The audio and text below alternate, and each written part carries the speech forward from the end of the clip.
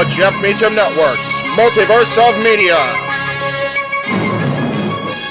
For over 15 years, the recognized symbol of excellence and the standard bearer in coverage of sports and entertainment.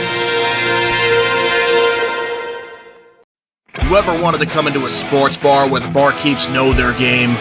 Well, the Jeff Meacham Network Multiverse of Media has got a production just for you. Sit down and relax as the stat boy and his partner break down the statistics in all things sports. Whether it's football, basketball, motorsports, baseball, hockey, soccer, professional wrestling, mixed martial arts, boxing, and much, much more. All are welcome. Your barkeeps here keep you up to date and in the know of everything going on in sports, while also having a pleasant conversation about it all. Your host and owner of the bar, Stat Boy Mike.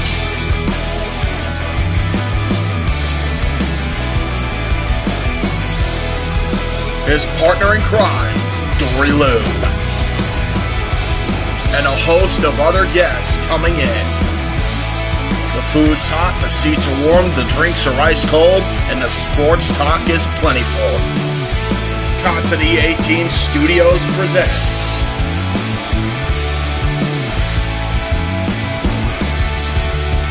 Stat Boy Sports Bar. Take a bar stool and enjoy the show.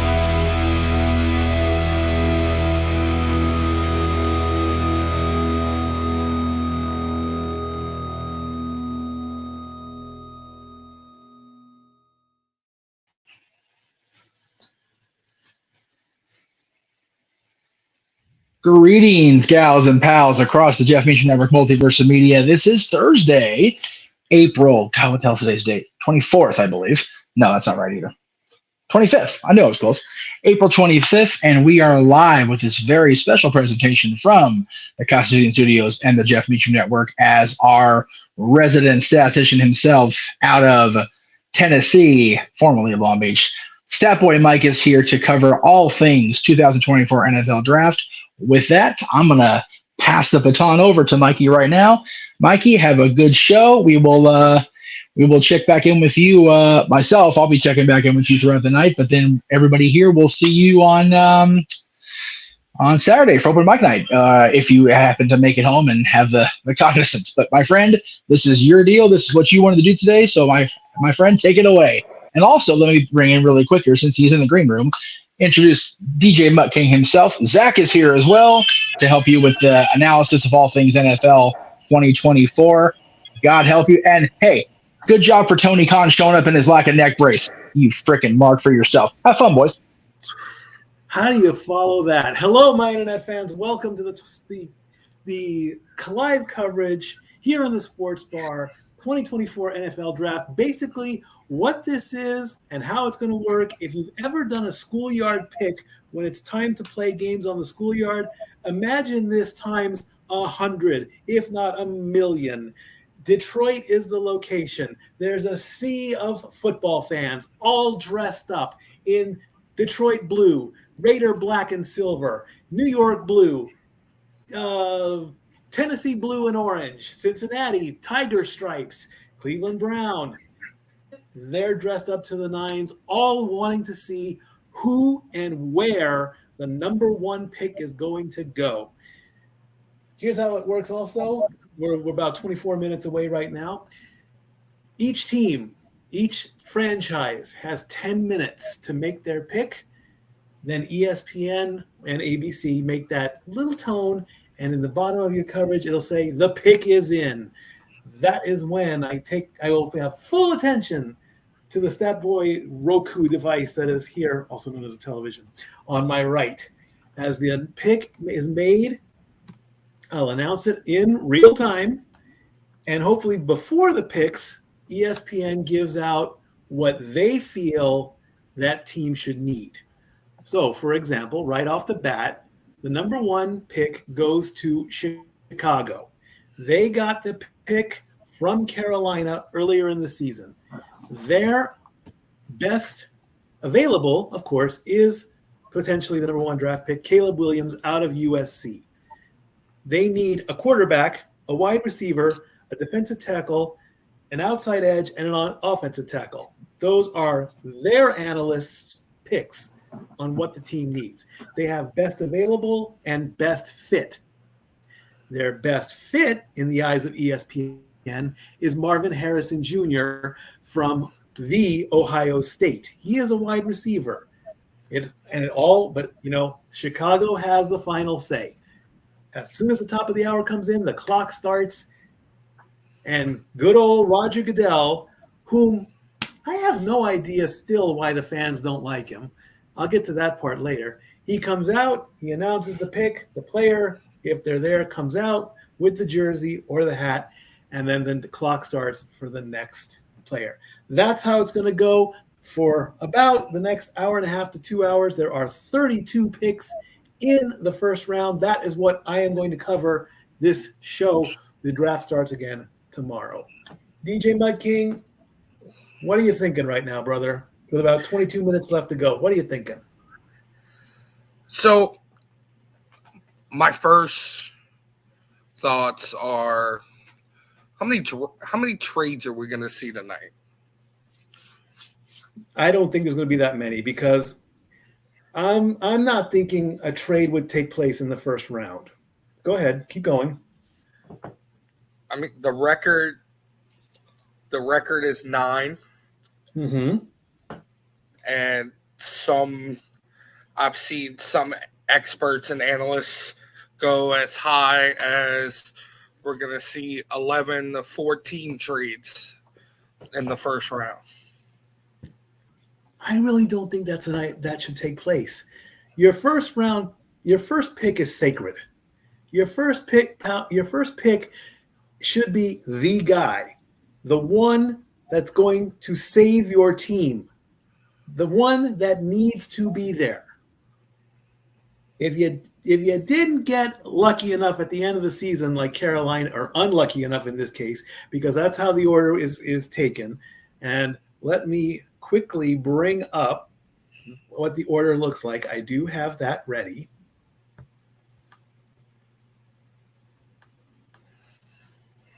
Here it comes. Right about there.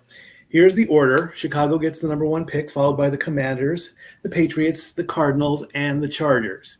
Then the Giants, then our residential hometown Titans, and the Falcons round out the top 8. Chicago then gets another pick as number 9. Then the Jets, the Vikings at 11, the Broncos at 12, Raiders at 13, your Saints at 14, Colts at 15, Seahawks at 16, Jaguars at 17, and there is rumor that TK is involved with that. See, maybe I can talk about him in a slightly positive manner because he is a football owner. Wrestling-wise, off the table for today. I do not want to talk about TK in wrestling. I want to talk about TK in football, which honestly ain't that much better, but it's the lesser of two people. Then Cincinnati, who dey, LA Rams, Steelers, Miami, Eagles, Vikings get another pick, then the Cowboys, and then finally picks 24 through 32, Green Bay, Tampa Bay, Arizona gets another pick, Buffalo, Detroit, which is the home city, Baltimore, the runner-up from last season, San Francisco, and finally the defending champion, Kansas City Chiefs, get the last pick. So there is your order. We'll take this out for now. This will get updated later, and it will also get brought up on social media as well. We're having a performance right now. Oh, it's Lift Every Heart and Sing. Oh, that's nice. That's good. A performance is being done to get the crowd all hyped up and everything. Again, they are in Detroit, so it's mostly Lions fans, but getting hyper and hype and getting closer and closer with about 20 minutes left to go. Is Caleb Williams a lock in Chicago? Yes. Okay. Without a doubt, I will give it about in the upper 90s. Not very many people decide to pass up on that one. Of course, last year it was Bryce Young. Look how well that turned out. Does Chicago need a quarterback? Absolutely. Yep. Who doesn't need a quarterback? How about that one? Whose first pick should not be a quarterback? Arizona. Okay. Would you go wide receiver? Would you go absolutely running back? Wide receiver? I would they're wide receiver, or if you feel like the wide receiver class is deep enough, which it really is, I would go offensive tackle. You got to get somebody in there that, in the first round? Offensive tackle? Yeah. Yeah. There's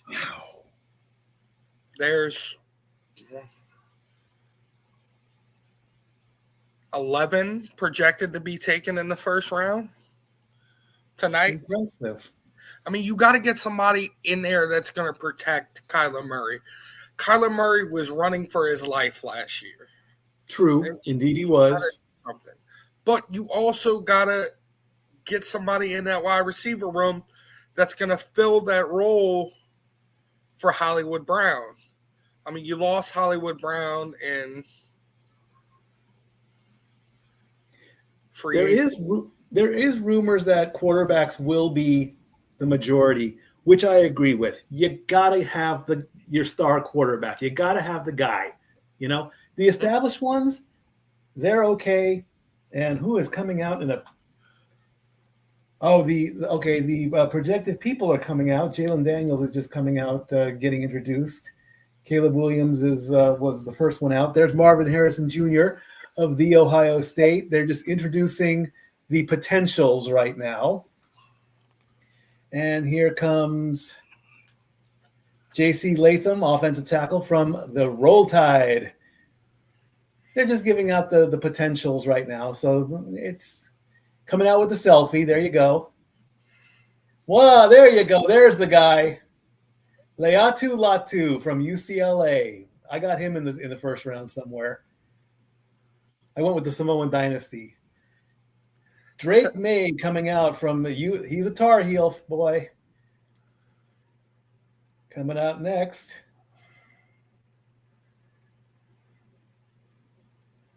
Quinyon Mitchell, cornerback. Now there's a position you don't see. As you remember, last year, Alex Austin got picked last and he went to 3 different teams.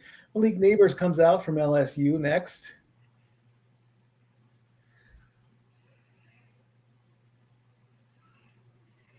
Roma Dunze from Washington, wide receiver. Good wide receiver. Yep. Darius Robinson from Mizzou, good old Missouri. There's a name we got to pay attention to. Love you, Pop. So how do you feel about 2 of the top prospects haven't signed their NFLPA agreements yet? That's part of the business, and I really don't know much about it.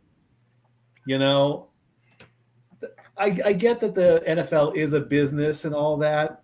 There's Caleb Williams hyping up the crowd. He'll be coming out first. No, hands down. The Bears are happy. Okay, that suit is interesting. Manuel's asking, any team do I think will trade up? No, not in the first round. No, it's way too soon. You don't want to give up that number 1 pick. I think Carolina made the dumbest mistake. You want to do better than what you did before. The Lions are proof of that. 3 years in a row, the Lions have started out bad. They've worked their way up. They got all the way to the playoffs. The highest you can go is the Super Bowl. Carolina messed this up big time. They needed to keep the number 1 pick. Instead, they traded it. Big mistake. Here comes the color guard now to honor America from the Armed Forces. Representatives of Army, Navy, Marine Corps.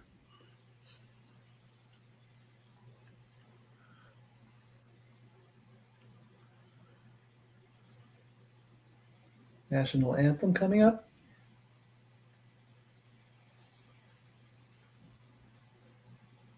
Caleb Carroll performing the national anthem.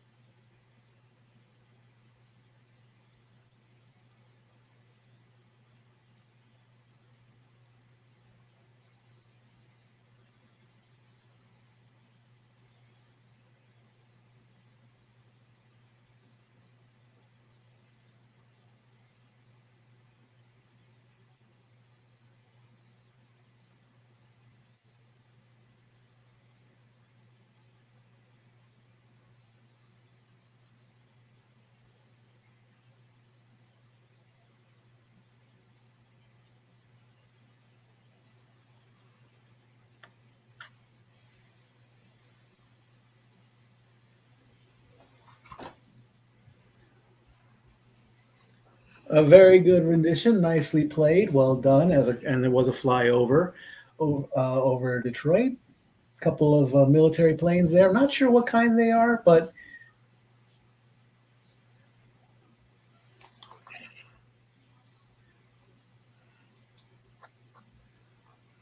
and then we are now just 11 minutes away from Caleb Williams possibly being the number 1 draft pick on ESPN.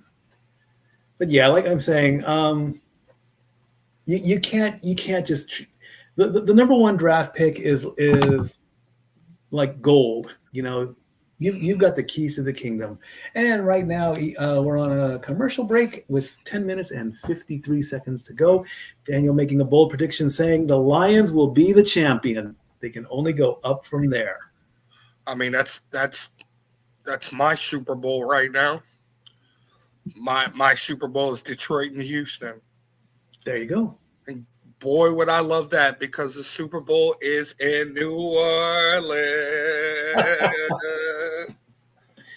Indeed it is. All right. We're on the commercials, so we'll take a quick break, and we'll be right back, I believe. Or do we want to keep going? I think we're just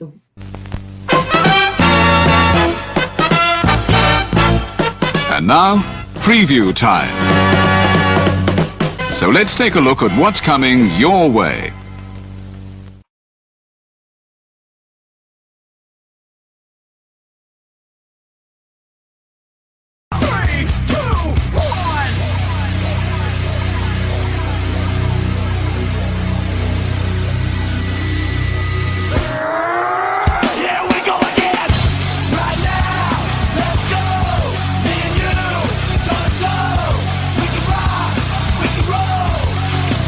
Here we go again!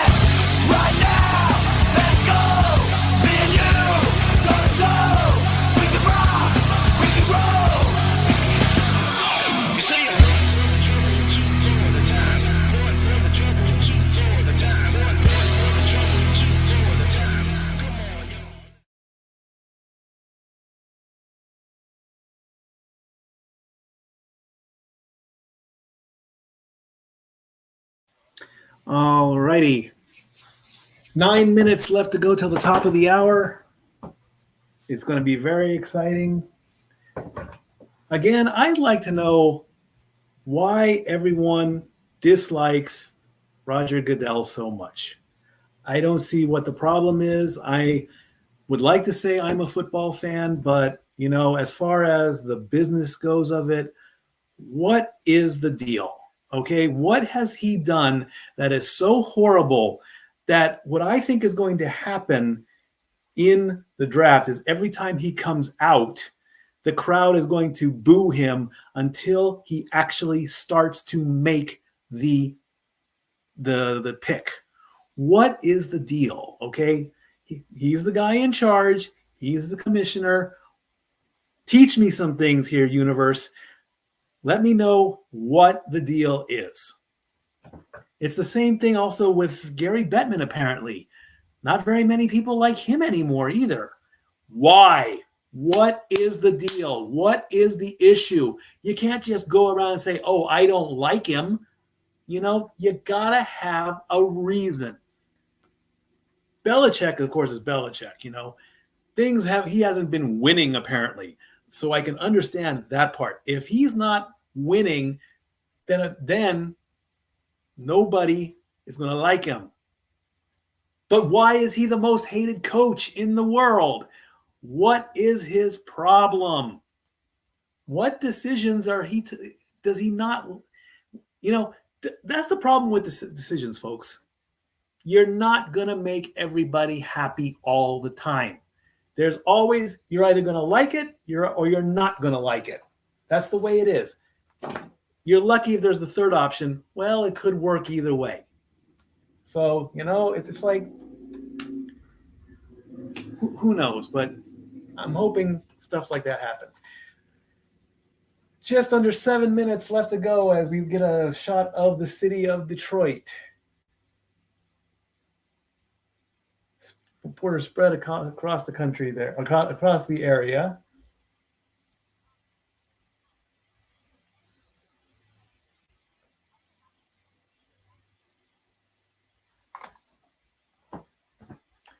And I need Williams wants Bears number 9 pick to be Olu Fashanu as his partner in there. So let's see.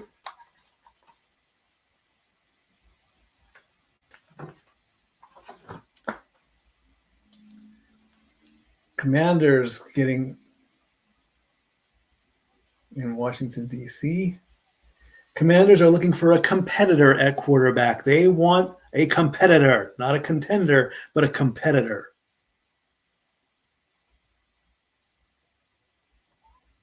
Daniel asks, to make my 14-4 prediction reality, who does Detroit need to make that happen? It starts at quarterback. You have Stafford. Stafford went to – no, you have Goff. Excuse me. You have Goff. You need somebody to back him up. Look how far he got in the playoffs. Your next step down is the wide receiver. You got to have someone to catch the ball. Below that, your running backs. Then your tight ends. Then your defense. Hello, Safet. Welcome to the Sports Bar. Thank you. Happy draft day to you as well. Start with your quarterback. If your quarterback is established, get a backup quarterback. If you're fine at quarterback, go to wide receiver. If your wide receivers are established, go all the way down. Giants have the number 6 overall pick as we're getting a report from New York City. We're down to 4 minutes and 38 seconds left to go before Chicago makes their draft. Giants have number 6 pick in the. No, I don't want the Xbox turned on. That's the problem with the Stat Roku ward. I am going to turn on my closed captioning as well. There's the Vikings. Vikings have the number 11 and 23 overall pick. The Vikings will definitely need a quarterback, so they do not go through the debacle of last season about having 5 different quarterbacks. I'm calling this right now. If the Vikings do not draft a quarterback in pick number 11, it's not going to go well for the Vikings this season. I'm sorry, as much as I love being a Viking fan because of Dory Lou. It has to be a quarterback. Broncos exploring the cost of moving up in the draft. Not a bad idea, but again, you've got a first round pick. Use every possible chance you have to get it done. If you're picking late, like in the 20s, take the best option. There are 32 picks to go through. All 6 reporters are giving their final thoughts as the ticker continues. We are down to just about 3 minutes. 3 minutes. There's the lounge area as all the prospects and their families getting ready. They're all very well relaxed, all in their best dressed suits and everything. The nerves are really kicking up now with 2 minutes and 40 seconds left to go.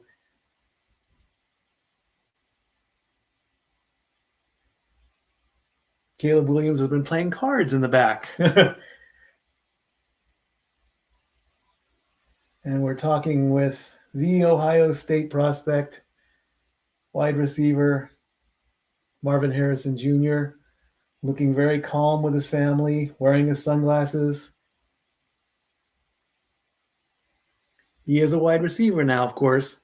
I still think quarterback should go first, but if quarterback is taken, then you go to the wide receiver. So it won't be that bad of a pick.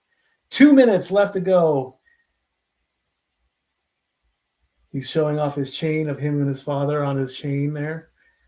There you go.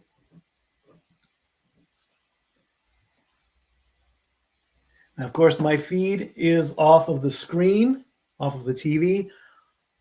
Again, I will quickly go over what Chicago needs. This is according to ESPN. They need a quarterback. They need the edge. Then they need an offensive tackle. They need an offensive guard, and they need a cornerback, not a quarterback. More than likely, again, Caleb Williams of USC is going to be the number 1 pick. It is all speculated. It is not made official until Roger Goodell comes out and makes it official by stepping up to the podium. We are down now to the final minute as Caleb Williams is being interviewed now. He looks calm. He looks ready to go. And he is ready to go, friends.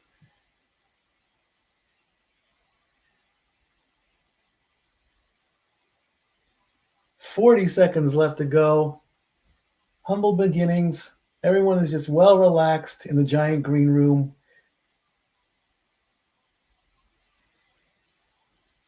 "30 seconds left to go. At the top of the hour. I have it as 8 o'clock. I'm seeing this live now.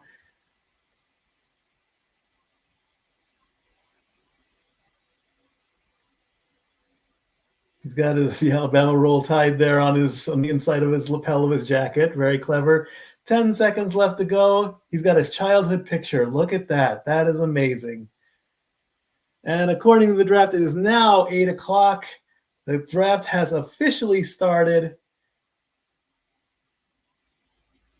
Chicago is just getting ready to officially become on the clock. The announcement is being made. Detroit, are you ready? Courtyard by Marriott presents the 2024 NFL Draft as the crowd goes wild. Sea of blue, Detroit blue, as the fans are getting crazier and crazier.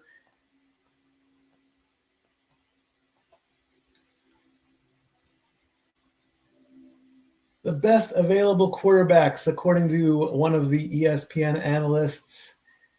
Let's take a look and see who it is. Of course, it's Caleb Williams at USC, Jeion Daniels of LSU, J.J. McCarthy of Michigan, Drake May of North Carolina, Michael Penix Jr. of Washington, and Bo Nix of Oregon. Those are the top 6 according to ESPN. They can be drafted in any order.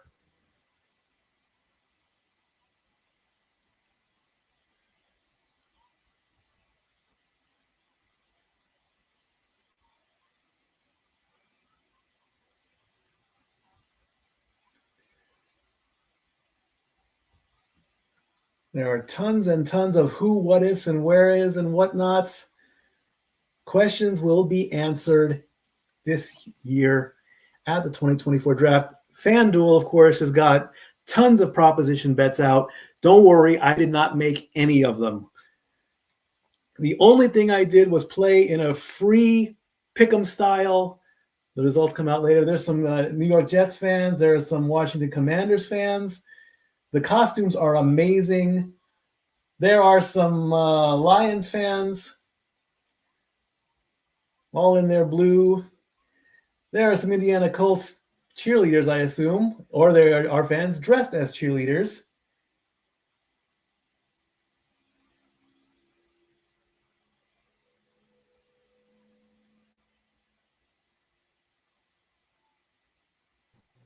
There are some Cowboys fans.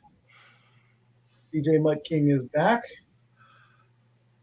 as we get the open shot and commercial break. I thought they were going to go straight into it, but I guess not. They're taking a commercial. You got your snacks ready there, sir? Yes, sir. Good. All righty. Well, since they're on commercial, we'll take a quick break, and when we come right back, hopefully Chicago will be on the clock. Then the pick comes in.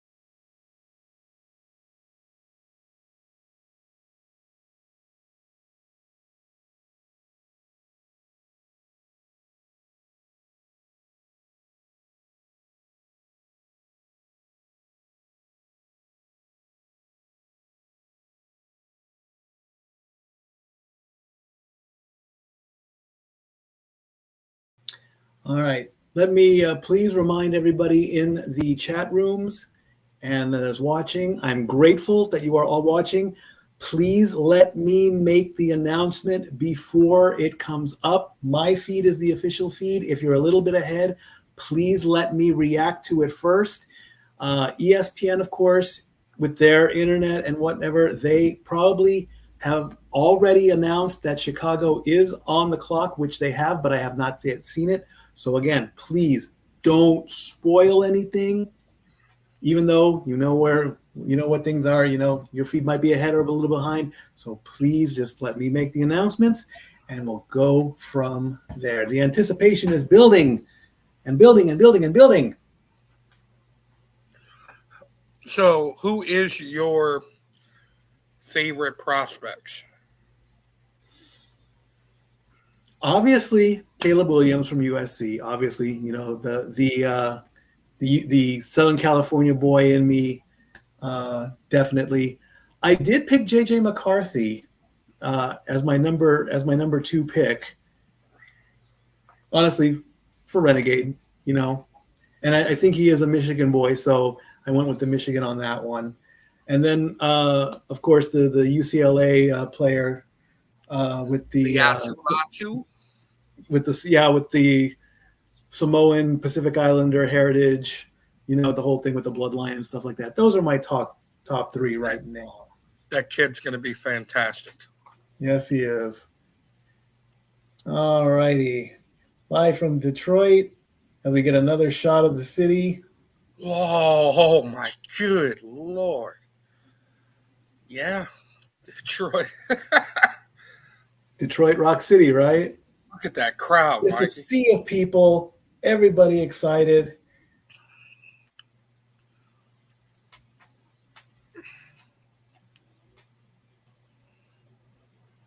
Oh. And is this the this is the promo, I believe, with Roger Goodell, and is it with Eminem? No, it's not. The Oh, legendary it's Barry Goodell with Sanders. Barry Sanders. Okay. He did do a funny little commercial with Eminem asking to get some cred. And even Eminem's like, no, that's not going to happen. Yeah, it's rough.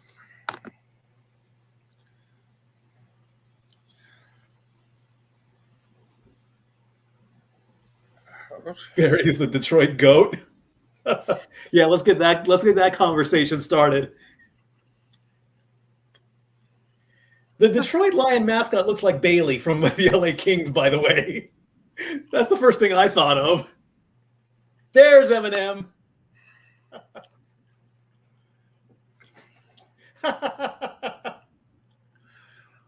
Oh my God. Eminem coming out with Roger Goodell. Oh, he says he's not afraid to get booed. Rap battle? Yeah, right. Come on, Goodell. Are you serious? Roger Goodell and a rap battle? Come on. Oh, yeah. That's must-see TV right there, baby. Here comes Roger Goodell to a sea of boos, thumbs down, unbelievable.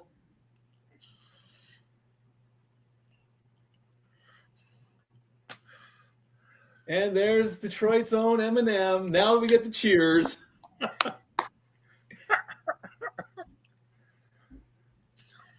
I feel so bad for Eminem right now. As we are officially being welcomed. Boy, Eminem just is like, why am I here?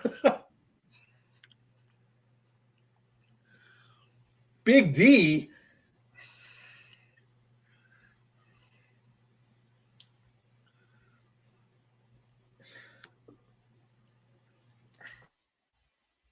Oh. Eminem has a few surprises. Okay, what's this? Okay, now Eminem is in. Okay. Hyping the crowd. That's fine.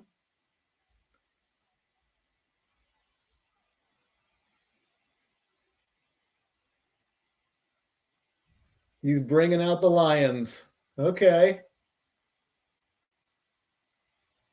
Why not? Get all the hype out there.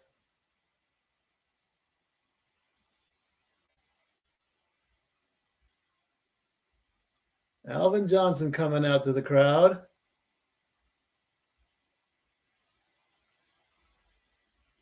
Barry Sanders, the Detroit GOAT, number 20. Look at him come out there.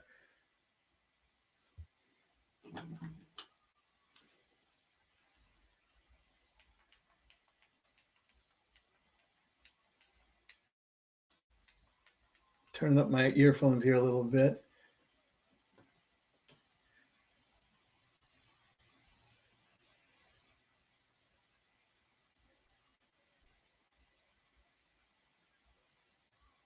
Starting a Jared Goff chant. Why not? Just when you think you've seen it all. Yep.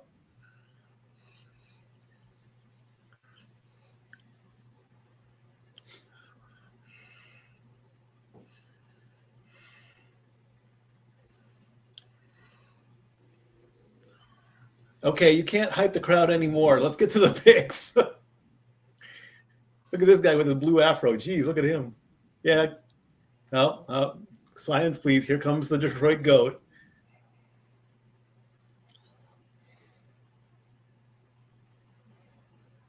Thanking the crowd. There you go. Sure, why not, you know? Are you ready? What up, though?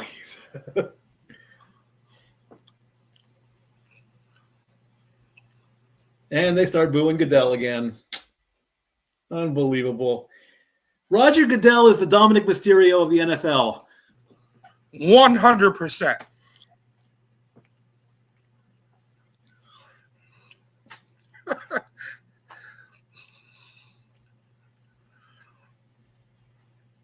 All right, you've thanked the crowd enough. Get on with it. It's Dirty Roger.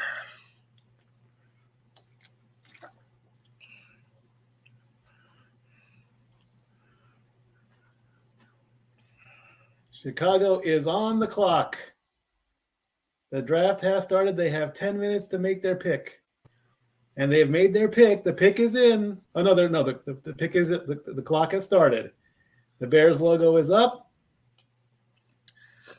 It should take a matter of seconds, literally. Right?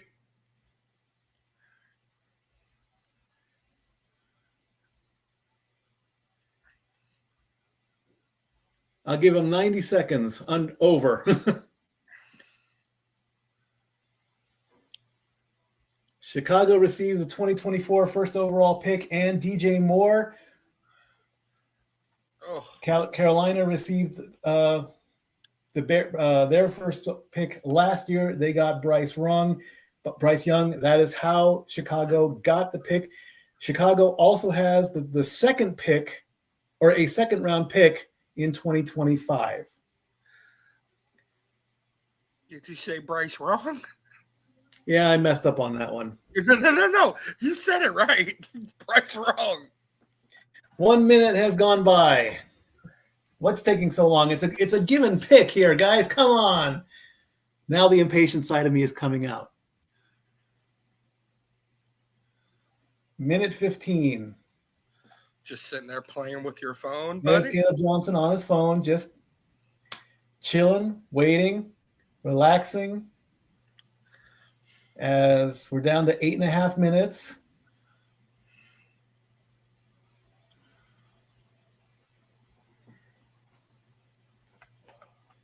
Caleb Williams at quarterback, 6'1", 214 pounds. Played for Oklahoma in against Oklahoma. Oh no, he played for Oklahoma in 2021. He can scramble apparently. So he was a Sooner. Let's see how well he passes as we get this. Nope, he scrambled again. Look at that arm. Look at that, right to the end zone. Beautiful pass. And there he is in the Cardinal and gold, or red and gold, however you want to call it. Cardinal and gold were my team colors back in high school. Trojan red. Got a trivia question, Mikey. Go for it, sir. Who's the last Oklahoma quarterback to go number one?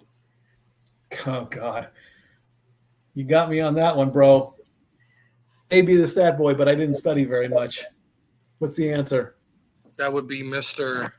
Cleveland himself. Now Tampa Bay Buccaneer Baker Mayfield. No wonder I wouldn't figure that out. Chicago is making us wait. They have 7 minutes left.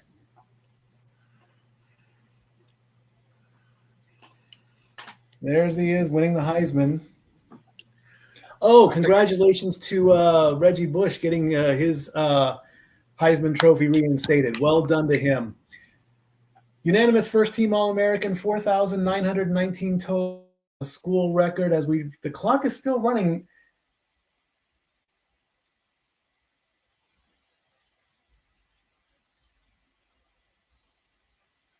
Of course, the team needs a quarterback. They need an offensive tackle. They need a defensive line.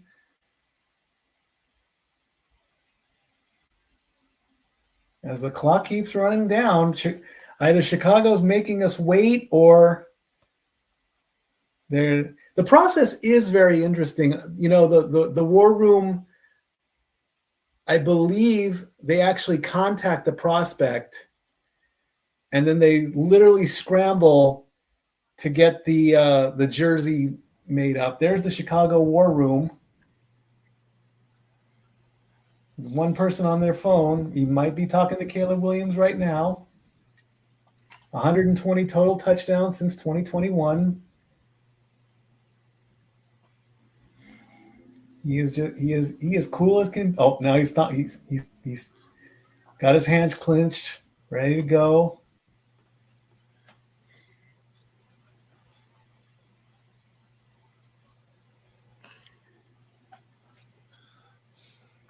The clock keeps running down.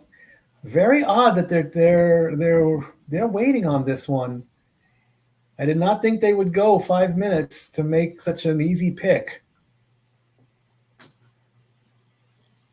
5, 4, 3, 2, 1. 5 minutes left.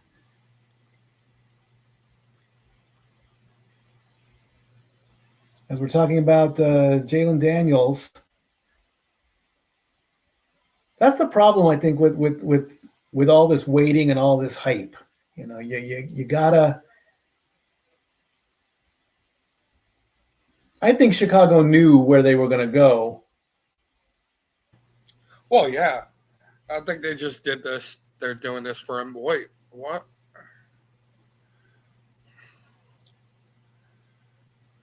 Crowd getting hyped.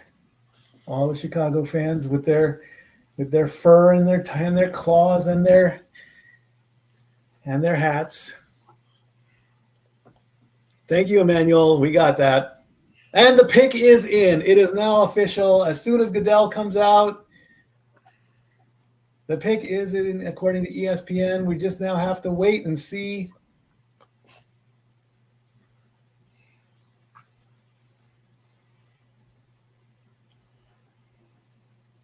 Oh, thanks for the spoiler alert. Reporting that it's a lock. So we're just making it official now at this point.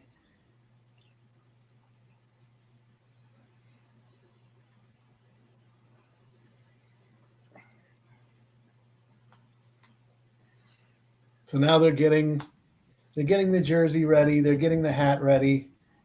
But this ESPN reporter unintentionally said that it's a lock, you know, as Caleb Williams looks at his phone. Wow. And the Chicago Bears war room all giving high fives. They are all very happy. This is the Bears Smiles and high first. fives and fist bumps and hugs all the way around. This is the first pick for Chicago. The last time they did that was 1947 when they got running back Bob Finamore.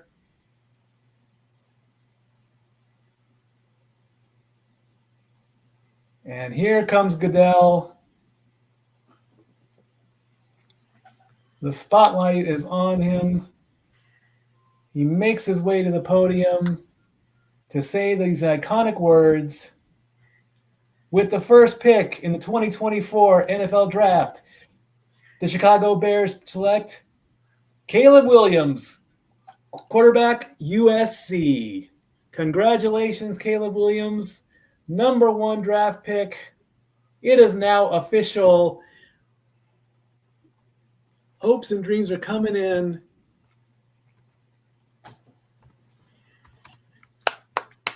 Caleb Williams, quarterback, USC, is on his way to Chicago. Here he comes up to the stage. Bit of a smile. Down the tunnel he comes. Gets his Chicago Bears hat. No jersey. He gets a hat. There he is with a big scream. Lord. A Is he big going hug to Goodell. There's the jersey. Puts on his hat. And there it is. It is now official. Congratulations, Caleb Williams. There it is with the number 1 draft pick. Well done. And he acknowledges the crowd. Is he going to put the jersey on? He's like, yep, I'm number 1. Living in the moment. Well done. The Commanders are now on the clock. They've been on the clock for 3.5 minutes or so, while Caleb And they usher him off the stage, getting his first official picture. And now it's the Commanders' turn.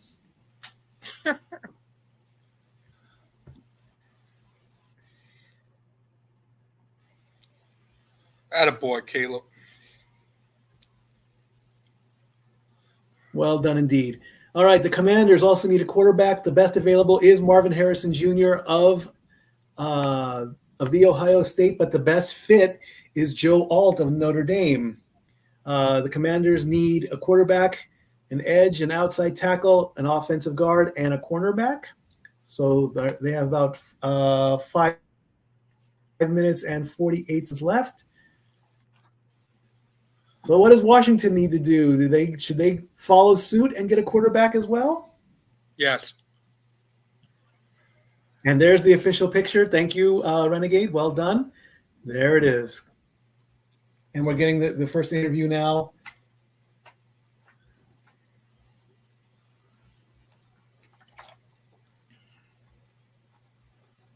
It took a lot of sacrifice and love for the game of football.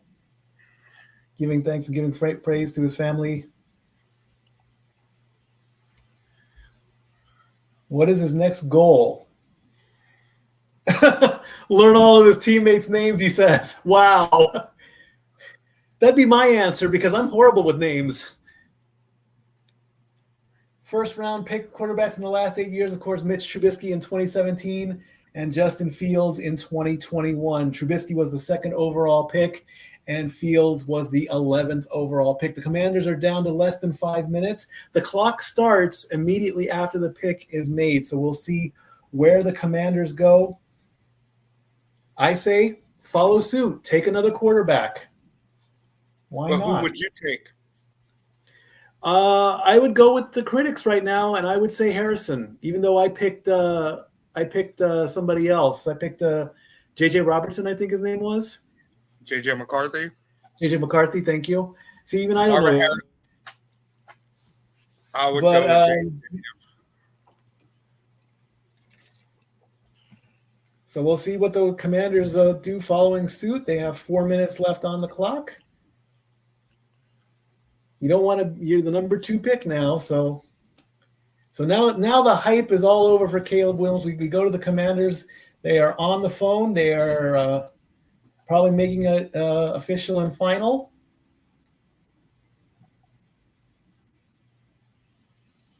I guess that's how it works. I don't know who they're calling, but.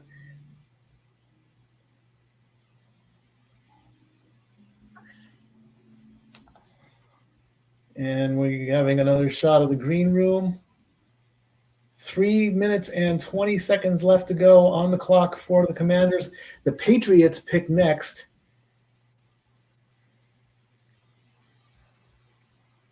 Let's face it, the Patriots, they better not screw this one up coming up next after the Commanders pick.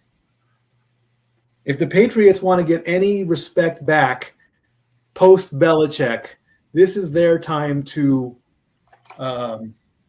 this is major cleanup mode for them. Well, they gotta hope Washington screws up with this pick. Washington on the clock with less than 3 minutes left to go as the analysts continue their discussions. They're talking about Jalen Daniels. Jaden Daniels just sitting there relaxing, looking good in his suit. The pick is in. The Commanders have made their pick. It is now official. We're just waiting on the final word.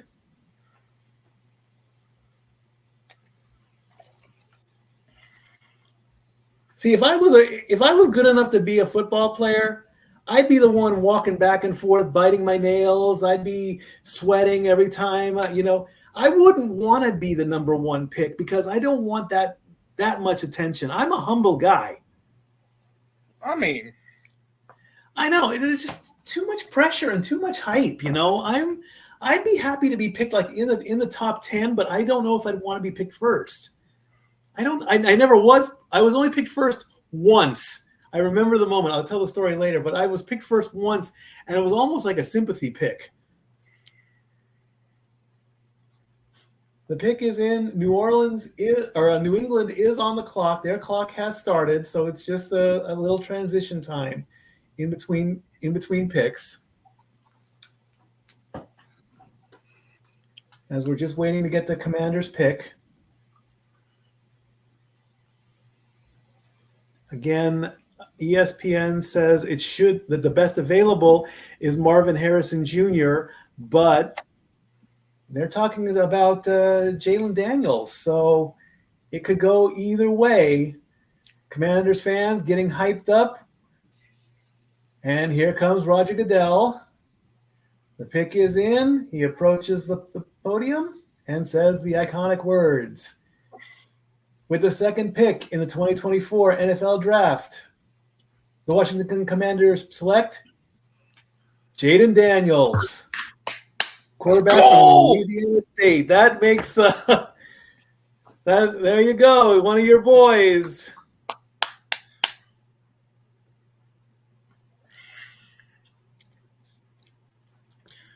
The Heisman Trophy winner from this past season. There you go.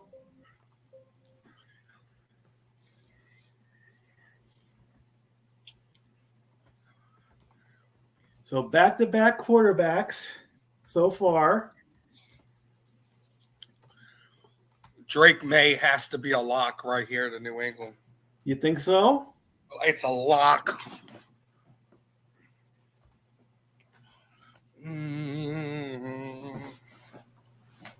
Here he comes down the tunnel. Grabs his hat, puts it on, makes himself look good in the cam. His first look as a new Washington Commander. Only quarterback with 12,000 passing yards and 3,000 rushing yards. There he is, giving a big high five and a big hug to Roger Goodell. I wouldn't hug Roger Goodell, apparently. There he is. There is. Well done, Jaden Daniels. All right, the Patriots are on the clock.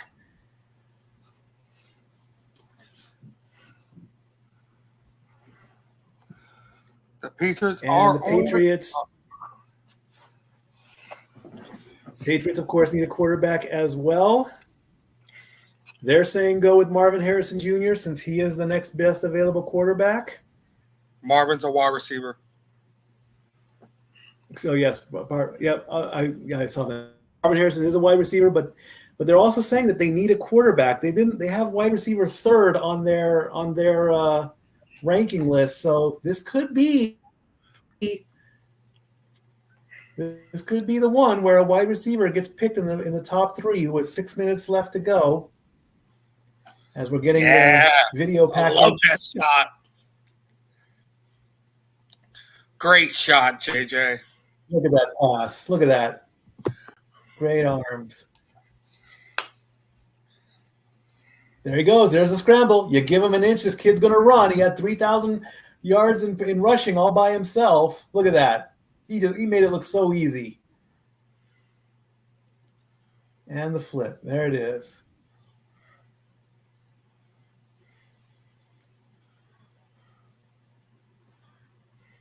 And we get from his high school in Cajon High School, California, as the students there are very happy.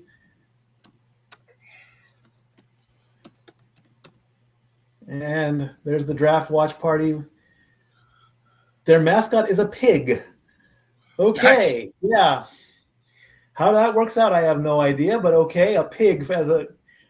The pick is in. The Patriots have made their choice. Arizona is now on the clock. It's just going to be a few more minutes until we get the next pick for the Patriots. Jaden's high school is in San Bernardino. Ah. And we have an interview with Jaden Daniels coming up.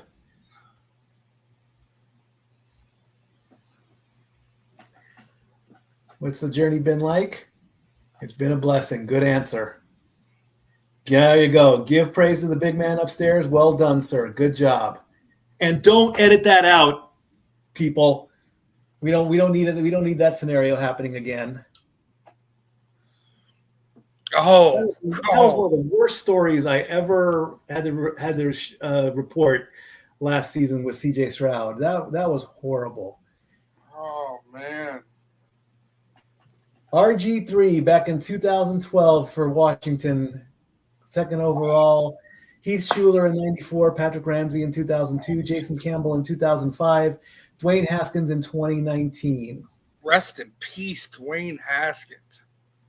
Oh, that just happened? He died. It's been about a year and a half.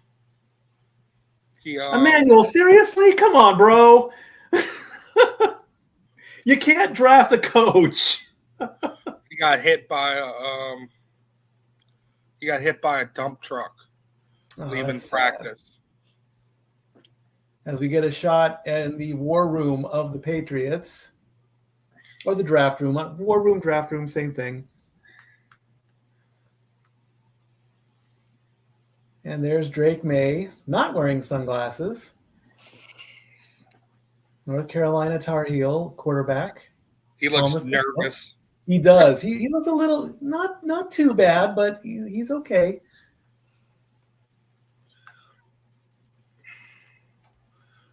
It's the And waiting on Goodell to make it official. Here he comes. Pick number 3 from the New England Patriots.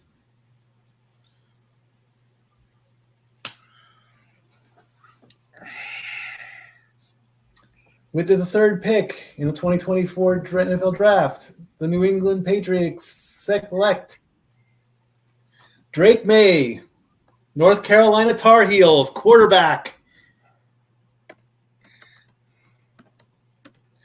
Patriots get it right and follow suit. Well done. Now let's not all jump the gun right now and say that the Patriots for the Super Bowl, they have a better chance maybe.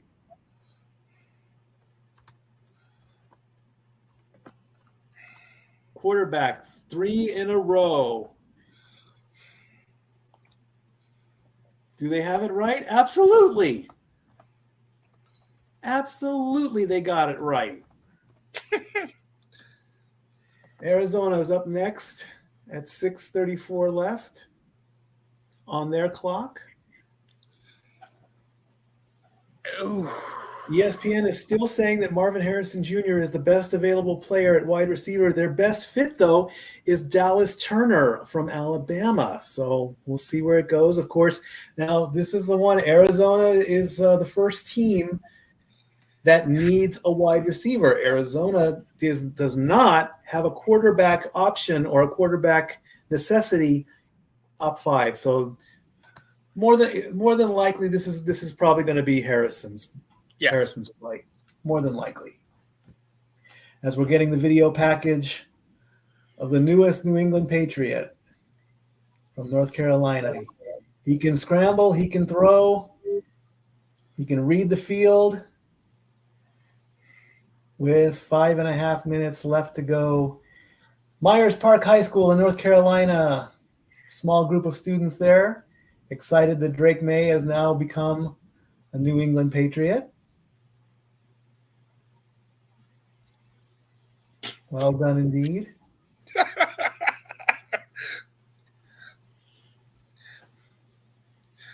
That kid just keeps losing his balance. That's funny.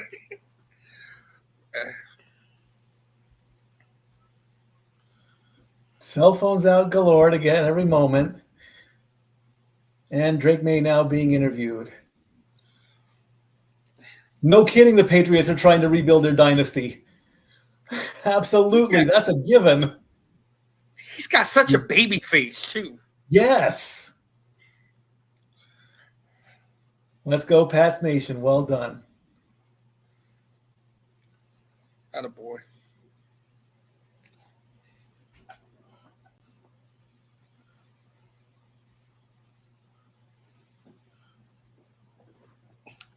There you go. Good job. Well done, sir. He does say he's blessed. Well done indeed. Also is that. Oh. They have the 1971 Jim Plunkett, 1983 Tony Eason, 1993 Drew Bledsoe, and then 2021 Mac Jones. Two Hall of Famers in that list. Yeah. I do remember the Bledsoe years. Less than 4 minutes left to go on the Arizona Cardinals. Jim Plunkett was a Hall of Fame quarterback, mainly known for his Super Bowl runs with the now Las Vegas Raiders.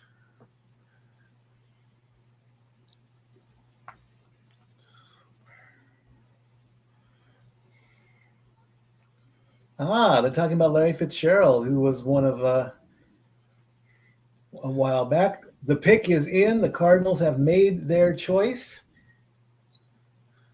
Not very much action going on there. A quick handshake among the executives there in their suits. And the next pick after the Cardinals are the Los Angeles Chargers. There's Marvin Harrison getting excited, getting pumped. If Goodell does not want to get booed, he better. I know the proper and official name is Ohio State University, but if he does not want to get booed, he better say the Ohio State University or the Ohio State. I think you upset the Ohio State fans if you just say state or just say Ohio State University. Malik Neighbors from LSU looking at his phone. He is a wide receiver as well. And then the Chargers have the next pick. We'll take a look at what they need next.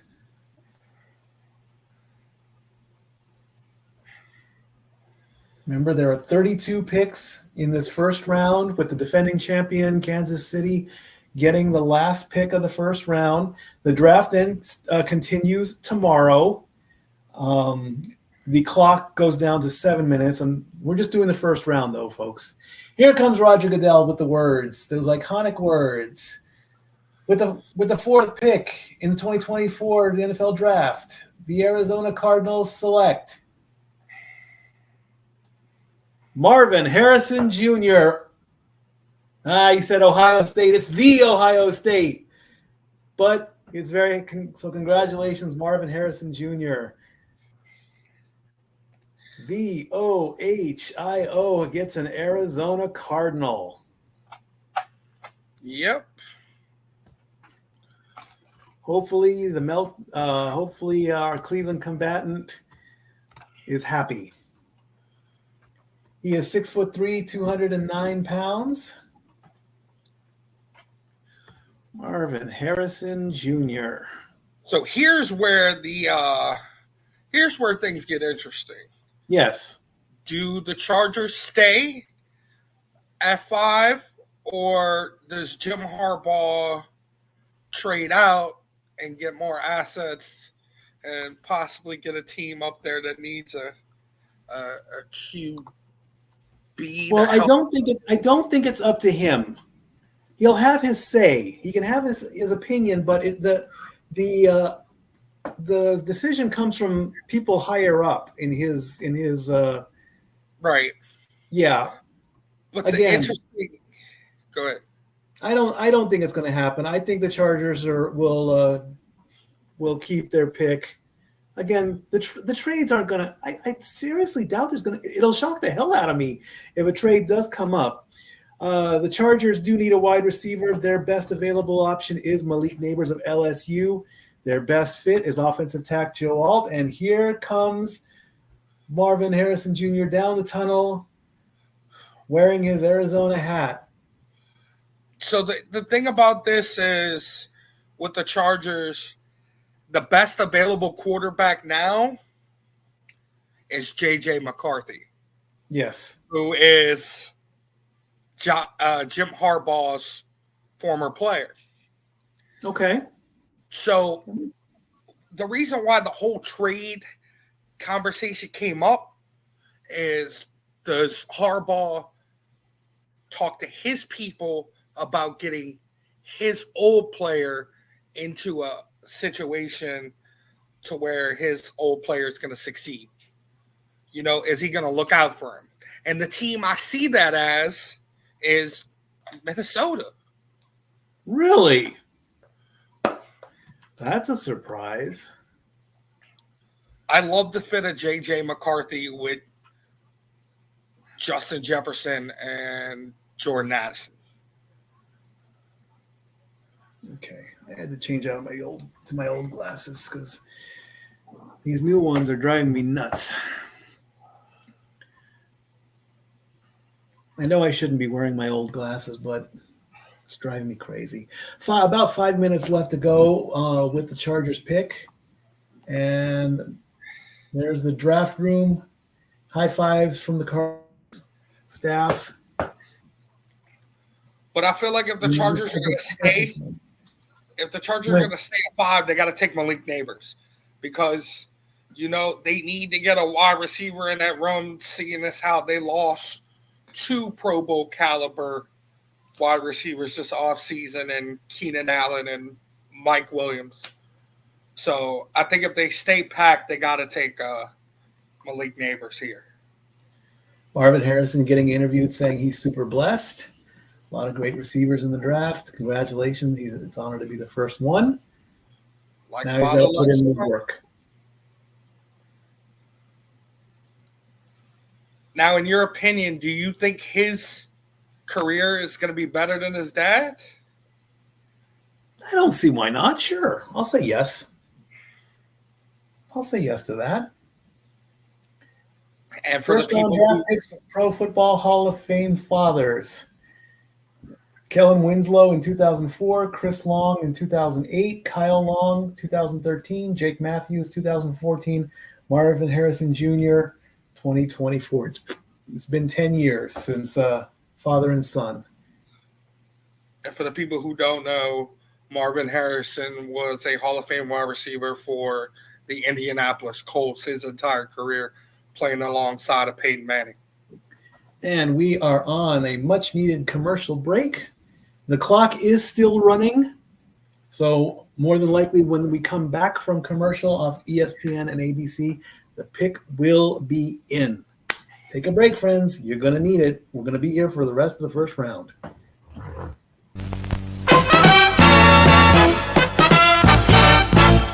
And now, preview time. So let's take a look at what's coming your way.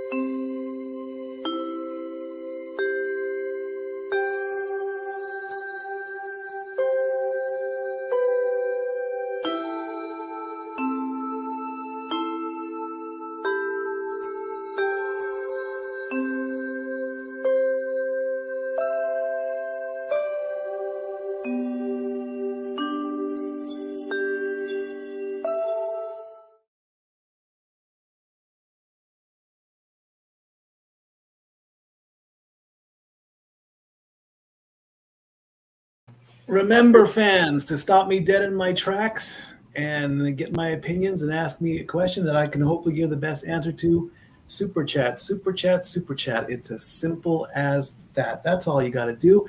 Super Chat your opinions, your thoughts. We'll put them on the screen. Let us know how we're doing. Let us know what you think of what's been happening on the draft so far. Heck, Super Chat to possibly see a better shot of Zach there. You got to turn your lights on there, brother. I mean, you're a vampire right now.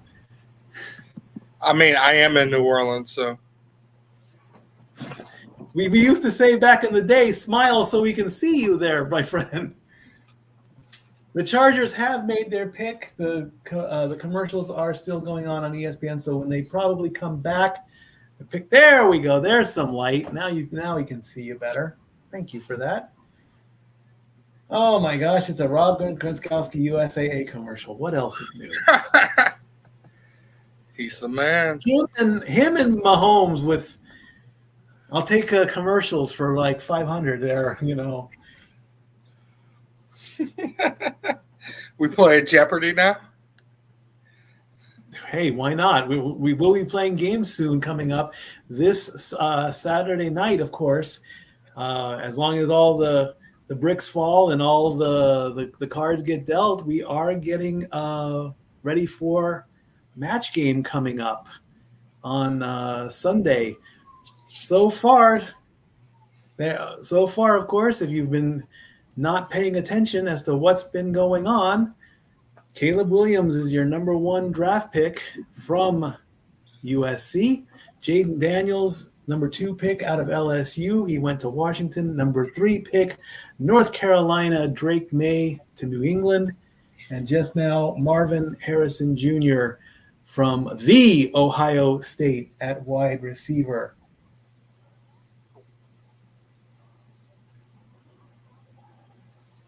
And we're talking about offense. Chargers turned away trade offer calls for Justin Herbert. See, there you go. They had the chance to do it, and they didn't do it. Good for them. They're saying, no, we are taking our number 5 pick.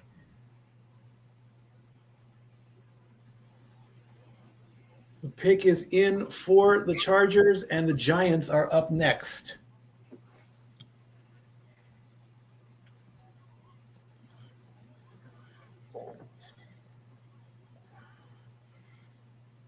And here comes Roger Goodell to make the iconic announcement. Let's hear what he has to say.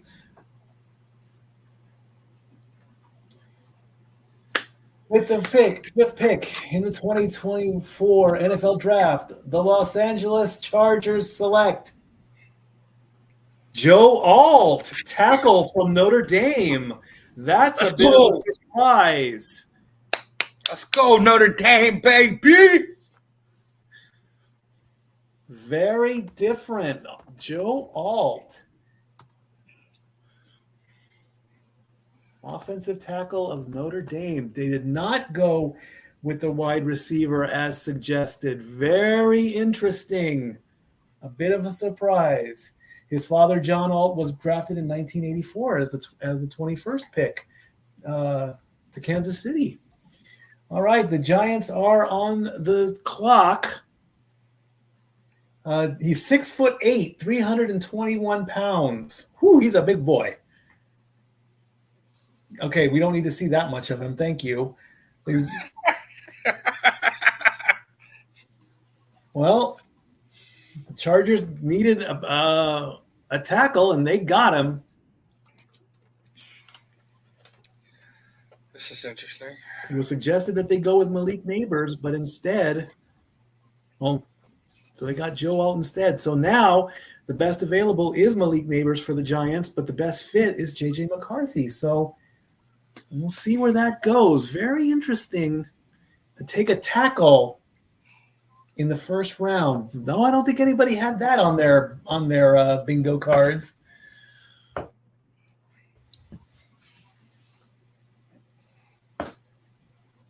The odds were probably way up there. In Delwood, Minnesota, God, he's huge. He's dwarfing his girlfriend, I would assume, and his mother. 6'8". He's 2 inches tall, or 2 inches shorter than the Undertaker, folks. The Undertaker is 6'10". This kid is 6'8".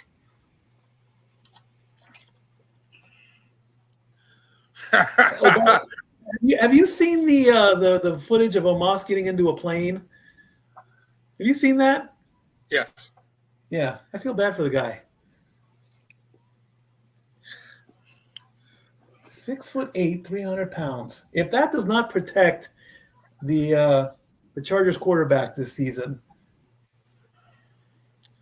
Mr. All right, New York is on the clock, with less than 5 minutes left to go. Picks should be coming more and more rapidly now. The Titans are up next, so this one's really coming up next. This one should really be a good one. The pick is in. The Giants have made their choice. We're just waiting to make it official at this point. Seems like they're going to run to the podium to throw Malik Neighbors in there. The clock has started for the Titans as we await Roger Goodell to get the word. to see where the Giants go from here.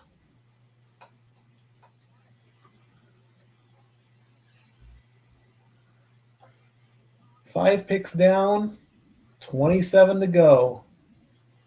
Daniel Jones has no guaranteed money remaining after 2024. Oh, that's interesting.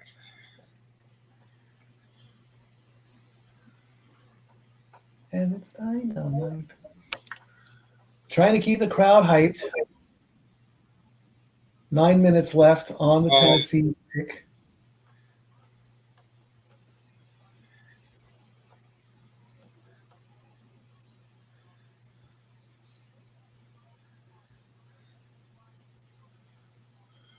There is J.J. McCarthy. He is in Michigan, not at the show. Interesting that he's not there. Very interesting. Looking a little bit nervous. Not too bad.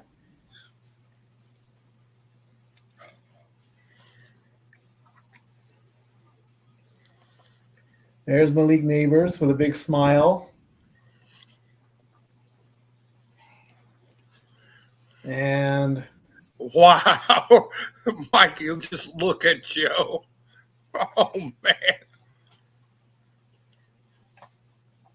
And here comes Goodell.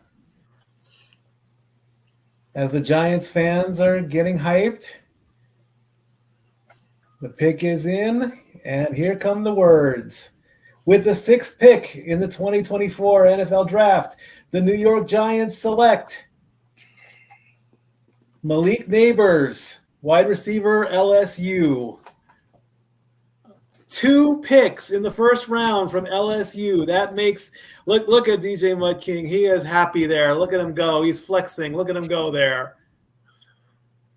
Beautiful pick. Beautiful pick.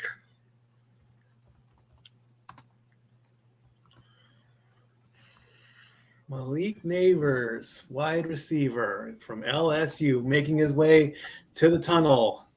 Tennessee is on the clock. Tennessee is on the clock, yes. Let's see what the Titans do this year. Well, with the way the board has shaped up,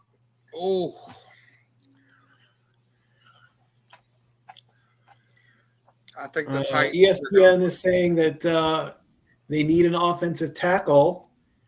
Dallas Turner from Alabama is their best available option.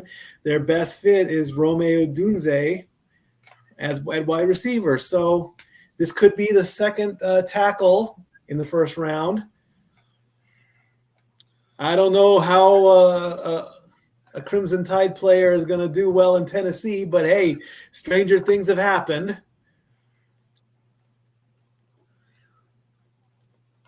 We'll see where that goes. Tennessee, don't screw this up, please. We have plans to show up in Nissan Stadium this season. And that is going to be a thing this season. I did make a promise in a meeting, or I don't remember, it was a live stream, but Renegade suggested that Dory Lou and I try to get to a Predators game, try to get to a Grizzlies game, try to get to a Titans game, and maybe even get out to Bristol again. And so we looked at the schedule, and the Vikings are coming to Tennessee at some point during the season. So as soon as we get that information, as soon as the league releases the schedule, they've already released who's going to play who. They know that part. If you go to everyone's individual team sites, it will say who is playing who. It's just hasn't said when yet. So Dory Lou and I will be hopefully making the trip to Nissan Stadiums.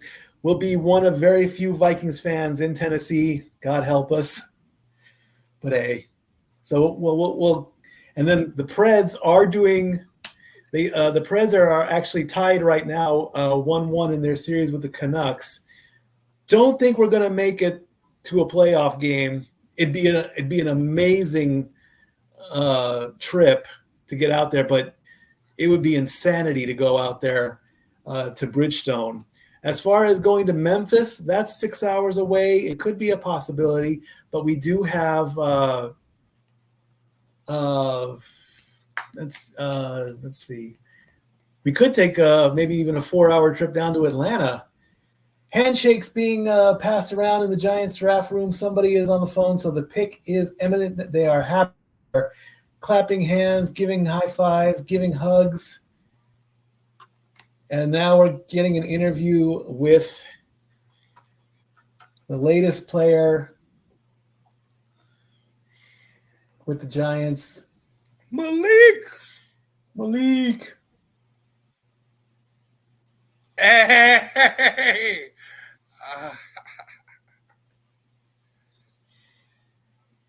Going to open up his suit, the show that he has. All the legendary players inside his suit. The pick is in. Tennessee is about to make their pick. Let's see where they go with that.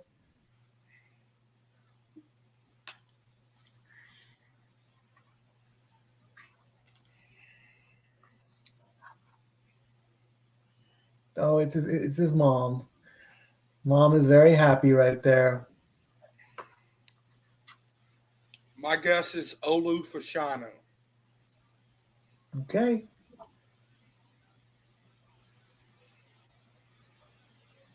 And we are going to a commercial break just before the Titans make their pick, getting with anticipation. So when we come back, we'll see what the Titans do next. Stay tuned.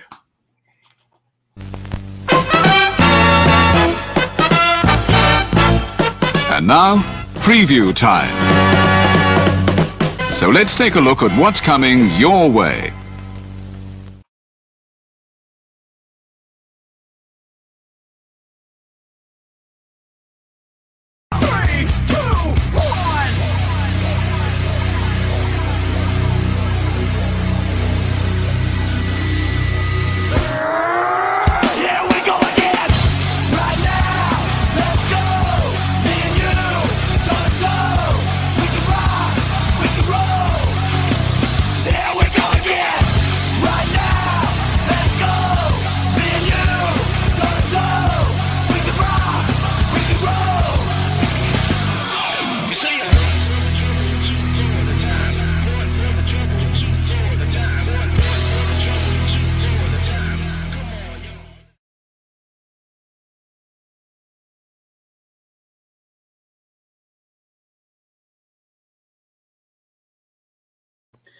All righty.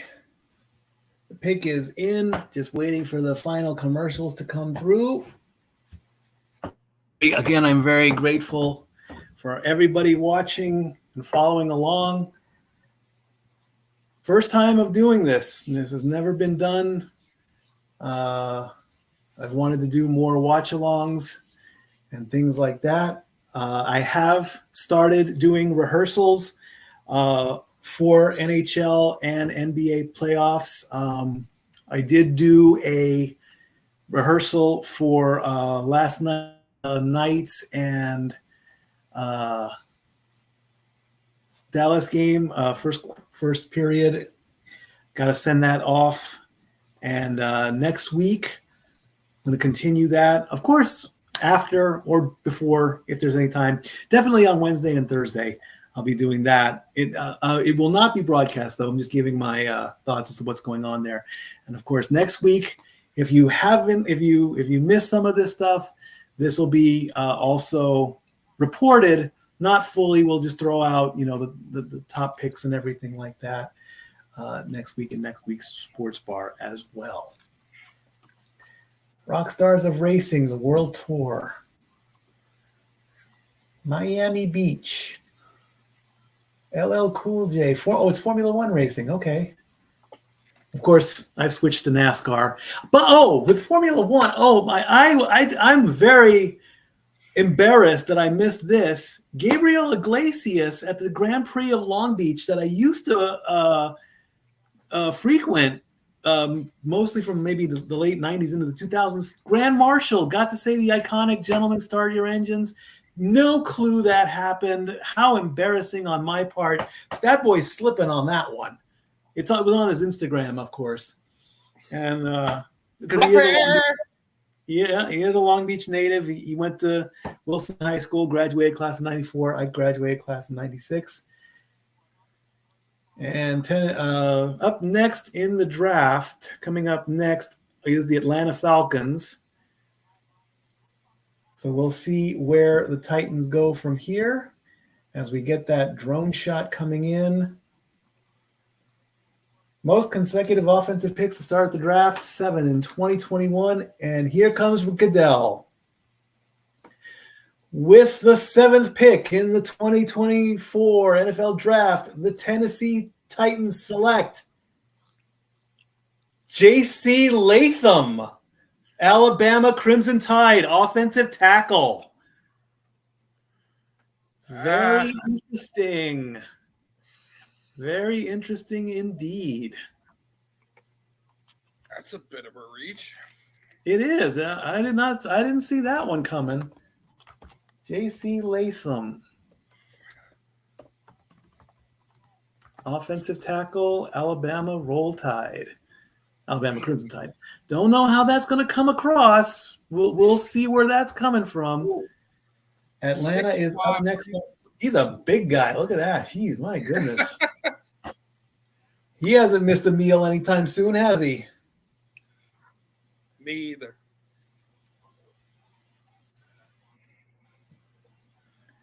All right, Atlanta is up next. They are on the clock with about 4 minutes left to go. ESPN says they need an offensive tackle.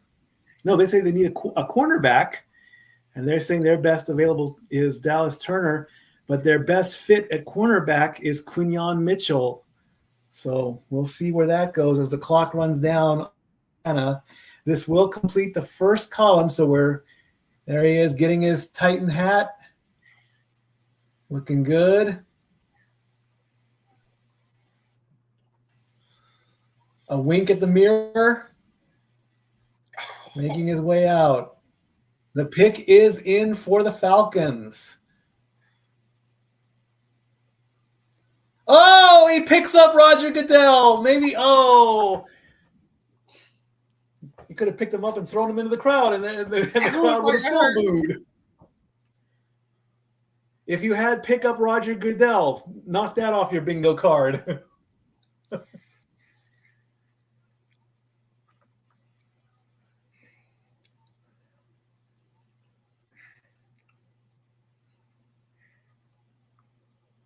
Adam Scheffler is reporting that even though the Falcons have signed Kirk Cousins, they are considering a quarterback.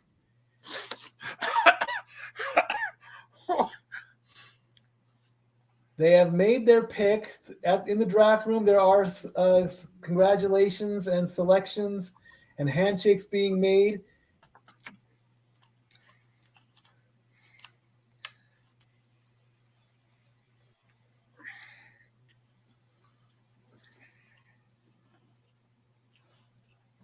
J.C. Latham is very happy being there. His family there, crying, beautiful. So sweet. All right, let's see what Atlanta does. Again, Adam Scheffler reports that a quarterback has been considered but not picked yet. Remember, it's not official until Roger Goodell makes that pick. Even though the Falcons did sign Kirk Cousins in the offseason. To a lot of money. Maybe so. There are the Titans fans in their Titan blue. There's J.J. McCarthy with his family.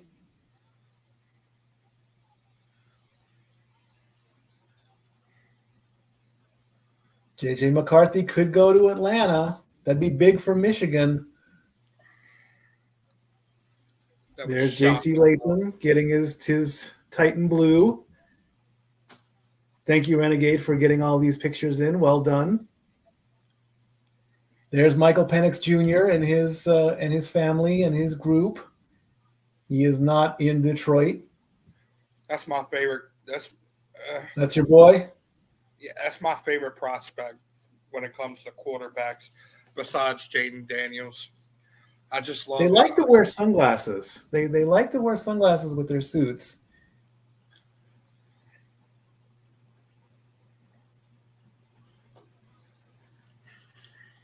The executives watching. I'm going to say it's got to still be Dallas Turner. Falcons fans getting excited, getting hyped for their pick. Now Chicago is on the clock again. They did get the 9th pick, and Goodell has not made his way out yet. The Dirty Bird Squad.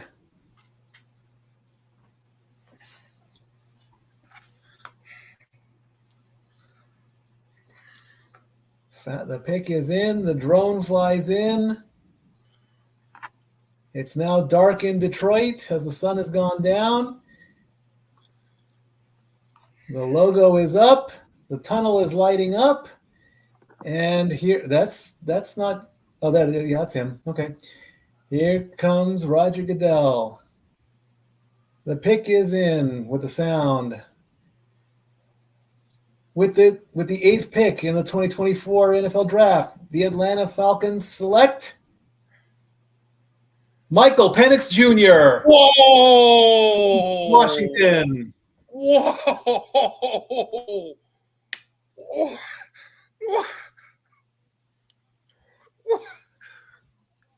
You spent. Wow. I'm at a loss for words right now. This is huge for Atlanta.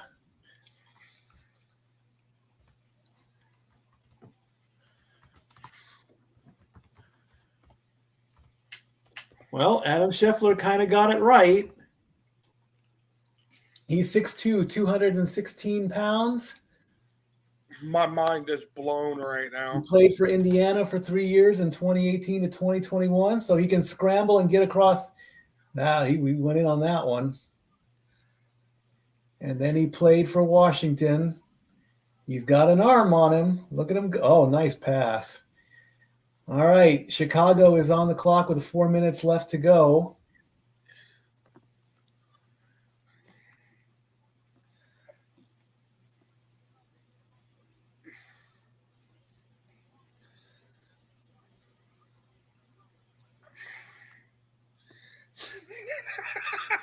Hey.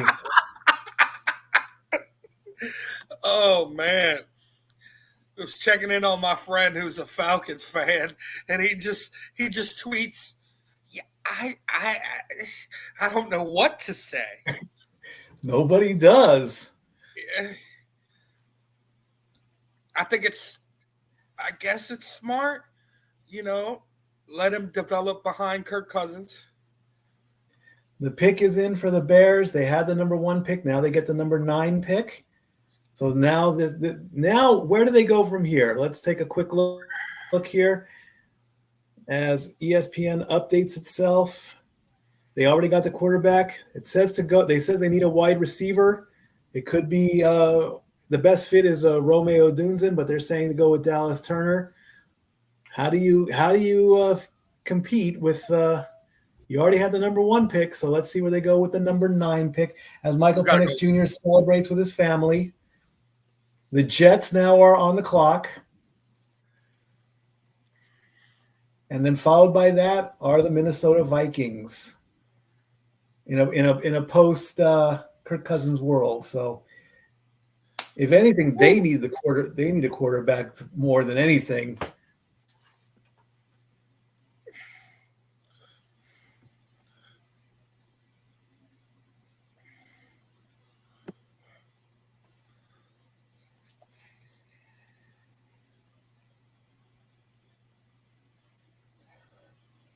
What's up, Mel? What's up? Mr. Mel Kiper Jr. A lot of people are like Michael, are like, Roger Goodell when it comes to Mel Kiper. A lot of people just don't like him. I mean, Why? Just, he's an analyst. He gets paid to, make predictions. Just because your team didn't get the player he said you were going to get, you're going to be upset? I'm sorry. It's life. Michael Penix Jr. has been injured the last 4 years. He tore his ACL in 2018. He dislocated his non-throwing shoulder in 2019. He tore his ACL again in 2020, and he separated his shoulder in 2021. That's the comeback kid. Four injuries in 4 years. I got to see him live in the Sugar Bowl. Very good, very good. We get the fly in saying that the Bears pick is in. Let's see if they can improve.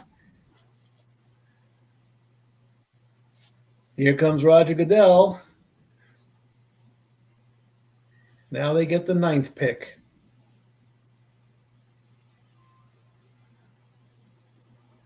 With the 9th pick in the 2024 NFL Draft, the Chicago Bears select Rome Odunze, wide receiver Washington, to go along with Caleb Williams. So now they got Rome Odunze, Keenan Allen, and DJ Moore. Whew! Ow!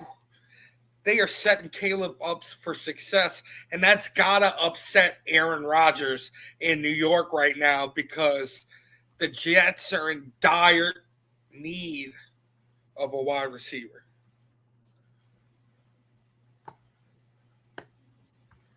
Comes down the tunnel, puts on his hat. The Jets are on the clock. Let's see what the Jets need. The Jets need a quarterback. Unless we'll see if they'll do the same thing that Atlanta did. Did you think about there you this? go. There it is. There it is. But why? Why? The New York Jets have traded the 10th pick to the Minnesota Vikings. You're ahead of me on that one. This is just coming in. Oh.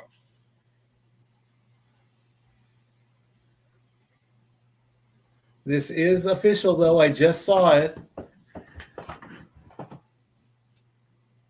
But why trade up one pick?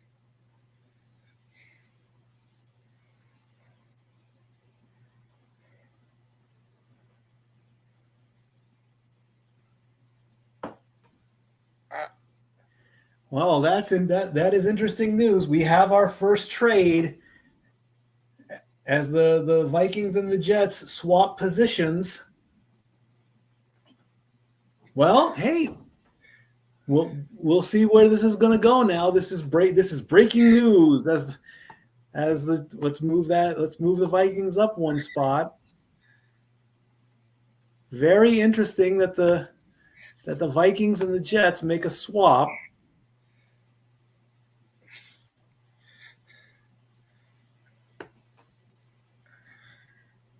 I think what just happened was with Rome Odunze. I think Atlanta scared Minnesota just now by taking Michael Penix, so they make sure they get traded up. So they get, even though it's one spot and the Jets don't need. I don't understand this. This trade makes no sense because the Jets don't need a quarterback. Minnesota needs a quarterback. Something else has got to be going on with this. It is a very interesting move. I'm glad it's taking place now and not in the top 5. So it's taking place just at the cusp of the top 10. And we are taking a commercial break. When we come back, we will see what the Minnesota Vikings choose. They need a quarterback. That's true. Since Kirk Cousins is gone. JJ. Buckle up, friends. When we get back, it's going to be an interesting choice.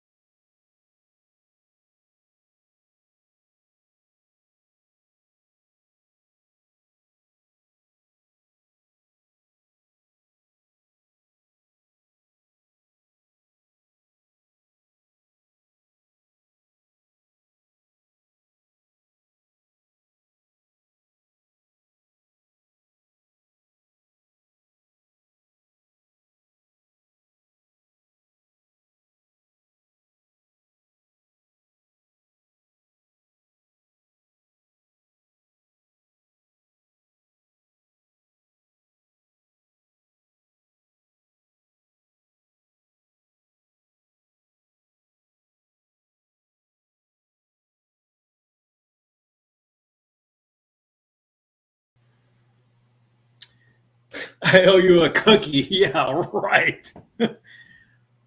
In the pick'em contest I had on FanDuel, it said would they make a trade in the first top 5? So I got that one right. Emmanuel also said that the Jets are afraid that Aaron Rodgers could get injured again. They could pick a quarterback as a backup. That's my only guess. Good idea. Good idea. Well thought on that. All right, we are still on commercial on ESPN. That's okay. Vikings have traded away. Or Vikings have moved up one spot in a trade with the New York Jets. This is breaking news. It does happen. Trades are allowed. You can, it's a commodity. It has value. So let's see where it goes from there. Well, who will be coming to Tennessee when the Vikings play? Who will Dory be cheering for? What did they give up is my question. I'm curious. Well, yeah, that's good. That's a good point. I mean, we obviously know who the pick is going to be. I mean, it's got to be J.J. McCarthy. I mean, if it's not J.J. McCarthy, then something is going really wrong with this draft. I mean, as we come back with the live shot from the Goodyear blimp in Detroit, Michigan.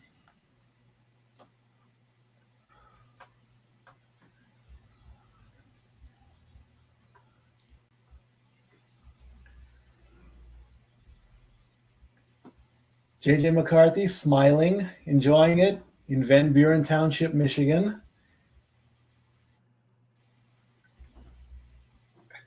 Wow, there was a 19% chance. 19% chance available at the 10th pick. Wow. That's interesting.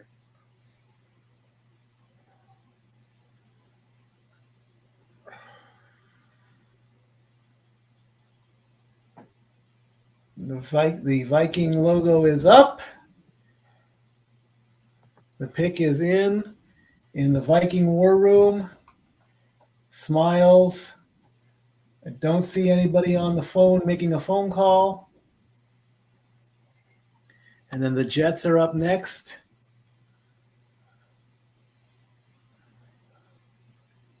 There are some Viking cheerleaders there. Or ladies dressed as cheerleaders. I don't think it really says. I don't know if it says Vikings on their uniform. The Jets are on the clock at 5 minutes to go as we await to see where the Vikings go with this. As the analysts thinking about this.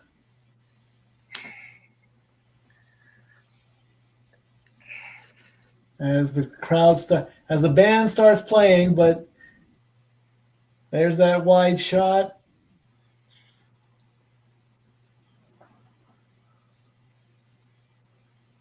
As they're doing their version of Miley Cyrus. And here comes good. And that's and Roger Goodell's coming out with somebody. Teams for taps. And here comes Goodell to announce the trade and the pick.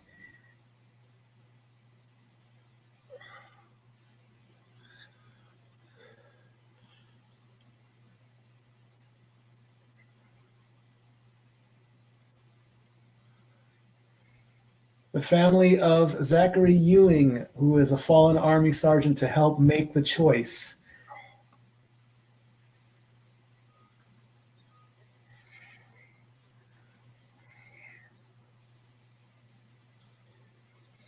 Very honorable. Well done.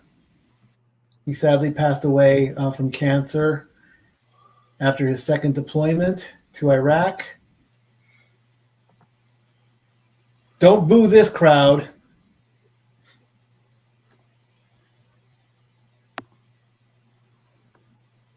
Well done. Well said. Good job. All right, young man. Speak good and loud now. This is your moment. With the 10th pick in the 2024 NFL draft, the JJ McCarthy from Michigan. Well done. Well done. Great pick.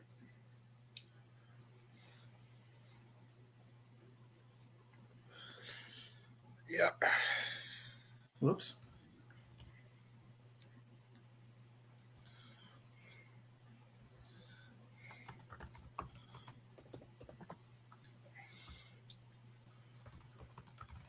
You have your pad ready for you have something you can write this down on, Mikey? Yeah, I'm putting it on the.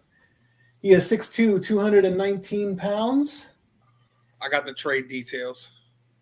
Oh, go ahead. If you got the trade deals, go ahead. Yeah. So the Vikings received pick 10 and pick 203. The Jets received pick 11, 129, and 157. All right. Picks for picks. Not a bad idea. The pick is in for the Jets, and then the Broncos come next. Very odd that Goodell did not announce the trade. He did not say that we have a trade. It was just came up. So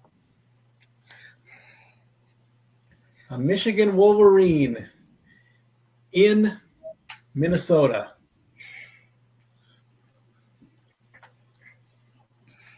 This could be huge for the Vikings. This could actually.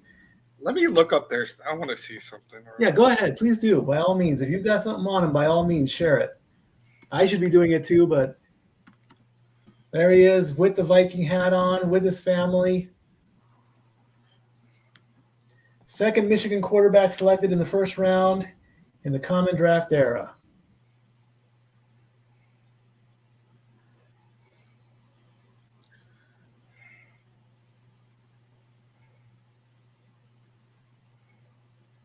Waiting on the Jets to make their pick.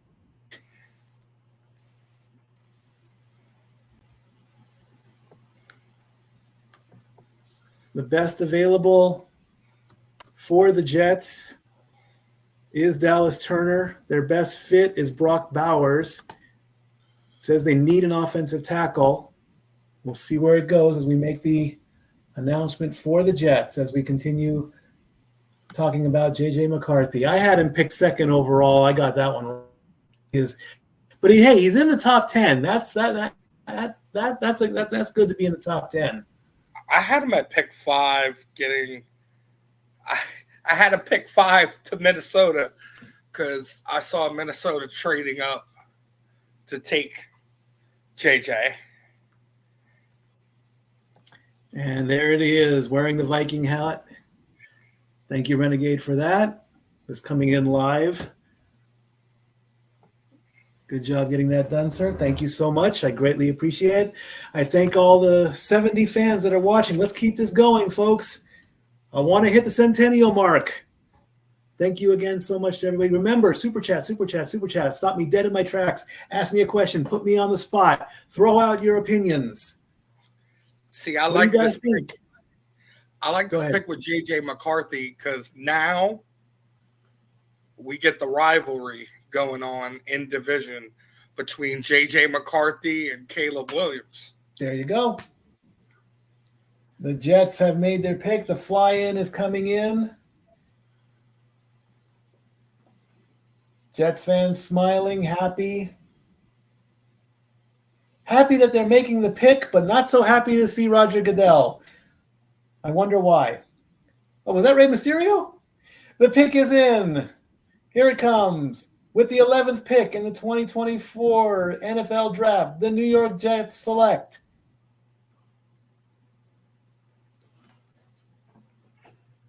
Olumoyinka Ashanu. No! That name is very hard to pronounce. No! I'm sorry. What's wrong? Why aren't you happy with that? No! Wait. I am, but I'm not. I'm okay. So what the world doesn't know is I've always been a Jets fan. What? Yes. Really? LaDainian Tomlinson turned me into a Jets fan along with the Saints. So, yes, I'm happy, but I really wanted Olu to go to the Saints.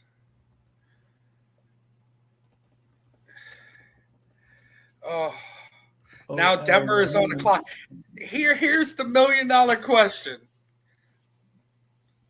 Do you shock the world? Do you take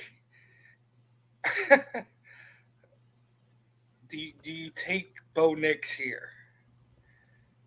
I would. I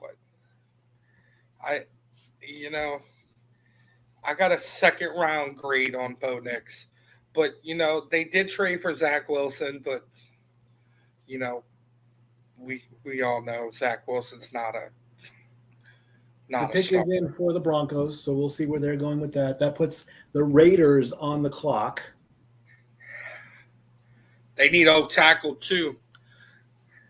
See, Brock Bowers is interesting for Denver because Brock Bowers is a SHANU offensive tackle, Penn State. All right. ESPN says that the Broncos need a quarterback. They say their best available choice is Dallas Turner. They're saying their best fit is Quinyon Mitchell.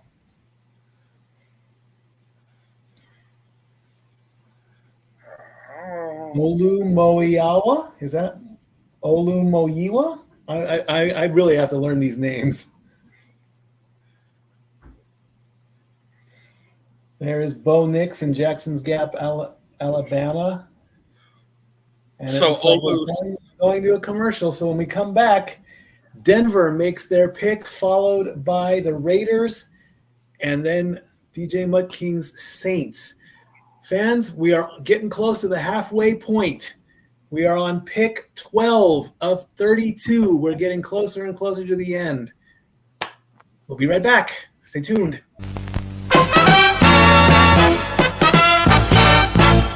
And now, preview time. So let's take a look at what's coming your way.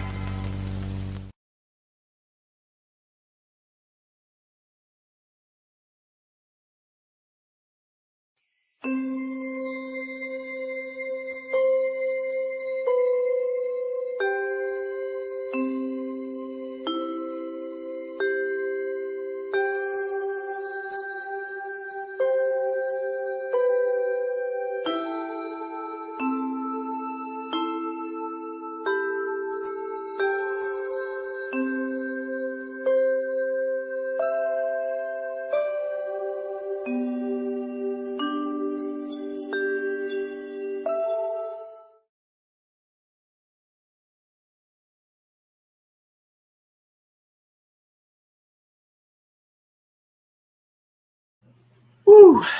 Had to turn on the fan. It's getting hot and hot and hotter and hotter and hotter. Let's quickly take a look. I will quickly bring up the graphic as to what we have in what's been happening so far. I should just put that first up, but it just keeps clicking over and over. There we go. That is up and ready to go. Let's bring that onto the screen. Caleb Williams, first at quarterback USC, then Jalen Daniels, quarterback of LSU, Drake May, North Carolina, quarterback, Marvin Harrison Jr., wide receiver from The Ohio State, goes to Arizona, Joe Alt, offensive tackle from Notre Dame, goes to Los Angeles Chargers, Malik Neighbors, wide receiver out of LSU, goes to the Giants, J.C. Latham, offensive tackle from Alabama Crimson Tide, to Tennessee. And the big shocker, Michael Penix Jr. to Atlanta from the Washington Huskies. At quarterback, Rome Odunze, wide receiver at Washington, joins Caleb Williams with the 9th pick. Then, of course, the big trade as the Vikings and the Jets switch positions, taking J.J. McCarthy, quarterback from Michigan. And last, Olu Fashanu, offensive tackle from Penn State, as we are waiting for the Broncos to bring their pick to the table. And that brings up the Raiders and the Saints next. followed by the Colts, and then the Seahawks, and then we'll be at the halfway point. Whew. Again, thank you to all the fans that are watching along. A lot of excitement. Indeed it is. 2 hours we've been in so far. Emmanuel says he has to guess that Denver is getting a quarterback since Russell Wilson. Yeah, the Russell Wilson fiasco. What is it? Sean Payton never drafted a quarterback in the first 2 rounds as head coach. Break that streak as the Broncos are in their draft room, waiting and waiting. The pick is in, of course, just making it official as we get the fly in.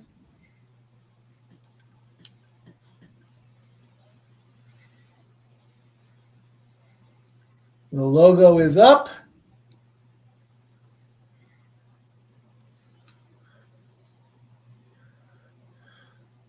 And here comes Goodell. Look at those big hats that the Bronco fans are wearing.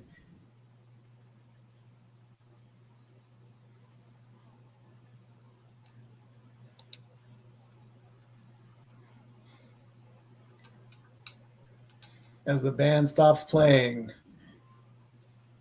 With the 12th pick in the 2024 NFL Draft, the Denver Broncos pick. Bo Nix, quarterback, Oregon.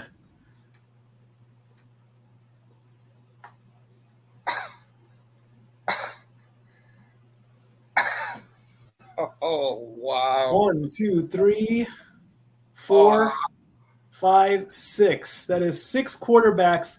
My initial prediction was 7 or more.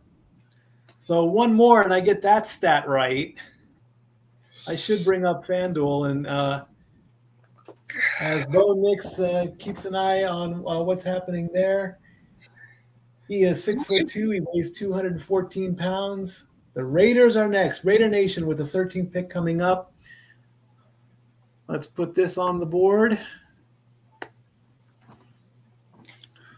Please let Dallas Turner fall to New Orleans. Oh, my God. Oh, please let it happen. Oh, my gosh, dude. Please let it happen. Oh.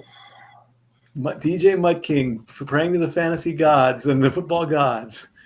Please. Quarterback. What school is he again? Oregon. He's a duck. He's not Oregon State. He's Oregon. The clock is still running on the Raiders, followed by the Saints, and then the Colts.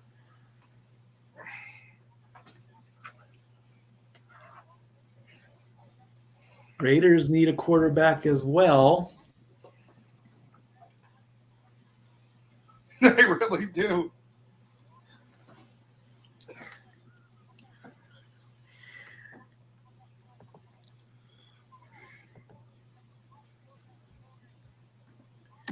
Let's see if I can. No, I don't think I can.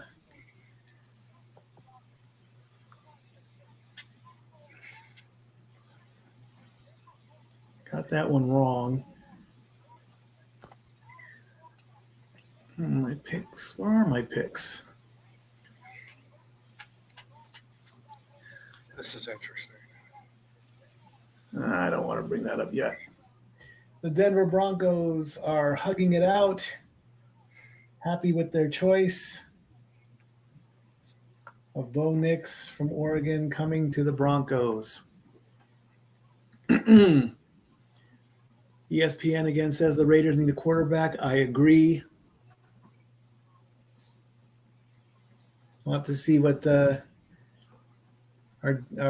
friend of the multiverse, Jezebel Romo, thinks. She's a big Raiders fan. She loves to have her dogs watch the games in their silver and black.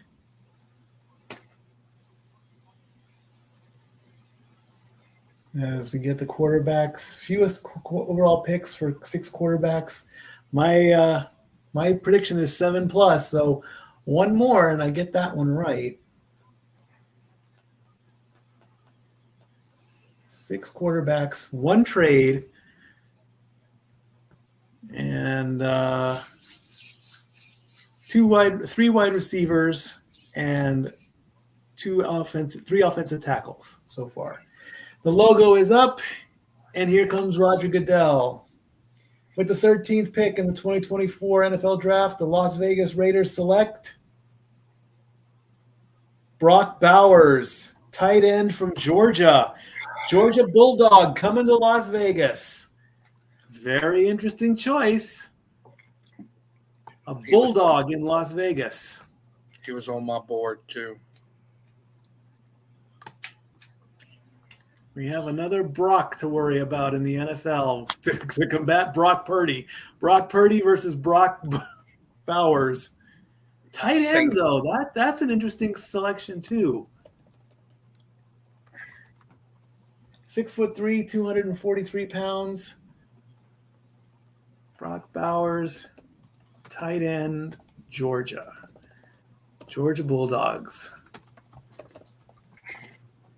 Well, my former coworker at my former place of employment is probably happy about that, but if I was still working there, I would remind him that a Crimson Tide player got drafted first. That would have been my defense. The Saints are on the clock with less than 7 minutes left to go on their pick. It's pick number 14 as we take a look at Brock Bowers, tight end. Then the Colts, and then the Seahawks, and then we're at the halfway point. 16 picks up, 16 picks to go.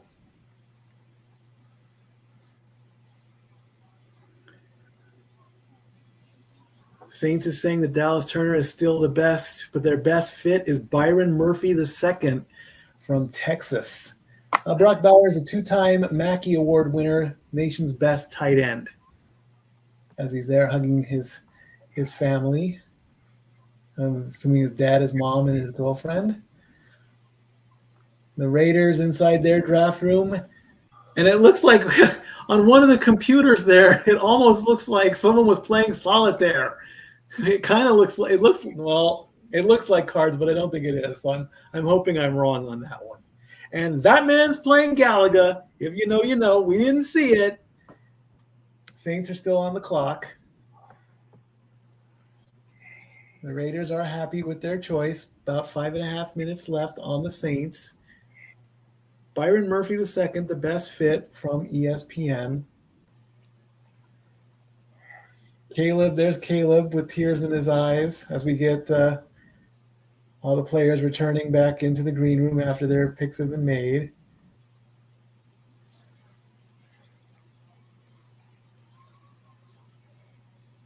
And it looks like we are going to commercial. Is that what's happening? As the clock runs down.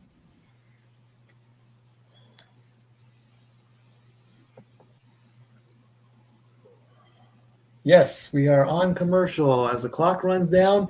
When we come back, hopefully St. Louis, hopefully New Orleans. I just went from one end of the country to the other. Wow, that's a good one.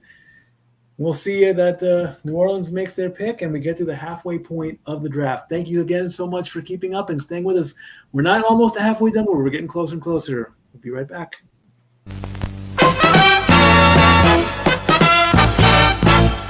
And now, preview time. So let's take a look at what's coming your way.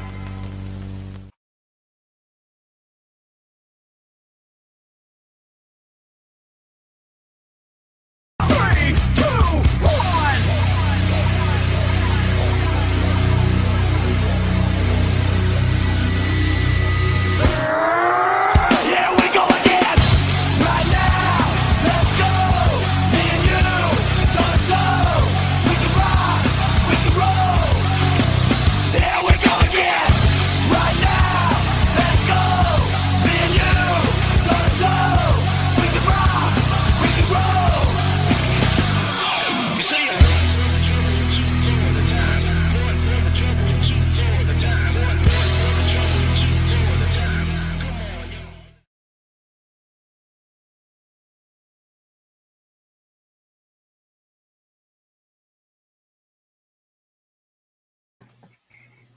Emmanuel with the quote of the draft so far, talking about TK playing tic-tac-toe against a chicken and losing badly.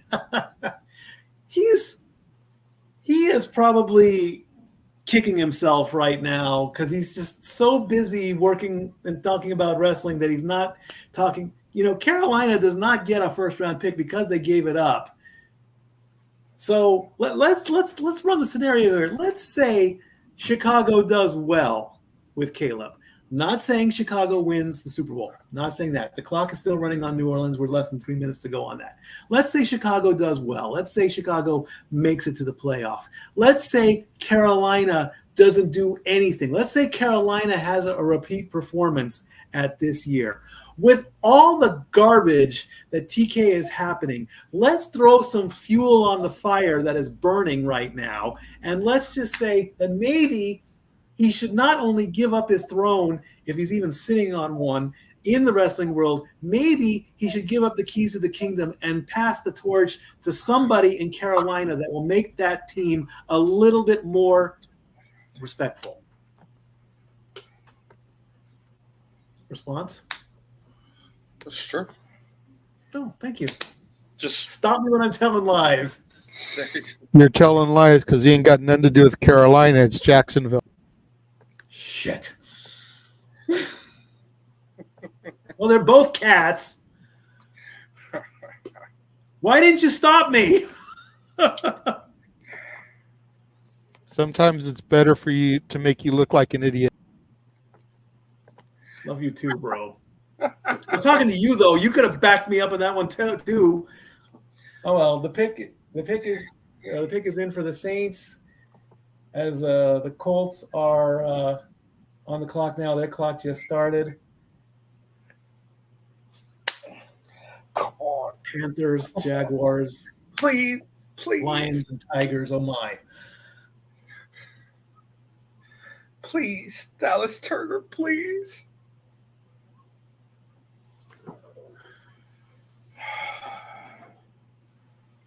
Either way, Carolina's still kicking themselves too because they should not have given up the number one spot. Either way.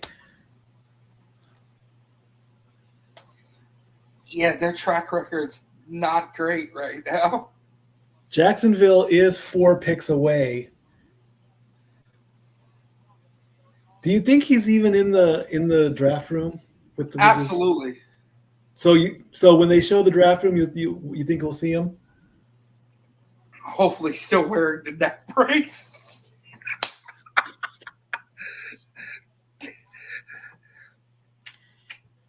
That's going to be the pop of the night right there. Keeping kayfabe even in the world of football. God. Thank you, Renegade. I love you, brother. See, it's stuff like that when he humbles me that I love the most about him. Honest to God, and honest to true. When they call me out like that, I may act like I'm pissed off. Deep down, I say thank you because he does it out of love and to break my balls. But that's another story. Sorry. Oh man.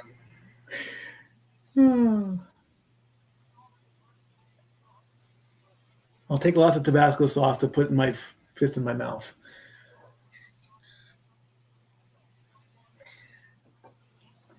All right, there's the graphic for the Saints.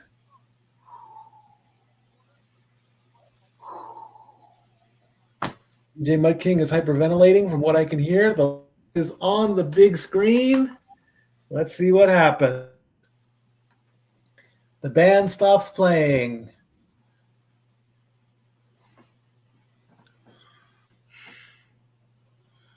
With the 14th pick in the 2024 NFL Draft, the New Orleans Saints select Taliese Fuaga, offensive tackle, Oregon State. Uh-oh. Oh, no. DJ Mud King is not happy with this decision. We need a tackle badly, but he's Samoan heritage, I guess. Yeah.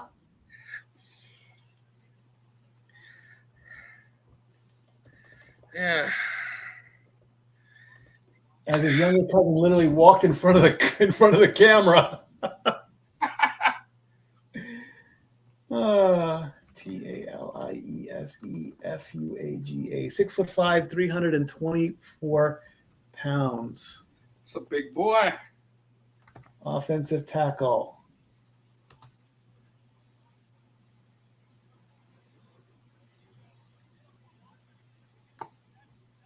We'll move that over there. Oregon State. All right, the Colts are up next. Their clock is running. They are on the clock. 3 picks to go before the beautiful picture there. Beautiful picture. Well done. And I do believe, let's see, that makes the count 1, 2, 3, 4, 5, 6 quarterbacks. 3 wide receivers, 1 tight end, 1, 2, 3, 4 offensive tackles. The Saints are pleased with their decision as they all sit around the table. And let's see what the Colts do.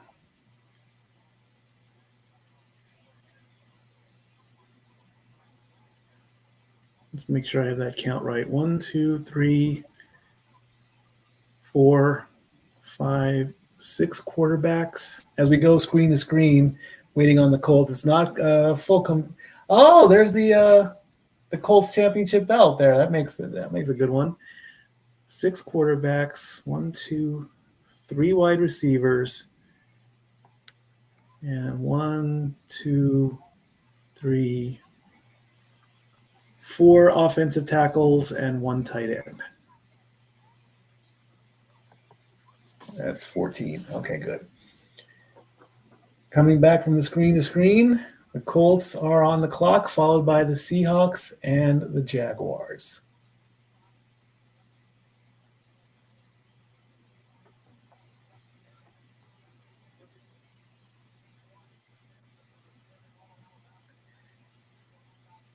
Mel's best available says Dallas Turner from Alabama is his top spot. Troy Fautano of Washington. Leatu Latu from UCLA. Cooper DeJean from Iowa. And Brian Thomas Jr. from LSU.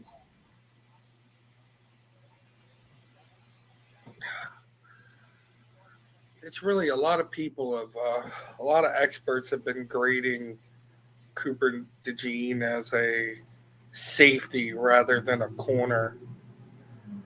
I find that interesting. He's a little small in my opinion to play safety, but Dallas Turner likes Doritos in the green room.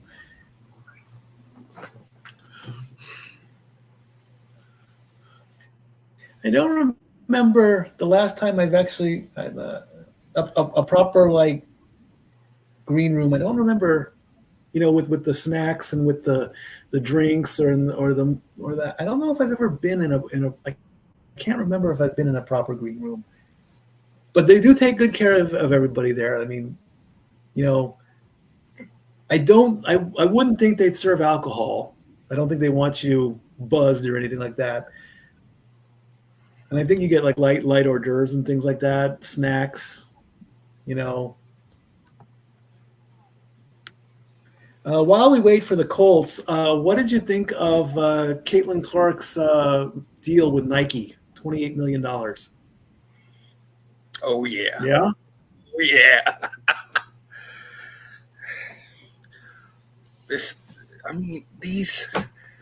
So, the stadium was selling tickets for, $200, whatever. And now these tickets are being resold to these games for over $2,000 for nosebleed seats just to see her. The pick is in. The Colts are going to make their pick. Pat McAfee is probably sweating bullets at this point. Heck, why not bring him out? There's He's the hosting his championship draft title. spectacular with Bill Belichick. All right, the schedule release coming in May. So at some point, May is literally next week. So we'll see who goes where when.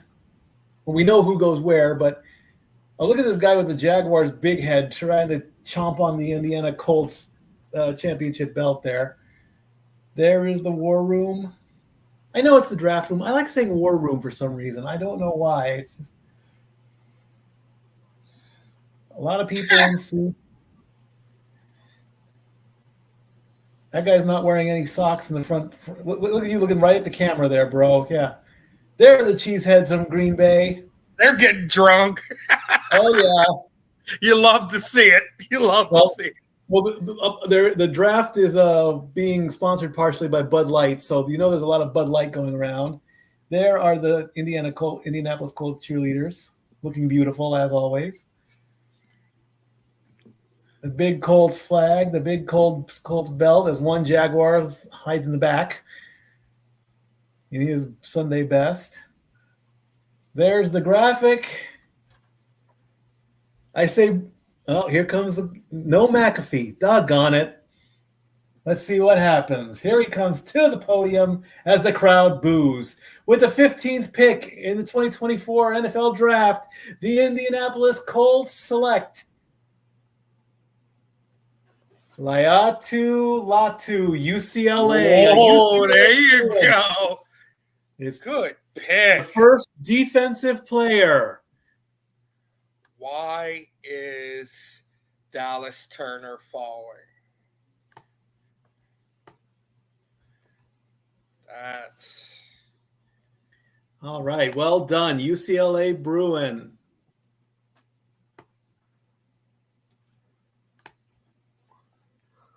and that puts the Seattle Seahawks on the clock.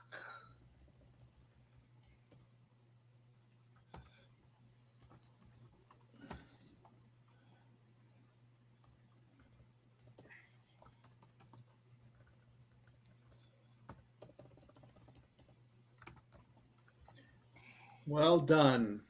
I think I have the first defensive player. The Seahawks are on the clock. Less than 7 minutes left to go. Of course, the big rivalry, USC versus UCLA. USC wins. Do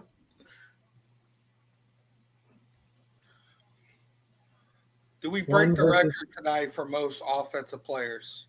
Oh, yes, absolutely. Without a doubt, absolutely. Well to say, yeah. I mean, first defensive, so high up. I mean, usually your defense should be, later in the picks. Now, by my personal opinion, if offense can win a game, defense can win a game. It's flip of the coin, however you want to do it. Mikey, sir. What wins championships?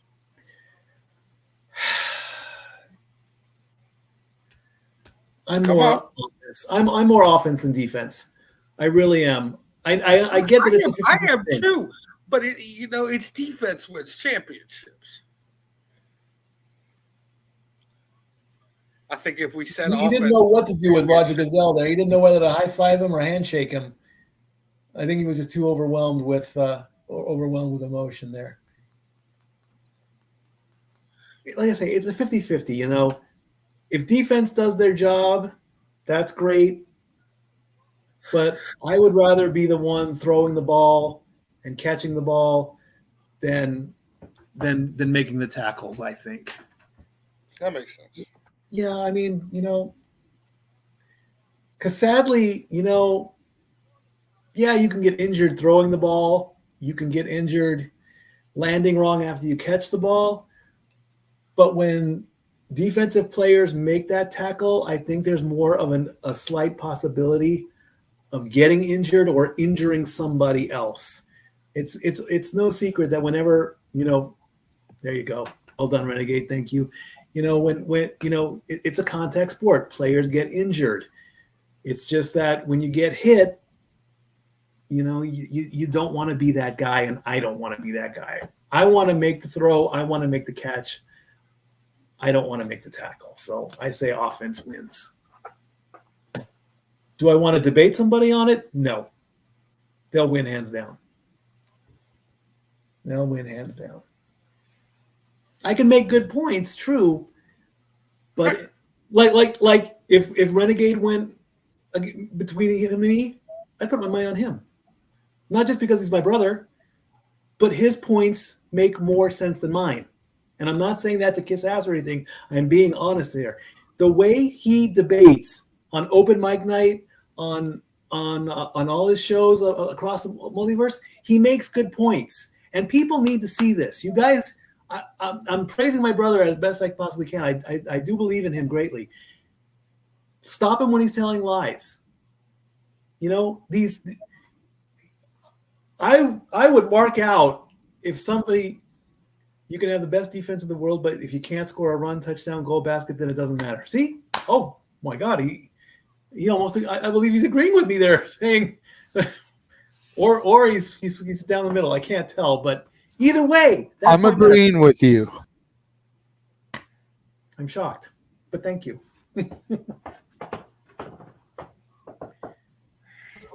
It's the truth, though. You can have the greatest take hockey since we're in the playoffs. Right. You can have the greatest goaltender in front of the net, stopping every shot comes at you. But if you can't put the puck in the goal, it doesn't matter for shit. There it is. There it is indeed. And as we were having that debate, we have gone to a commercial, but I think it's going to the Corona commercial. And the pick is in, so we'll take a quick break, and when we come back, Seattle makes their pick.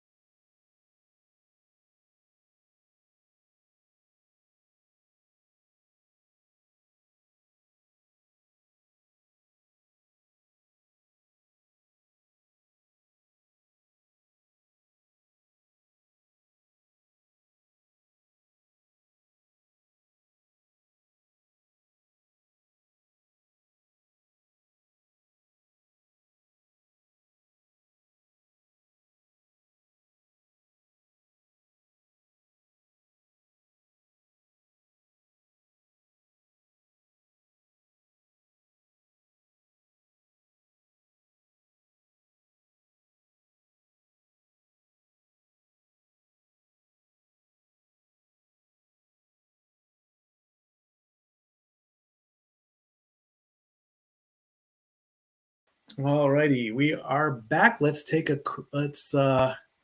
apparently Kirk Cousins ain't happy with this is interesting news. All right, let's go to our Twitter feeds and let's see why this is good. Thank you for the news. I'm going to bring up Kirk Cousins' Twitter page and let's see what it says. Kirk Cousins, what does it say? It says that's Atlanta UFC reposted. Well, that's certain. This is from his Twitter. That's April 15th. Okay, I think we need a little bit more on this. But as of 10 days ago, he last tweeted, "Well, that certainly didn't take long. Third week with the Falcons, and a teammate says to me in the lunch line, I feel like you give off serious dad vibes." Interesting. We're going to need to get a little bit more on the Twitter for that, but that's okay. So Emmanuel, if you could message that to me or see what's going on, and we'll focus on that in just a second. Dallas Turner still in the green room. 5% chance that he's available for Seattle. And we lost Zach for a bit, but he'll probably come back. It is now 10 o'clock on the East Coast, 7 o'clock on the West Coast. The draft has been going for 2 hours now. Thank you again to everybody who is watching and following along. I can't say thank you enough. We may go all the way to midnight. We are at the halfway point now. Coming up next is, of course, the Jaguars, followed by the Tigers, the Bengals, and then the Rams are the next 3 picks.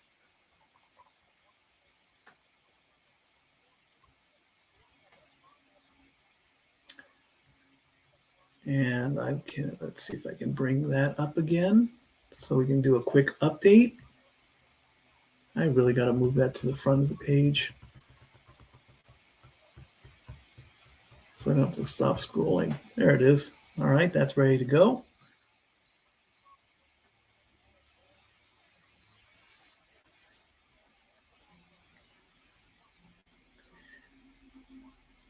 So second column is almost completed. The first defensive player got drafted last to the Indianapolis Colts. Back-to-back Samoan Pacific Islander. That's what you want to be called as. Congratulations on that. And the pick is coming in. The fly-in is coming in. And Roger Goodell is making his way down the tunnel for Seattle. As we no, not yet. We're getting an airbase promo, military promo of some kind. So again, Caleb Williams, number 1 pick from USC. Jaden Daniels, quarterback from LSU. Drake May, quarterback from North Carolina. 3 quarterbacks in the top 3. Then Marvin Harrison Jr., wide receiver from The Ohio State. Joe Alt, the first offensive tackle out of the top 5. Malik Neighbors, wide receiver. And now it looks like the Seahawk logo is up, and here comes Roger Goodell to another sea of booze. We are at the halfway point with the 16th pick.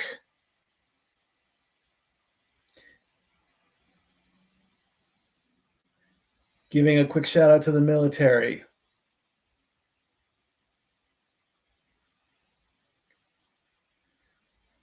With the 16th pick in the 2024 NFL Draft, the Seattle Seahawks select Byron Murphy, defensive tackle, Texas.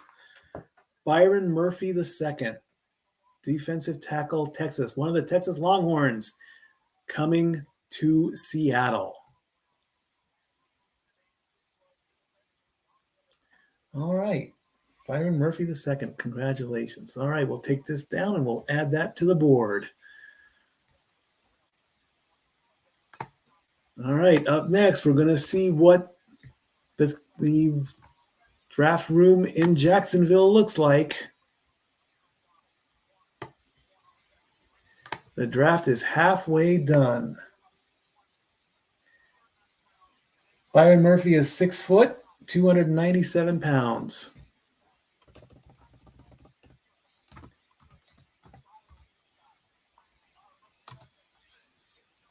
Byron Murphy II, defensive tackle, Texas. All right, we are at the halfway point, and it looks like we have another trade. Jacksonville has traded with the Vikings. The next pick was supposed to go to Jacksonville. Now the Vikings get another pick. Another trade has come in. Jacksonville not wanting to make a pick just yet.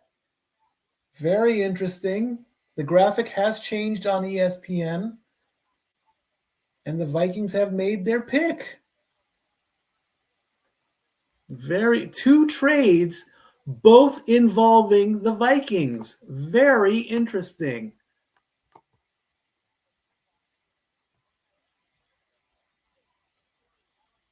This is interesting. An interesting move. Undo that. I need that. Thank you. So get over there. So now the Jaguars move to spot 23. The Vikings get pick 17. Very interesting. Let's see where they're going. There are cheers in the Seahawks draft room for Byron Murphy. Let's see what do this. This is very interesting as the graphic flies in.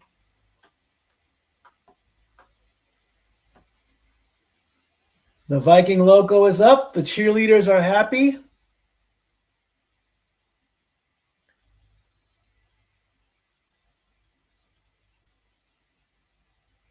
The trade is official.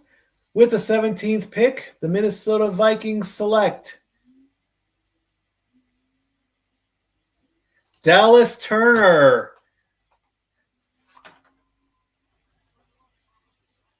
Dallas Turner from Alabama coming to Minnesota.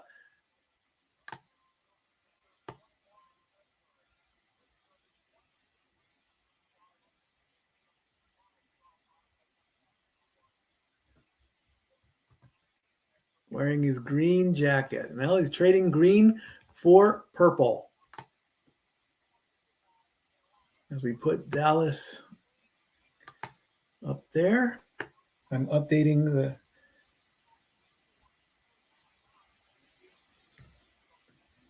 all right. Dallas Turner.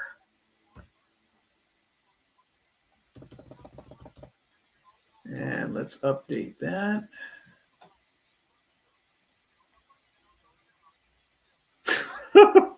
Emmanuel, you are the man.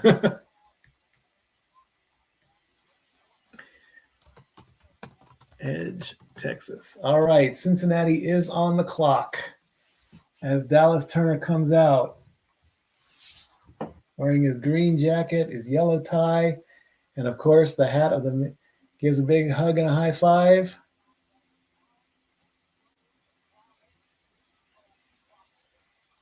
Look at that. Looks good on him.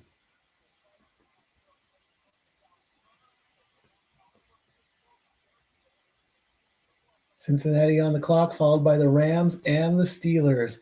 Viking draft room very happy with their decision, all standing up.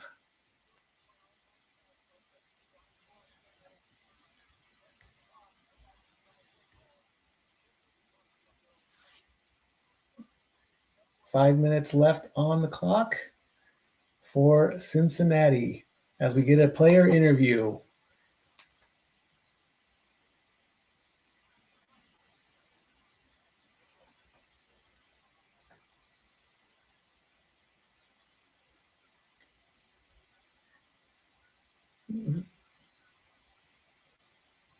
Very shocked, very happy.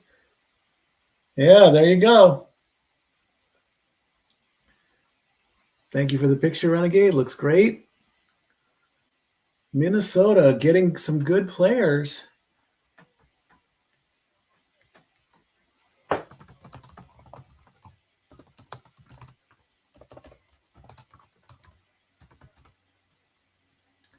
As the interview completes and the clock is running on. And Emmanuel has sent me the tweet.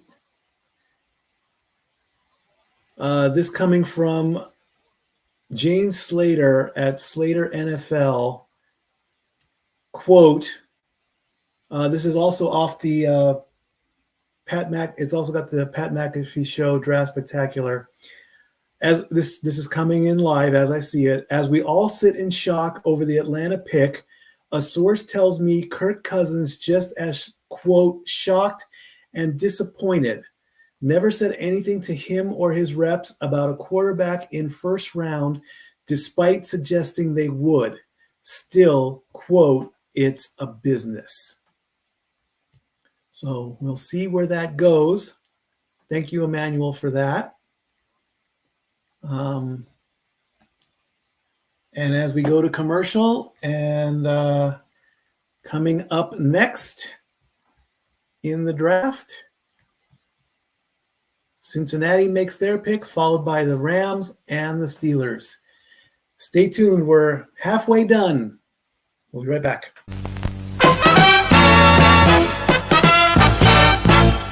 And now, preview time. So let's take a look at what's coming your way.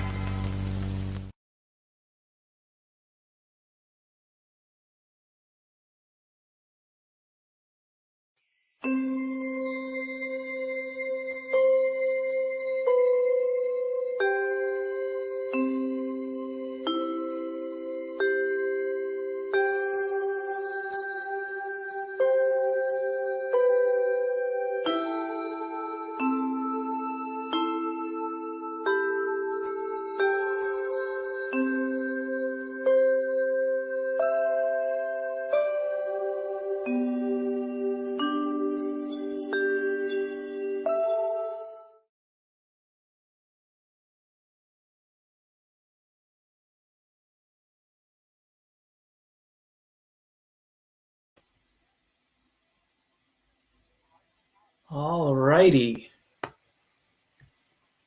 We are back. Let's take a look at the updated. There we go. Now it's ready to go.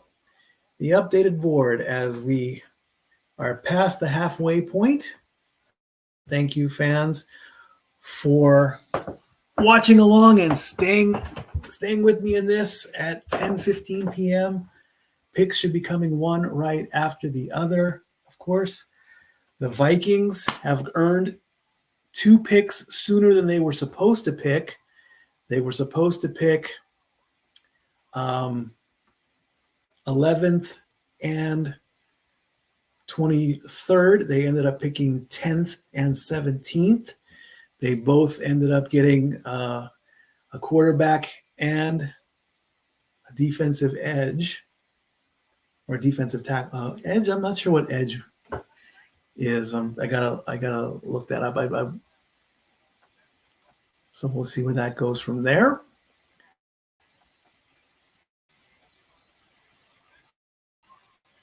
And we're waiting to see what ESPN is saying next. The Bengals have made their pick. Says they need a wide receiver. They say the best available overall player is Quinyon Mitchell, who is cornerback. The best fit is Jershawn Newton out of Illinois. So we'll see where Cincinnati goes from there. As they talk about Caitlin Clark, a Kansas City Chiefs t-shirt back in the day, saying that she's a Kansas City fan, but she is the number 1 pick in the women's NBA draft. We'll see where that goes. The pick is in. We're just waiting it. Troy Fautano of Washington is the best available overall. Cooper DeJean from Iowa. Brian Thomas Jr. from LSU. Xavier Worthy from Texas. And Graham Barton from Duke. Those are the top 5 available according to one of the pick is in. We're just waiting for the logo to come up and waiting for Roger Goodell to make his appearance for the 18th time. Who they gonna pick? We'll find out soon. The Rams are on the clock. Remember, 10 minutes to make your pick. 7 minutes in round 2, and it gets closer and closer towards the end. As the fans continue on.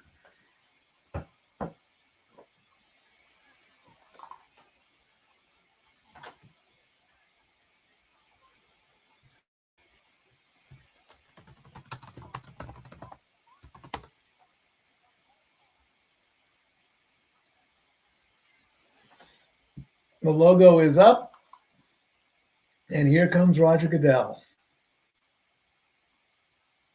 The band stops playing. The alert is given with the 18th pick in the NFL draft.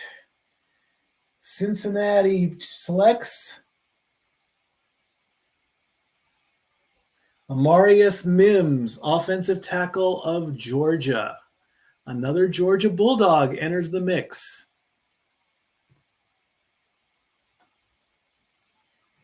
And there he is getting the phone call. And we're going to put him on the board.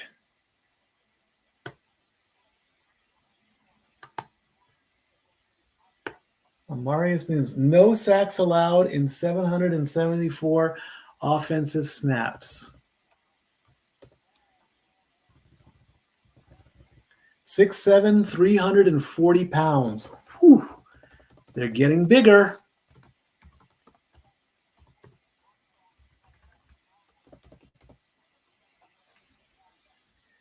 The Rams are on the clock, followed by the Steelers and then the Dolphins. As we're getting the video package, the promo,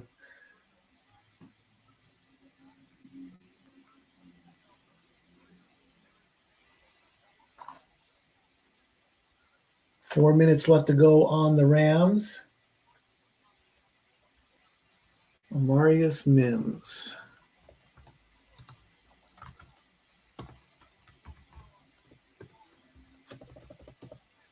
Offensive tackle, Georgia. Second player from Georgia.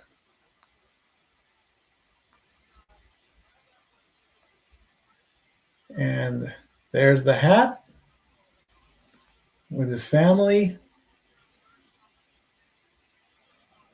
Grabbing in, looks like his father and his mother.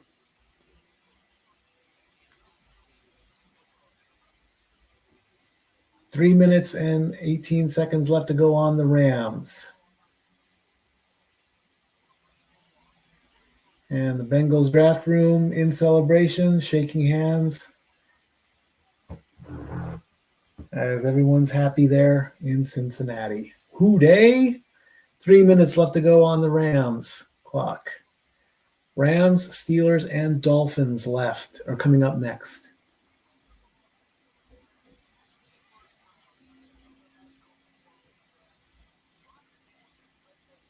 Rocket Mortgage brings us this draft moment in 2016 when the Rams had a first-round pick.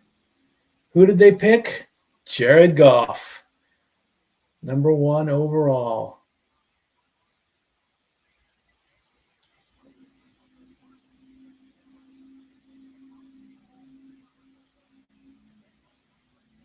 So let's see what the Rams do a few years later.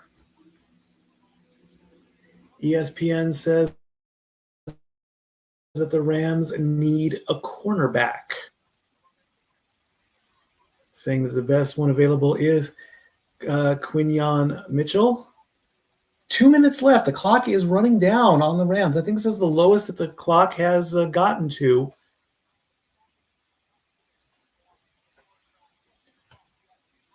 And there they are on the beach at the official draft watch party. Looks like that could be Huntington Beach, maybe. The Rams are on the clock is running down now. I've never seen a clock run down all the way to 0. Nope, the pick is in. 1:27. The clock went all the way down to that low level. Making us wait.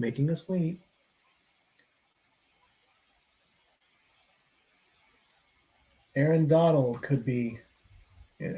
Aaron Donald is an 8-time first-team All-Pro, 3-time Defensive Player of the Year, and Pro Bowl selection in every season. And there are the Rams in their blue and gold. Or blue and yellow. Looks like blue and gold.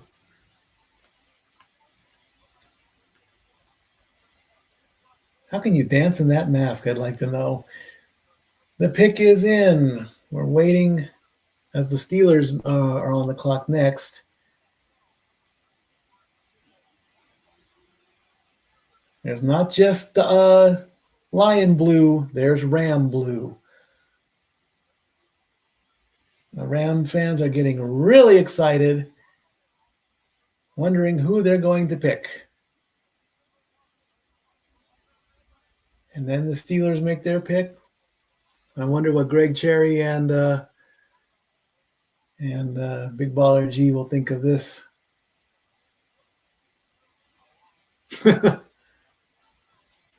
Manuel, you're certainly on point, I'll tell you that.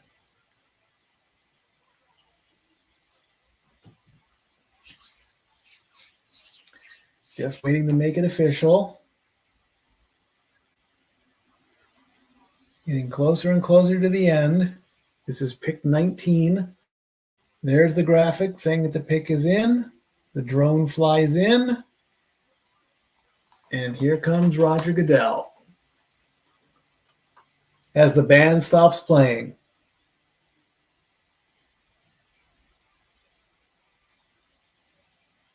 Rams fans getting excited. With the 19th pick in the 2024 draft, the Los Angeles Rams select Jared Verse, Florida State defense. Jared Verse, defense, Florida State. Florida State Seminole.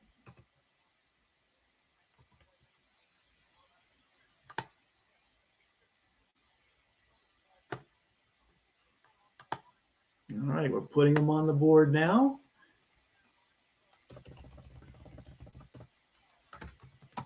Jared Verse, 6'3", 254.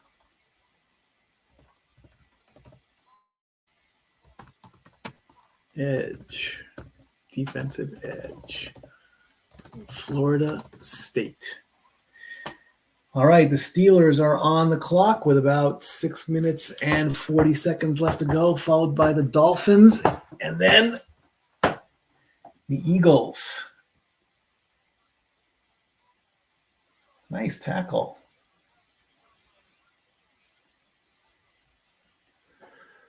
Excuse me, sorry. Whew. No sleep till Brooklyn. We still got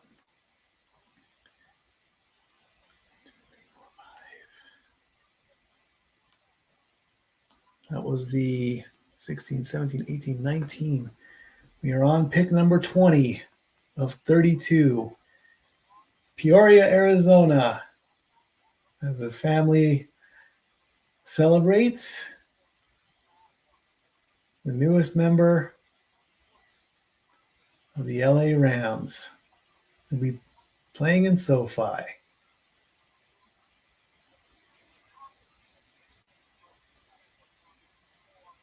Five minutes and 40 seconds left to go for the Steelers.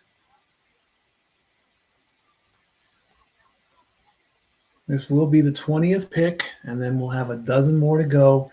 The last pick goes to the defending champion, Kansas City Chiefs. Coming up on 10:30 in the East. We may go till midnight, friends. Again, thank you, everybody, for watching along and making this possible. Who knows where this is going to go from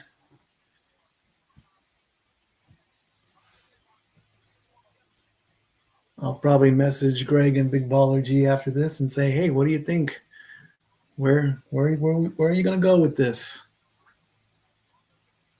ESPN is saying that they need a wide receiver, not going with a quarterback, saying they need a wide receiver. So we'll see where it goes. The pick is in. The Steelers have made their pick. As we go to commercial, when we come back, the Steelers make their choice. Stay tuned.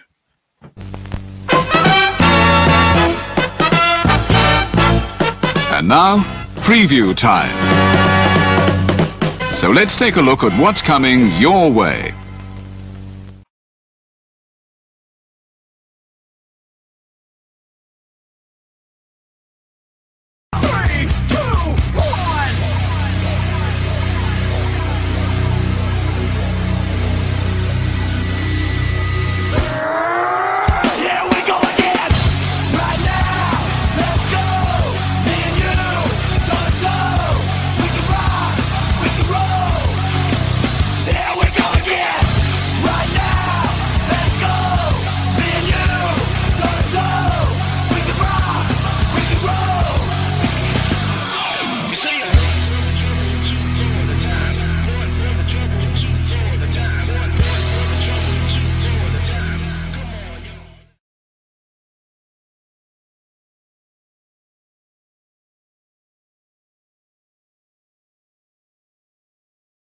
And we are back, and my fan just crashed on the floor, so that's what happened there. All right, we're waiting for the Steelers to make their pick, which should be coming up just after ESPN gets done with their contractual commercial breaks and all that good stuff. Let's bring up what's been going on the big board. As soon as that comes up, right about... There we go. So the count is 4, 5, 6. We're still at 6 quarterbacks. 2 wide receivers, 3 wide receivers, 3 wide receivers, 1 tight end. 1, 2, 3. 4 offensive tackles. And 1, 2, 3, 3 defensive players. As far as the schools, 2 from Georgia. I believe there's a 2 from Alabama. There's 1 from Alabama. I thought Alabama, Texas, as you can see there. We're almost at the 3-quarter mark, getting closer and closer to the end when Kansas City makes their pick, but it's going to be the Steelers next, the Dolphins and the Eagles, then finally the Jaguars make their pick, unless why would you trade twice? Then finally the Cowboys, then the Packers, the Buccaneers, the Cardinals, the Bills, the Lions, the Ravens, the 49ers, and the Kansas City Chiefs. The flight is coming in. We are back on ESPN. Steelers quarterbacks in the last 2 seasons, of course, Russell Wilson and Justin Fields, both had 26 turnovers, 48 passing rushes, and 45 touchdowns. They both had 7 yards per pass attempt. So the Steelers need something. Hopefully we'll get it soon. Let's see what happens.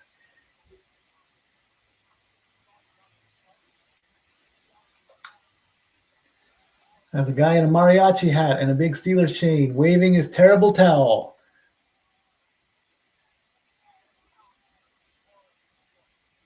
The terrible towel.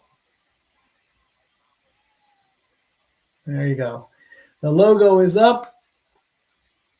And somebody in a green jacket. Who's this?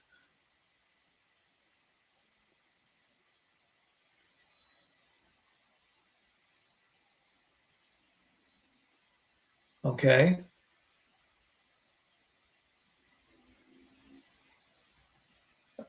What are you getting at, Goodell? Ah. The Walter Payton Man of the Year Award. Okay. Okay. The 2023 Walter Payton Man of the Year, Cam Hayward, is there to help make the pick. All right.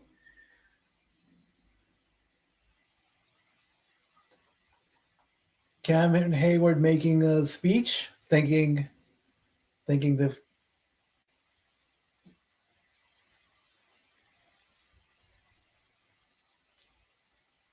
he wants to challenge them. Using your platform to brighten someone's day. Seize that moment. Being positive right now. Well said. Well said, sir. Well said. Good job. With the 20th pick in the NFL draft, the Pittsburgh Steelers select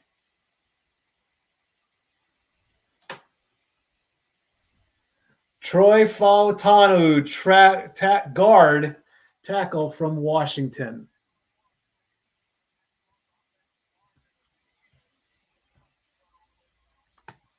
All right, we're putting him on the board. He is in tears. He is very happy.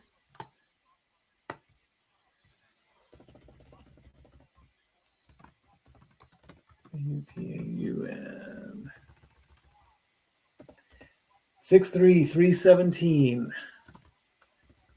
Guard from Washington. Another Washington player. So that makes 2 from Washington. 3 from Washington. Michael Penix Jr. So USC, LSU, North Carolina, The Ohio State, Notre Dame, LSU, that makes 2. Alabama, Washington. Washington back-to-back. That's 2 for Washington.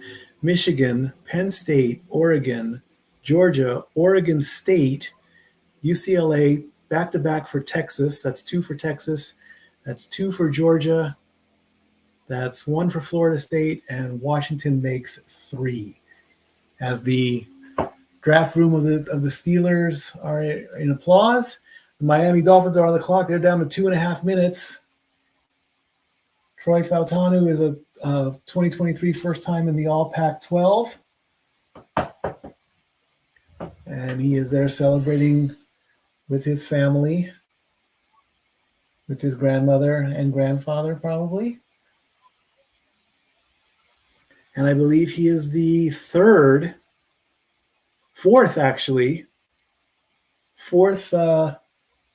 Pacific Islander, Samoan. I do hope I'm saying that correctly. I don't want to offend anybody.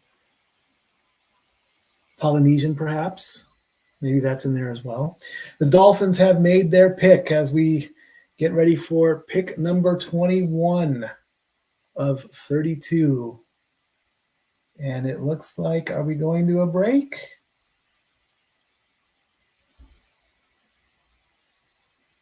Yes, we are. We are on commercial break. When we come back, Miami, Philadelphia, and Jacksonville make their picks. Again, thank you for watching. Stay tuned. We'll be right back.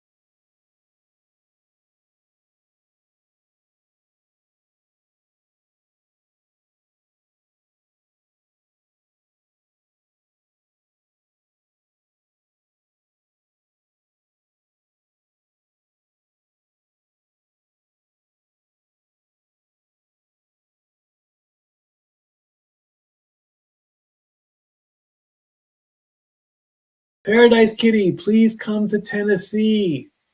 I think you did once before last year, and I didn't get a chance to see you guys. So please come back to Tennessee. You guys will definitely rock the house.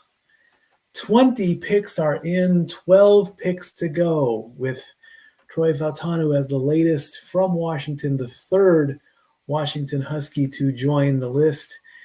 Miami, Philadelphia, Jacksonville, Dallas. Wondering what's going to happen in Dallas, Green Bay, Tampa Bay, Arizona with their second pick of the night, Buffalo, then Detroit, then the Ravens, then the 49ers, and finally the Chiefs. The pick is in. We're just waiting to get off the commercial and go from there. I have to get one more commercial from that. Again, thank you everybody for sticking this out. Again, who knows where this is going to go. Again, I can only say thank you that I'm very happy that we got this done. You know, I've always wanted to do watch-alongs in the sporting world. Again, we're going to be doing some rehearsing later next week. More on basketball. And then, of course, we have to figure out what the schedule is going to be like because, you know, anywhere between Games 4 and Game 7 of the NBA Finals and the Stanley Cup Finals can be a championship game. So that will come up soon.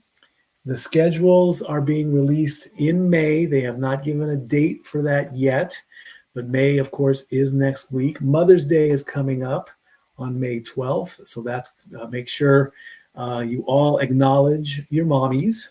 Please do that. Thank you to all the moms out there who have helped bring us into the world. And if your mom is a football mom, you get bonus points. Your mom's a sports mom, even better. How about that? All right, let's see what ESPN says needs to take place with Miami. Miami, they say they need a defensive tackle. The best available player is Quinyon Mitchell out of Toledo. Chop Robinson is the best fit. So we'll see where that goes.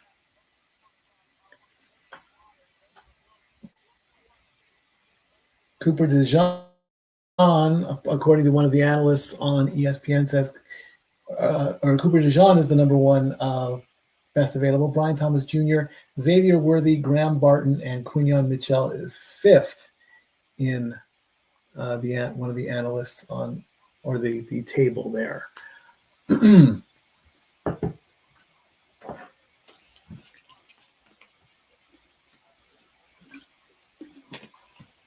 Notable defensive departures from Miami: Christian Wilkinson, Raycon Davis, Andrew Van Ginkel, Eli Apple, Brandon Jones, Deshaun Elliott, Xavier Howard, and Jerome Baker. So defense might be the way to go for Miami at this point. 10 people leaving. The pick is in. There's the graphic. And let's see what happens in Miami. With the 21st pick in the NFL draft, the Miami Dolphins select Chop Robinson, linebacker, Penn State. Chop Robinson. All right, let's put him on the board. There he is getting the phone call. My Dolphins need defense, and they're going to get it in the form of Chop Robinson. 6'2", 254 pounds.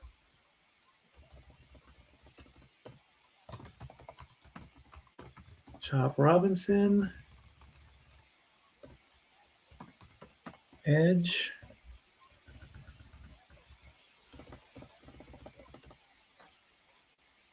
And the school was, I see a Mansfield in the chat room, Penn State.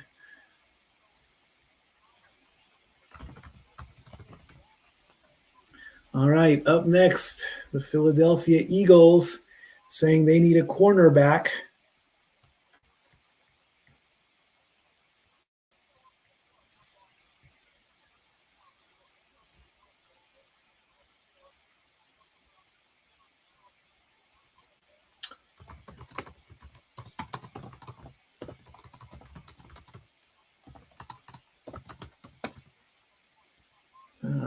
Oh, he's back home. Okay, good. Glad you got home safe, Mansfield.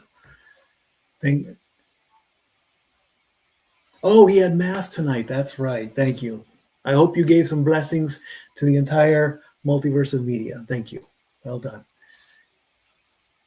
Chop Robinson, third Penn State defensive player selected in the first round under James Franklin, wearing his blue suit, turning in blue for green. Goodell out in the crowd. This is odd. Taking time to take selfies. That's different. Maybe he's tired of getting booed.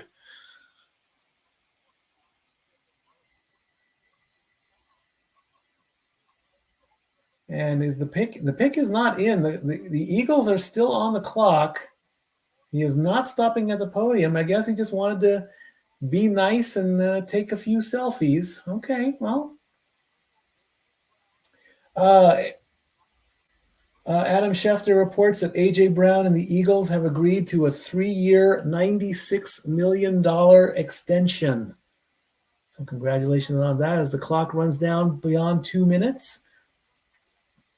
The lowest I've seen the clock run down is 1:28.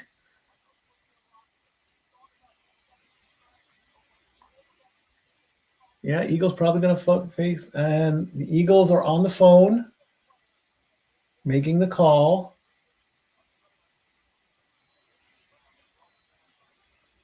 Probably going to, hey, Matt, Josh is in here. Welcome, Josh. Hello, my brother. How are you? Tired, busy, but yeah. How was Mass? Mass was good, and then I had Skola practice afterwards, and then a bunch of us went out with our priest to eat afterwards, and they had the draft on where we were, so we got to watch it.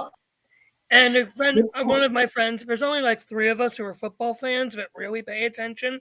Myself, a Packers fan, and a Steelers fan. And so when the Vikings, when Dorian Lou's Vikings drafted J.J. McCarthy, my friend who's a Packers fan, she was not happy. Really? No, the pick is she in was with not less than a happy. minute to go, so the Eagles have made their pick. They did let the clock run down. Honestly, I'm not absolutely certain as to what does happen when the clock does run out. I don't think they I think they still get to make their choice, but The I pick is think in.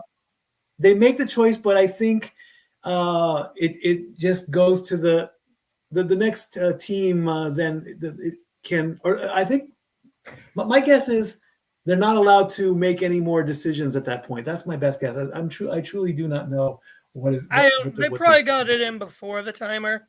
Oh yes, they did. They are still on the phone. Everyone's standing around in the Eagles draft room with the camera there. They're not wearing ties. Except for one person there. Quick question, sir. Are you watching ESPN or NFL Network? I am on ESPN.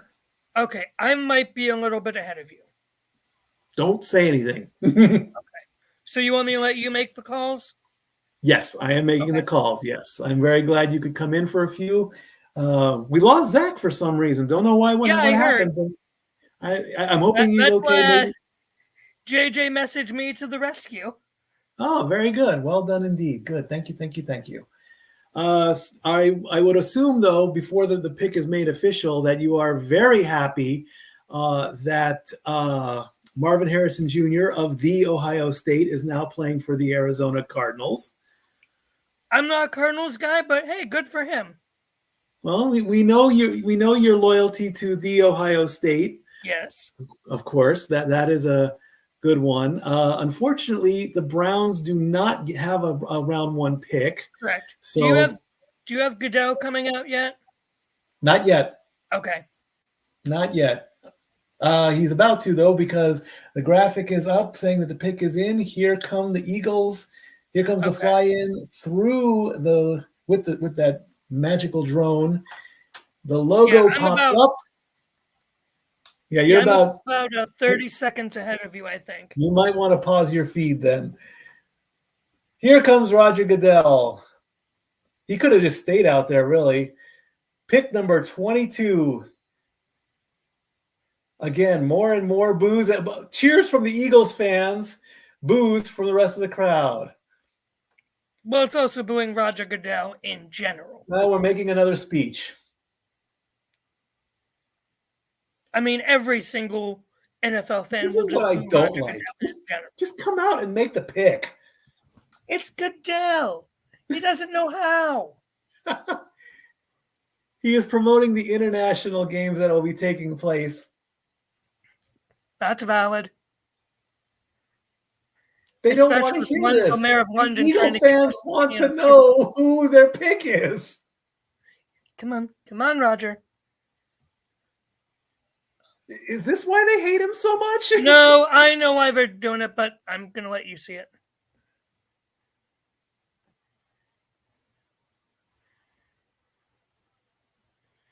Who's Jordan Mailata? Oh my gosh. They're having a guy from Australia pick it, announce the pick. For more international cred. We're going. How's this going to work?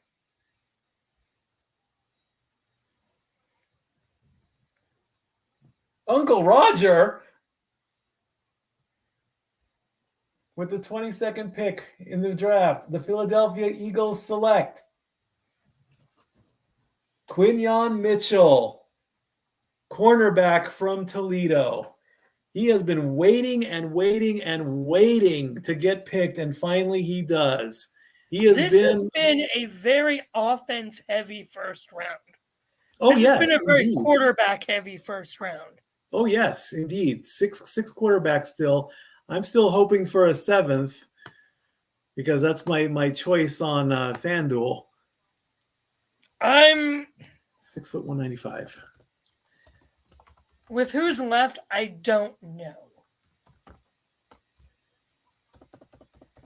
Do any of those teams need a quarterback, though? Baltimore, no. Detroit, no. Buffalo, no. Dallas, no. Packers, no. Tampa Bay has Baker. Cardinals just got one. I'm pretty sure they did. Buffalo. They're fine with Josh Allen. Detroit's fine. Ravens Detroit's are fine fine. with Jared Goff. Baltimore, they're Yeah. fine, unfortunately. Yeah, San Francisco has Brock Purdy. Yeah. So it doesn't look like Kansas we're going to City get has that. Mahomes. Yeah, I don't see it. Yeah, I don't. Unless Green Bay or Buffalo, those are the only two I can see. And here he comes. Here comes Maybe Quinyon I Mitchell don't. from the selfie stage to the big stage. Points to the green. A big hug to Roger Goodell. Okay, let him go. Let him go. All right, Jaguars are on the clock finally. Again, very, very odd that they gave up an earlier pick. I mean, the Vikings are they will have a better chance this season, I think, in a Kirk Cousins era. Really? Yeah, I think so. Really? You actually? I'm sorry. Hey. I put no stock in Kirk Cousins. The pick is in from Jacksonville. The over under of Tony Khan showing up in a brace is 2-1. Well, the photo that went around was photoshopped. So. Oh, really? Yeah. There was a photo of him wearing a neck brace, but it was photoshopped. Mm. There are the Eagles applauding their choice. I was very surprised with the Falcons pick for quarterback. So was everybody else. Because of how Absolutely. injury-prone he was. Absolutely, indeed. The Eagle fans still reveling in their pick. Good choice, Pepsi. Well done. I should go get one of that on the next break. Pepsi Zero. Ah. All right. I have tea because my throat's a bit scratchy because of the weather. I gotcha. Player interview coming up with Kinwan. Also, Emmanuel, Jags do not need a quarterback. Trevor Lawrence is fine. Hey, stranger things have happened. Believe me, I'm aware. We drafted a quarterback after we got Watson, so yeah. 10 picks remain. Well, if I may, before the Jags get to their pick and before we potentially see a Tony Khan sighting, what was your thought on the Patriots' first draft pick post-Belichick era? Oh, I'm for it. They got it right. Taking Drake Mayer from North Carolina, excellent pick. Well said. Absolutely. First time in a while they got a good draft pick, right? Yes. Oh, he is. Oh my gosh. The pick is in on the big screen with the Jaguars. Are we going to commercial?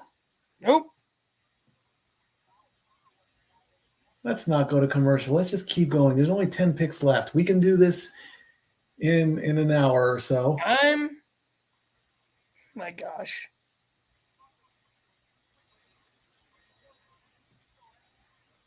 Analysts are talking. The band is playing. At least the band gets to finish their song before we go to the pick.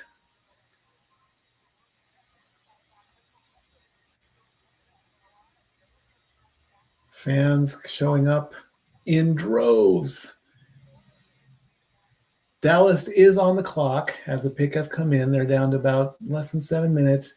There's the graphic. There's the fly-in. Here comes Goodell. Wait, you saw Tony, right? You saw Tony, right?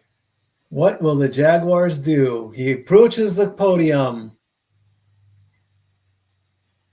With the 23rd pick in the draft, the Jacksonville Jaguars select Brian Thomas Jr., wide receiver, LSU.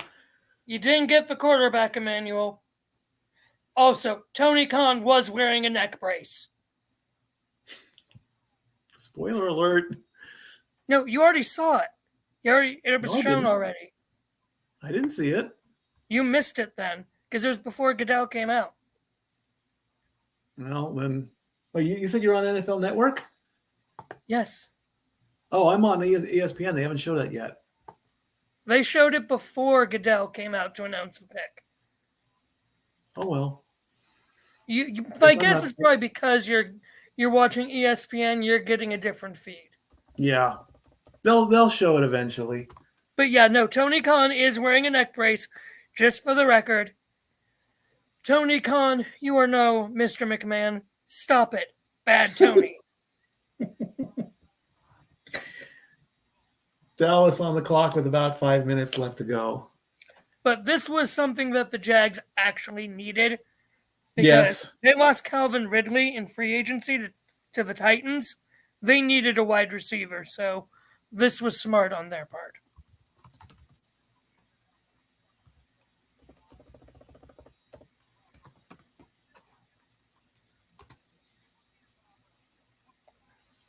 But again, Emmanuel, you figure they lost Calvin Ridley. They needed a new, strong wide receiver. It was the best shot to do.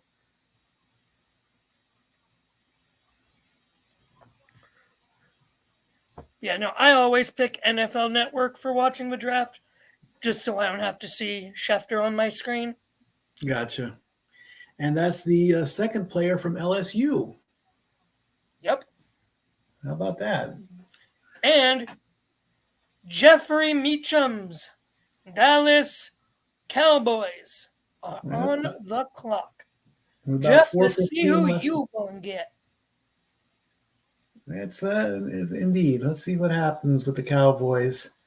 Yep. And we'll be rounding out column 3. ESPN says that as soon as it updates. It says they need a wide receiver, but their best available is Terrion Arnold, who's a cornerback from Alabama. So we'll see where that goes. Brian Thomas being interviewed now. Just happy to be there. 3.5 minutes left to go on the clock for Dallas.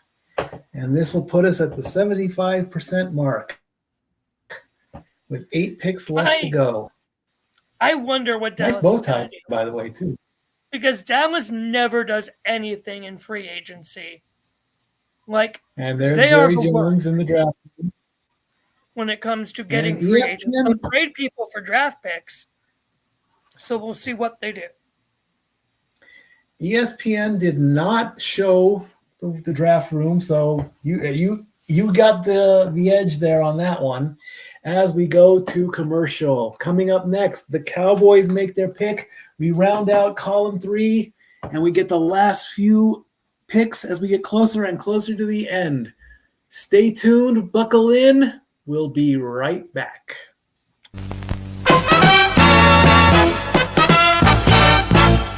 And now, preview time. So let's take a look at what's coming your way.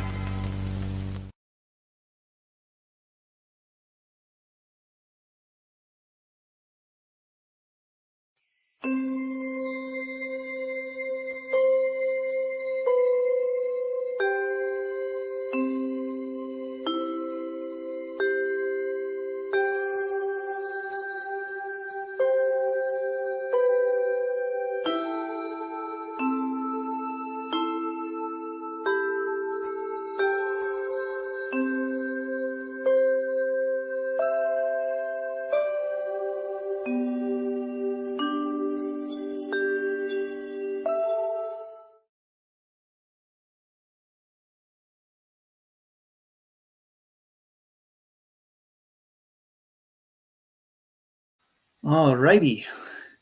Before we bring up the board, since I have you here, Yes. I would like you to tell the world about your friend that I gave a shout out to. Oh, yes. Let's bring that up real quick. Where is it? Where is it? Where is it? Where is it? Where is it? There it is. Tell us about the newest Tennessee Titan cheerleader, Macy Ross. So, yes, Macy was a friend of mine in high school. Went to Lakeview here in Cortland. She was a couple years ahead of me. One of the preppy girls, but she was always so sweet and nice.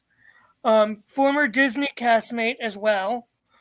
Really? So I know Jeff will be happy about that. Really happy for her, really excited. So congratulations, Macy. I haven't seen her in years since she moved, but really happy for her, and just you'll love seeing someone from your hometown succeeding like this in this sort of a role. So big congrats, Macy. Holy shit. What? The clock went down. The clock went down to 19 seconds on that for Dallas. So we're still on commercial on ESPN. So congratulations. It's not Dallas. What do you mean it's not Dallas? What do you got? What are you breaking here? Lions and Dallas traded. Are you kidding me? Nope. Oh, it's just coming back up. Oh, great. Why would they do that? Lions must have really needed someone because they traded up. Unbelievable. Dallas is now going before Baltimore. Yeah. So the Lions receive a 24th overall pick and a 2025 7th round. Dallas receives the 29th, and I didn't catch what the other one was. But they got their pick. They got their guy, whoever he is. The third trade of the night. Well, Detroit fans, you don't have to wait any longer. They've been waiting all night. Yep. Let's see who it is. Also, real quick, want to give a big shout out to our producer man of the night, JJ Williams. We know you're not a football guy, but we want to very much thank you and appreciate you for producing tonight.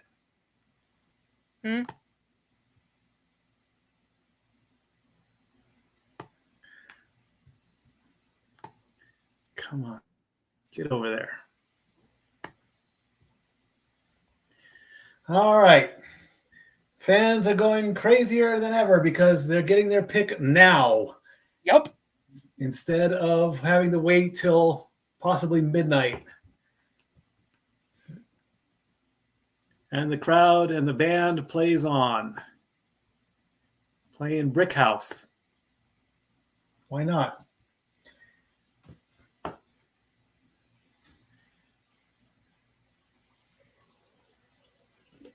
Yeah.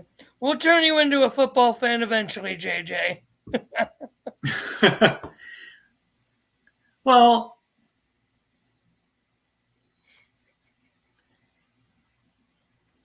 although if you root for any of the California teams, especially the Chargers or the Rams, you're gonna get a very unhappy Meacham. We had a great long tradition every year going to Family House and watching the Super Bowl and watching the commercials and picking out. I'll be a football fan with no list to chase you. Make that happen. Make that happen. I'm not a Chase U fan, but if that's what it takes, I will do it. Challenge fucking accepted, damn it. Hell, let's get them both. Let's get them both to become football fans. Noah and JJ? Well, hold up. Noah doesn't sport except for one thing. Ohio State versus Michigan. That's the only thing Noah sports for. And I appreciate it. Because screw that team up north. And the Dirty Birds. Yes. You don't like the Dirty Birds either, I remember. All right, the graphic is up. The drone is flying in. And here comes Goodell to hopefully, Yep. yeah, I'm thinking too much that the fans are not going to boo Goodell. 23 straight picks. Stat boy, it's Goodell. They're gonna boo him on principle. No one likes Goodell. Bring Eminem back out. Let him make the pick. Well, tomorrow night you'll probably see a lot of WWE stars doing it, like Miz. Because Miz usually does one of our picks for the Browns. Right. We're getting a speech. Some youngsters on the group.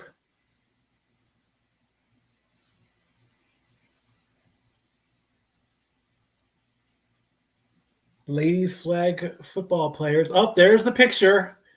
There Thank you, it is. JJ. Thank you, JJ. Look at that guy with the mustache in the back. Jeez, look at him. That's his dad. That's Shad Khan. That's the owner. That's him. That's the owner? Yes, that's Tony Khan's dad, who was on Dynamite at the end last night. Wow. So we are praising the ladies flag football. And here comes the pick for Detroit as Green Bay is on the clock. I'm making the trade official. With the 24th pick, the Detroit Lions select Terrion Arnold, cornerback, Alabama.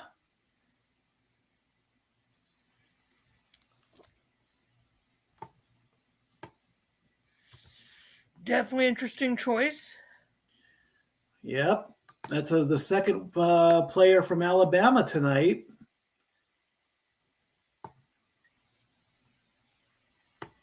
Terrion Arnold, Alabama. And JJ, by the way, if you can get Noah to say what all it would take for him to enroll in Chase U, let us know, please.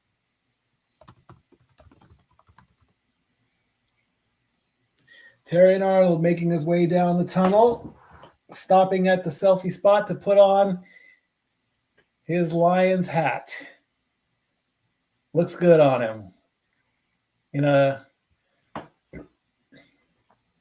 Coming on out to the crowd, turning in that pink suit for Detroit Blue. Screw a Roll Tide, but I digress. Ouch. I'm an Ohio State guy.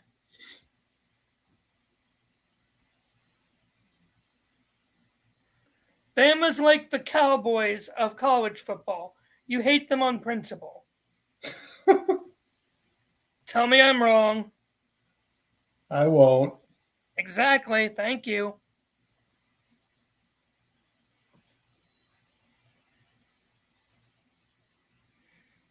JJ doesn't watch scripted NFL scripts that feature Taylor Swift. 5'11", 189, cornerback from Alabama. And hey, Tay-Tay got a lot of eyes on the NFL season last year. Green Bay has made their pick. One of the fastest picks, actually. They had about 7 minutes left on the clock, so they want to get their pick done. Well, they've been waiting all night. It's not scripted. But I will eat the biggest plate of crow if by some miracle somebody gets some kind of absolute proof that the NFL is fixed. And even that'll be scripted. Anybody can type up, oh, this is going to happen, this is going to happen, this is going to happen, make it so. One column left to go, 75% done, 8 picks left. Green Bay gets pick number 25 out of 32. ESPN says that they need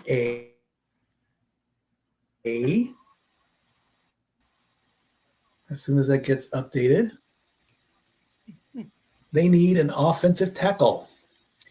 Their best available is center Grant Barton from Duke. Their best fit is Cooper DeJean. The crowd going wild. Detroit's still reveling over their pick. Just past the 11 o'clock hour. It is now 11:08 p.m. Eastern. We're probably going to go till midnight, and then we're going to go to bed. Again, thank you everybody to watching along, making it possible. Loving every minute of this debut draft. This could become a thing every year. Who knows? Who knows what's going to happen in the multiverse of media? Are you keeping up with the NBA playoffs, Josh? Go Cavs. Very glad the Warriors and Lakers are bye-byes. You know, the Lakers are not out yet. They are down 2-0, but they are not out. Boo. The Warriors did get eliminated in the play-in tournament. Manuel As says long as I don't have to see Steph Curry chewing his mouth guard, I'm good. Okay. Emmanuel just wants a decent defense that can actually stop Mahomes and the Chiefs, but whatever, he's not the owner. Stop Mahomes and the Chiefs? You're funny. Unfortunately. He's Brady Jr. Ooh, ouch. Sick Tell me burn. I'm wrong. Tell me I'm wrong. He's better than Brady, minus the State Farm commercials. That's a slap in the face to Brady in this, sort of, if you really think about it. Well, yes, of course. It's Brady. Emmanuel, who's your team again? Would I say Mahomes is the GOAT? No, not even close. He's good, but he's not the GOAT. Yet.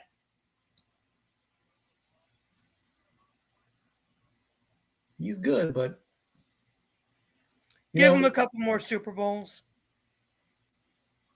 You can start the if Mahomes and the Chiefs somehow get maybe 2 in the next 3 years, then the GOAT battle is really going to go crazy. And as he gets more and more, if that happens, because the thing that kind of killed it for me was even before the Chiefs won the Super Bowl, they're already talking that Kansas City is a dynasty. I would have waited till after the win. If they did win, but you don't want to jinx it as well either. If you're putting all that pressure on Kansas City, hey, are we a dynasty if we win? Are we a dynasty if we lose? You're not a dynasty if you lose. Sorry about that. Green Bay pick is in. We're just waiting for it to be made official, and then we go with Tampa Bay next. Tampa Bay is on the clock. Kamish is at the podium.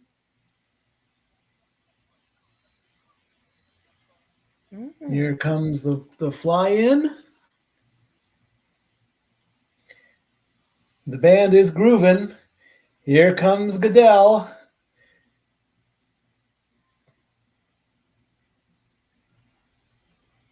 With the 25th pick in the 2024 NFL Draft, the Green Bay Packers select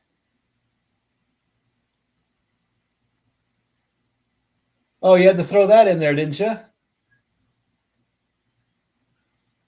Jordan Morgan, tackle Arizona, and this one fan is not happy. He's in dead shock, and the guy next to him is really laughing at him right now as he's getting his moment on ESPN. Jordan Morgan, tackle from Arizona, and the kid's jaw just dropped. He was not happy with that. Was it a Packers fan? It was a Packers fan, yes. It looked like the guy that the WWE cut to when the streak got broken. Oh, he's boy. trying to pick his jaw off of 8 Mile Road right now. That's gonna go viral, folks. And the guy next to him is laughing like crazy. Yeah, I messaged my one friend to see what she thinks. I haven't got a response yet from her. And the Tampa Bay pick is already in, so Tampa Bay made Yeah. that pick That's really because a fast. lot of teams are trying to trade up in the late stage of a first round, according to Ian Rappaport.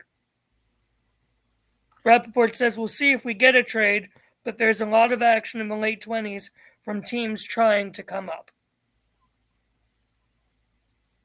So that's why they're getting their picks quick, because teams are trying to trade up into the first round from the second round.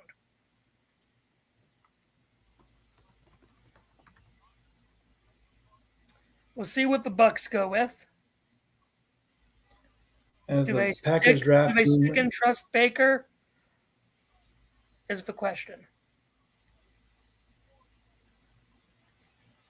I don't think they need to draft a quarterback. I think they're good with Baker. oh yeah, absolutely.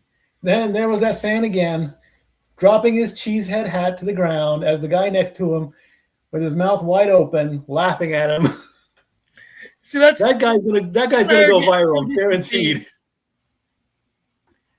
That guy has gone guaranteed. We are on a commercial break. When we come back, the Buccaneers make their pick. And then after the Buccaneers, we have the Cardinals who make their second pick in the first round, and then the Bills. Only 7 picks are left. We are almost in the final stretch. Stay tuned.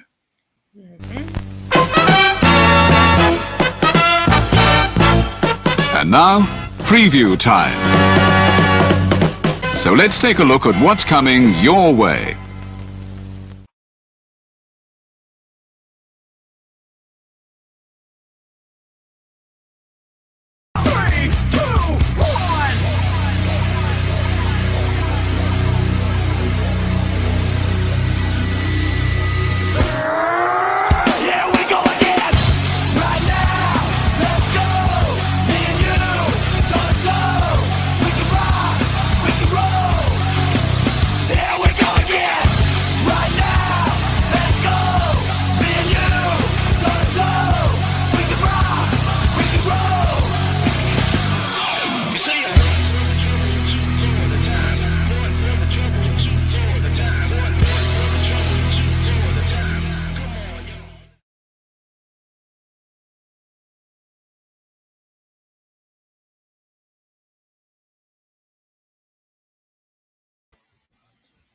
There's the guy.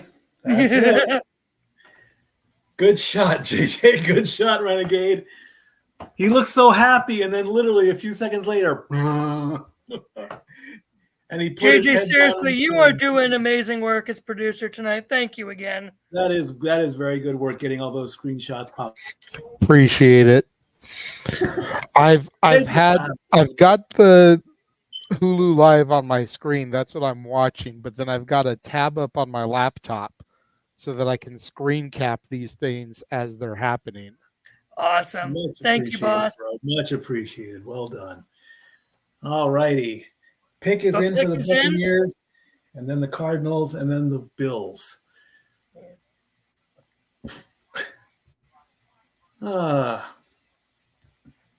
Tony Khan trending on Twitter. Whoop-de-doo. Yuck. Let's see. Okay, Greg Cherry, as of an hour ago on Twitter, F the defensive players this draft, I guess. Right? That was the entire first half of a draft with like 6 quarterbacks being taken off the board right away. Like, yeah.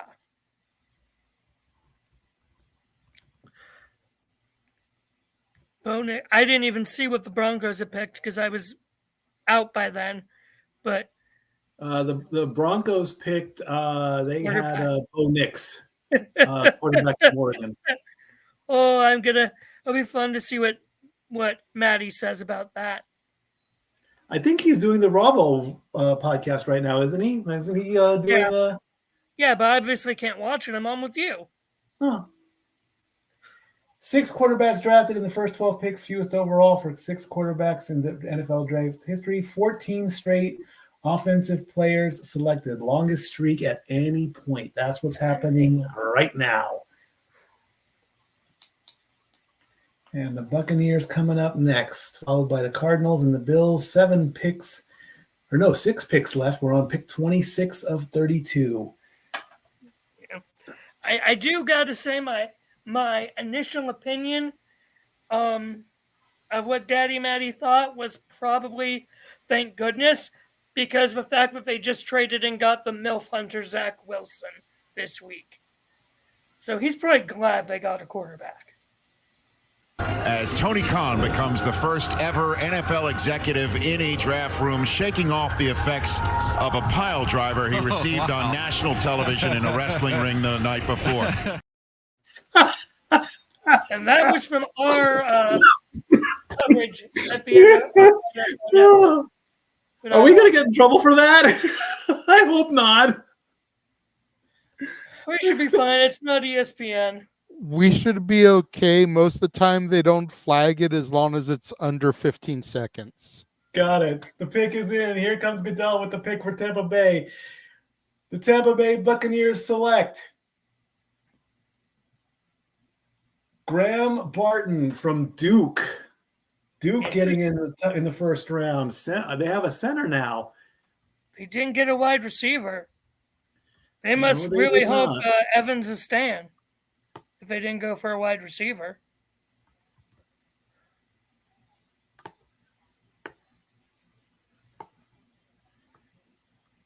Definitely interesting. All right, we put Graham Barton, center from Duke, on the board. Oh, that's quick. The pick is already in for the Cardinals. And the pick is in for the Cardinals. Very good indeed. Graham Barton, center of Duke. The first center to be drafted. JJ, real quick, are you watching the NFL Network coverage or the ESPN coverage? Me and Mikey are both on ESPN, and we're pretty much synced up. Okay, so I'm the odd one out. Just wanted to make sure. How much is NFL Network? I have DirecTV, so it's free. Oh, okay, cool. Oh, that means I have it too. I can stream. Okay, cool. Yeah, go 212. Oh, right, yeah. Yeah, and I have MLB network free as well, thanks to T-Mobile. So you probably have. So if you want to switch to NFL Network, that way we can be synced up. I'll stay with what I got. We're almost done anyway. The fly-in comes in. And here comes Goodell with the 27th pick, Arizona. With the 27th pick in the 2024 draft, the Arizona Cardinals select Darius Robinson, defensive tackle, Missouri. Missouri joins the board. Darius Robinson, well done. I am interested to see, and it won't be until probably the third. We probably won't be done until like the very later rounds to see if anyone from my alma mater is drafted this year. We had a couple last year, so we'll see.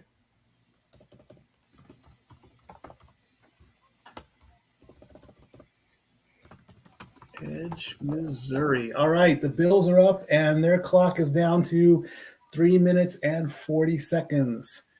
5 picks remain in the first round. The second round starts tomorrow. So keep on to social media and all that. I will be switching back and forth between this and the WWE draft. I think the WWE draft is more important. Well, on Friday nights anyway. Night one of the NFL draft is usually the one that people tune into the most. A lot of people don't turn it in on Saturday to watch rounds 4, 5, 6, and 7. And there's Darius acknowledging the crowd in his purple suit. I think everybody has walked up to Roger Goodell with the big high five, not with the thumb clap. There hasn't been I don't think there hasn't been one handshake, one proper handshake to Roger. Everyone's giving him the what's up with the big hug, you know. I don't know if there hasn't been, you know, if there was a bet on that one, I would just walk up and shake his hand, honestly. And thank you, JJ, for sending that video in the sports bar and the no DQ chats.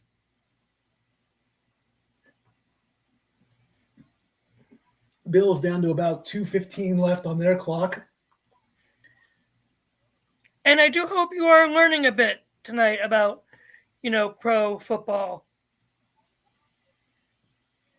We both agreed that you can have a good defense, but if you don't score, you're shit. We know what that's like. Congratulations to the Missouri Tigers. Yes. Mizzou.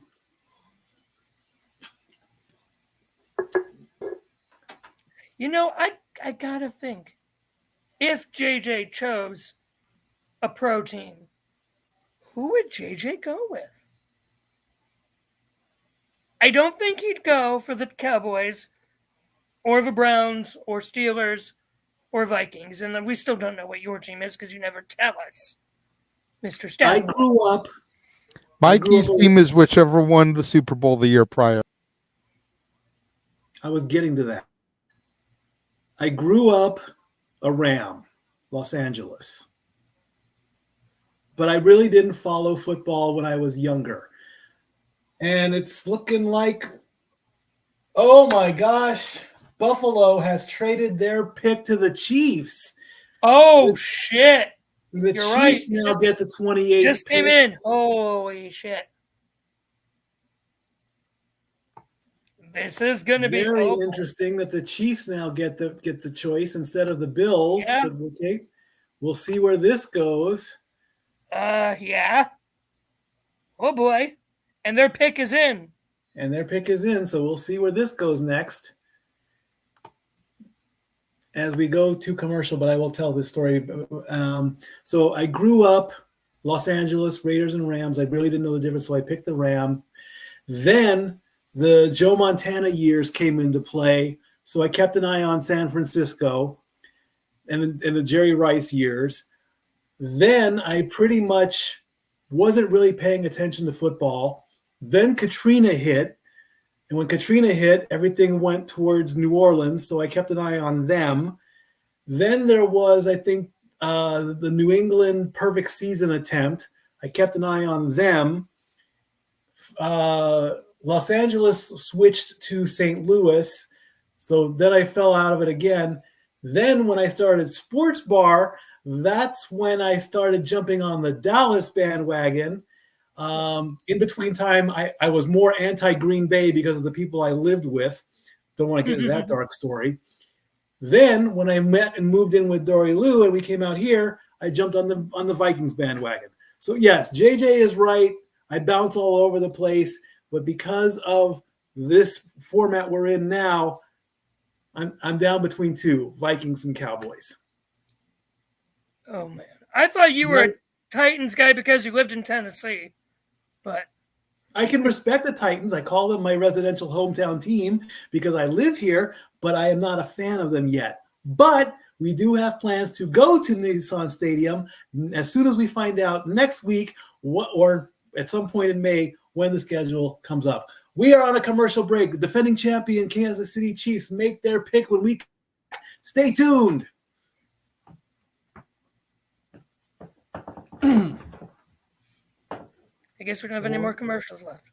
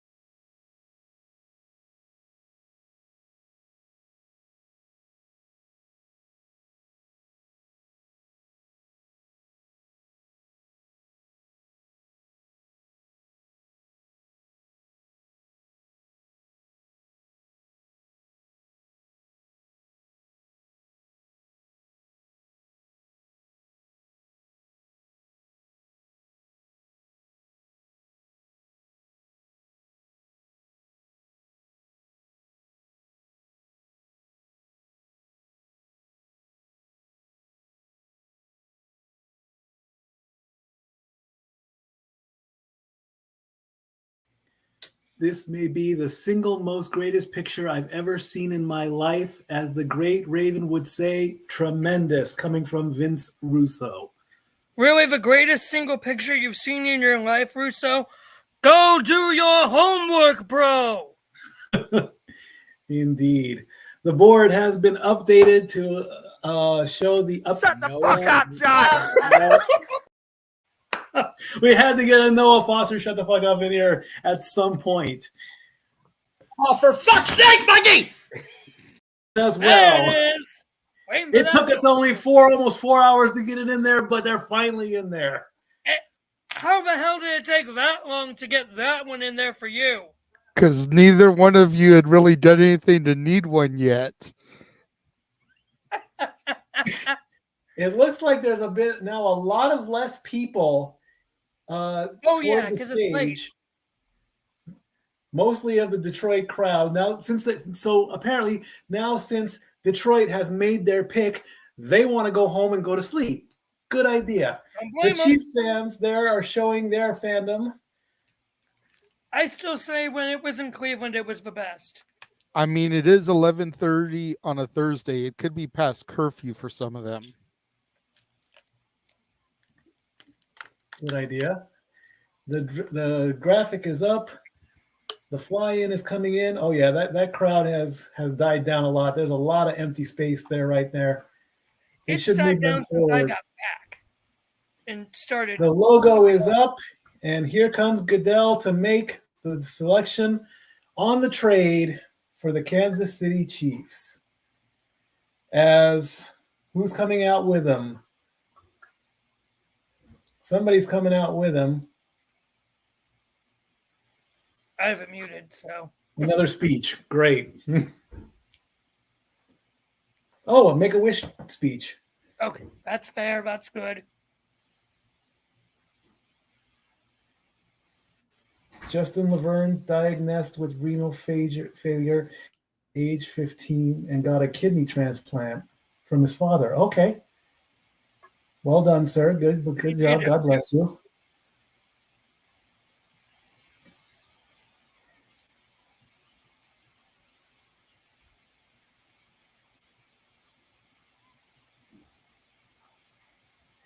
How about that? He made his wish to make the announcement for his team. Well done, sir. That's cool. That is very cool. Well done.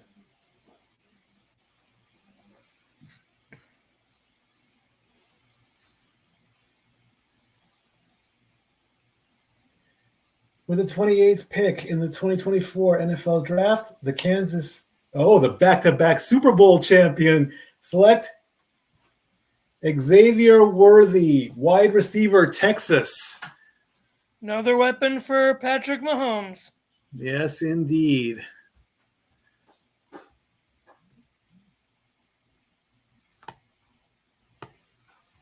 Also, from what I've been seeing, the fact of the Falcons selecting quarterback Michael Penix Jr., Kirk Cousins ain't happy. Yes, we did break that news earlier. Actually, Emmanuel broke that news, and I did read the tweet out there that he had no idea that that was going to take place. Good job, Falcons. Already pissing off your new veteran old man quarterback, who you signed for 5 years, by the way. Good Contract? I'm pretty sure it was 5 years. Xavier Worthy. They signed Cousins. Yeah, it's a 5-year deal for Kirk Cousins. Cowboys Hey, Dory Lou has returned. Hello, Dory Lou. Hello. How are you? Tired. I speak of Kirk Cousins and she appears. Hello, Josh.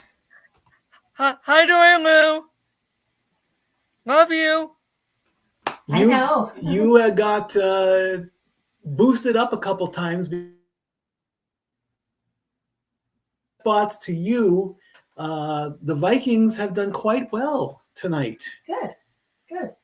I was going to try and catch recaps on all of it later because I'm freaking tired. Yes, you've had a Don't very blame you. long day. You've had a very long day. 2 days. A very long 2 days, yes. And my next one is on Monday the 21st. Going overnight into Tuesday? Yeah. So you won't be available for the show?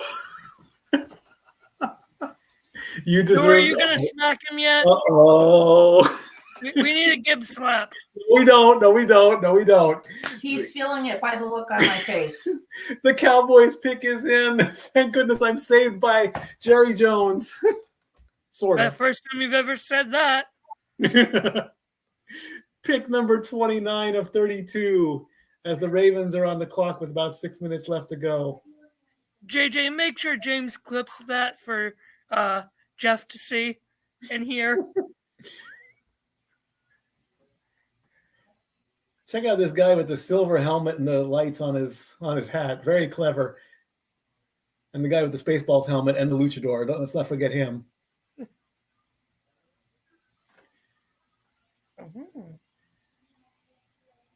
Cowboys Nation.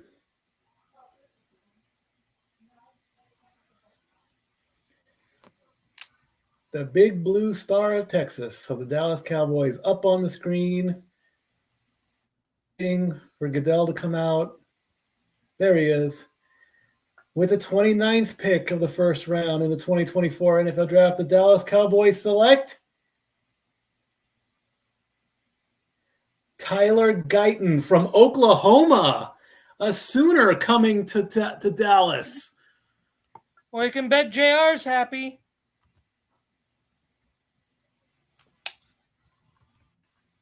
And the crowd goes wild, especially in his watch party there.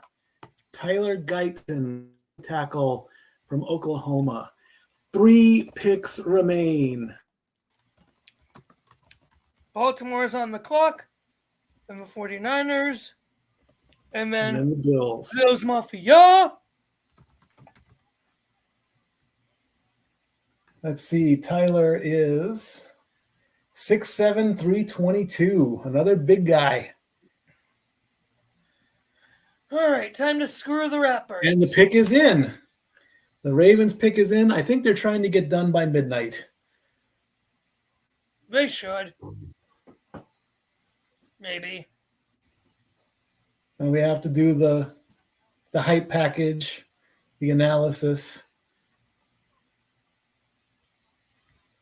And let's see what the Ravens, what they need and where they might go.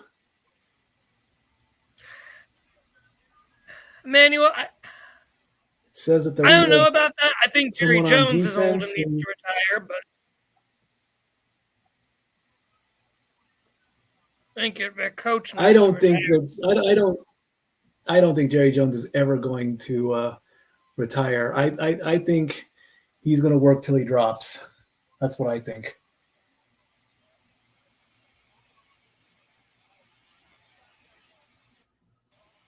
And when he gets that call to go up, it'll be beautiful. It'll be a remembrance, and I think they'll put him on the center of the star like they did Chris Kyle, the American Sniper. I think they'll do that for him too.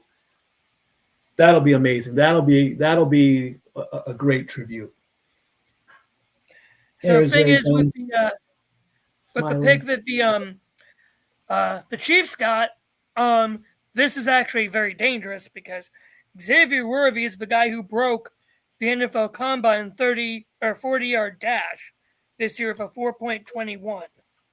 So they got literally the fastest wide receiver. How the crap he didn't go well before this, I don't know. But the fact that the Chiefs got him for Mahomes, yeah. 3 picks remain. The Ravens, the 49ers, and the Bills. The pick is in. The drone flies in. Blah. Ratbirds. San Francisco is on the clock with about 7 minutes and 40 seconds left to go. Ravens getting excited.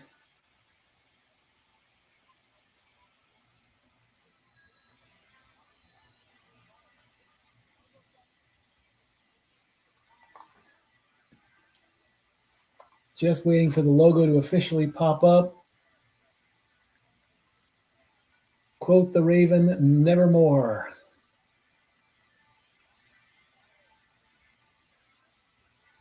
The band keeps playing. Don't have Edgar Allan Poe associate with the Ratbirds.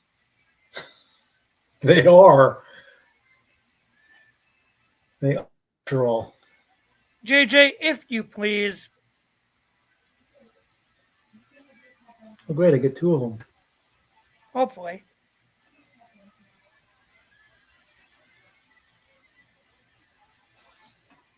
No. Dang it. No. Thanks, JJ.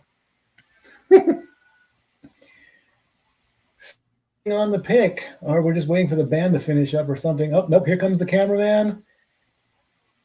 As the band finishes up their song. I do hope they get to finish the song that they sing. Oh, this is interesting.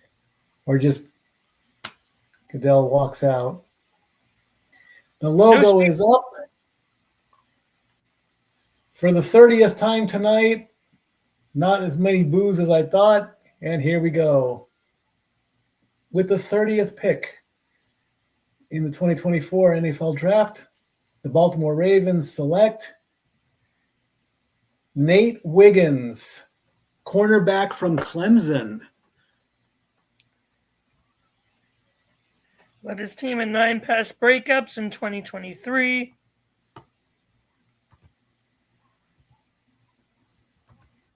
Two interceptions in 2023.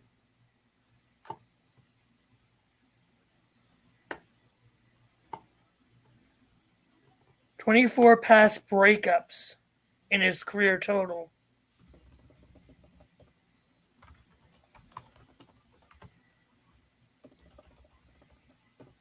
Yeah, no, he's good. And my Youngstown 49ers are on the clock. With about 5 minutes left to go. Yep. Carolina gets the first pick in the second round tomorrow, so we'll see where that goes. That'll be among the news groups or whatever. 2 picks left to go. Mm-hmm. San Francisco and Buffalo. Again, I cannot say thank you enough to everybody who have stayed along with this ride. Making it to midnight. Maybe even, well, it depends on how quick the picks come in. Mm-hmm. I didn't think I'd be here for it tonight, so. I greatly appreciate that. Zach, I hope you're okay. Don't know why you just, maybe there was another power outage where he lives. I don't know, but I appreciate that Zach popped in. I appreciate you coming in and taking his place. I'm glad Dory Lou popped in for a quick second.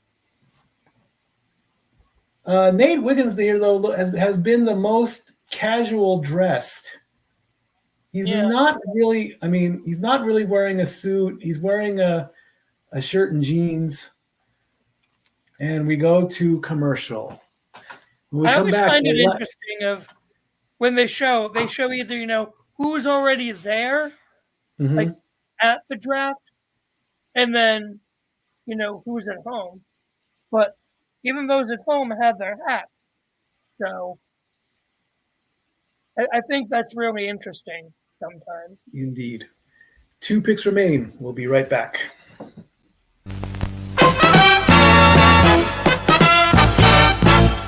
And now, preview time. So let's take a look at what's coming your way.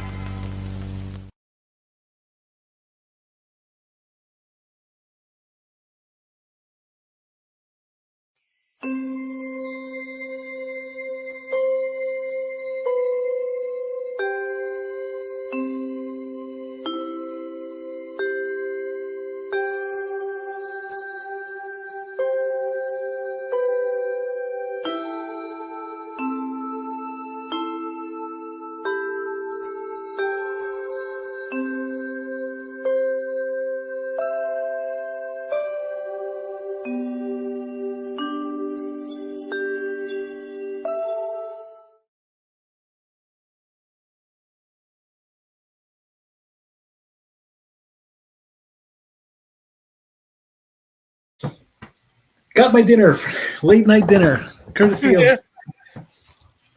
of McDonald's.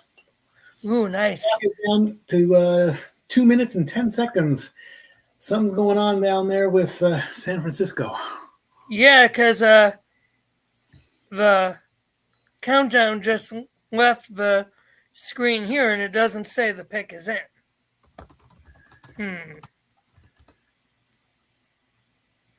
What's going on? Down Is to a there minute picking, 45. I think it might be. Don't know. Yeah, Ian Rappaport's back. There we go. The pick is in. Good. Hooray. As soon as we come back from commercial.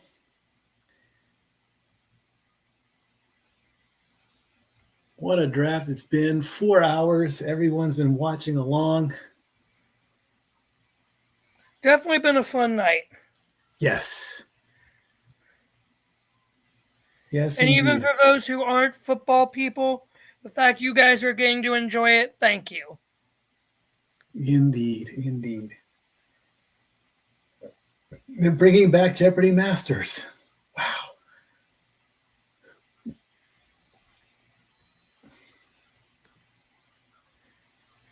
On ABC, why not? Stream on Hulu. There you go. Everybody's got to take a break. Let's take a look and let's see what is going on as I can do a quick update before the pick has not been. I don't want that. I want to know what's happening in basketball. The Lakers and the Nuggets are in game 3. The Nuggets are winning 58-57.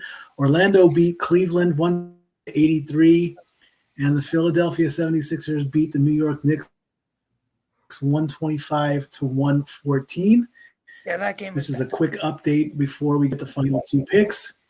In hockey, 2 games took place. The Panthers beat the Lightning 5-3. The Panthers are now up 3-0, and the Hurricanes beat the Islanders 3-2. Both teams are up 3-0. They on their next game, they can finish out their series.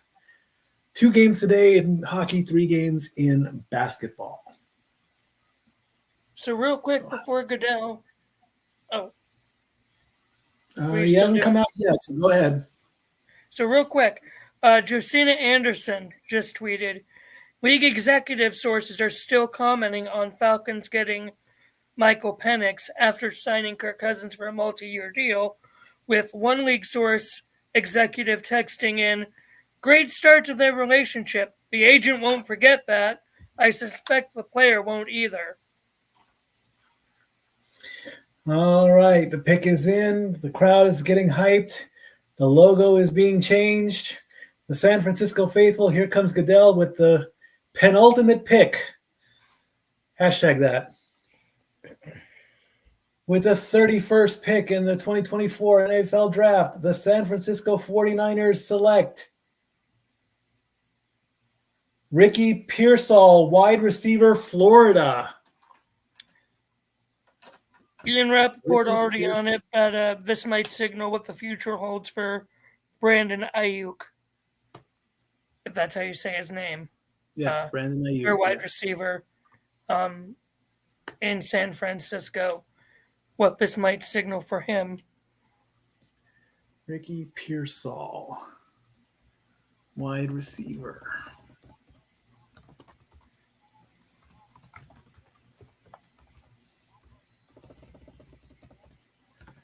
Oh, shit. We have a trade. Oh, Panthers traded up to the Bills. Panthers and Bills switch. unbelievable. They couldn't wait. Nope. Bills don't get a pick tonight. I wonder if this is them going for their last quarterback to get a 7th quarterback off the board. They're happy they have who they want because it looks like the pick is in. You're a little bit ahead of me then. Well, I'm just saying I'm seeing the draft room. So even though the I'm thing seeing is the- counting down. I'm seeing the draft room with the 49ers right now. The trade is going to be official. Panthers receive 32nd pick and a 6th round pick. Bills receive a 2nd round the very third pick, and a 5th round pick. All right, so we take out the Bills, we put in the Panthers on the last pick.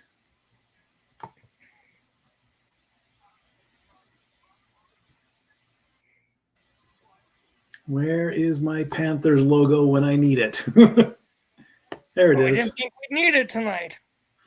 I didn't think I needed it at all. The most shocking thing would have been if we traded up into the first round. With what draft leverage, I don't know. Well, if they get a quarterback on the last pick, that would be 7. That would have been my prediction. So they need a quarterback. They could use a quarterback, but it was funny. I mixed them up with the Jacksonville Jaguars earlier. I said Carolina instead of Jacksonville. But the thing is, Emmanuel, if the Panthers are picking someone the Bills already didn't want, then the Bills have free reign tomorrow. They have free reign tomorrow to get whoever they want. It gives them a whole day to think about it. So I don't blame them. Now, they drafted a quarterback last year. Yes. So did they do it 2 years in a row? Why not? The final pick is in. Who's it going to be? Don't go to commercial. It's not worth it. They aren't.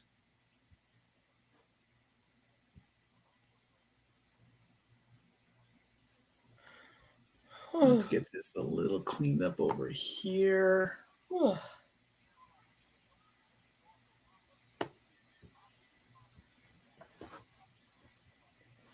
Panthers, yeah, it is.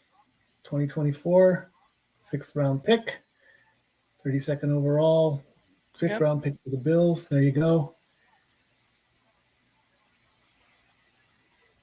So we had 4 trades in the first round. Not too bad.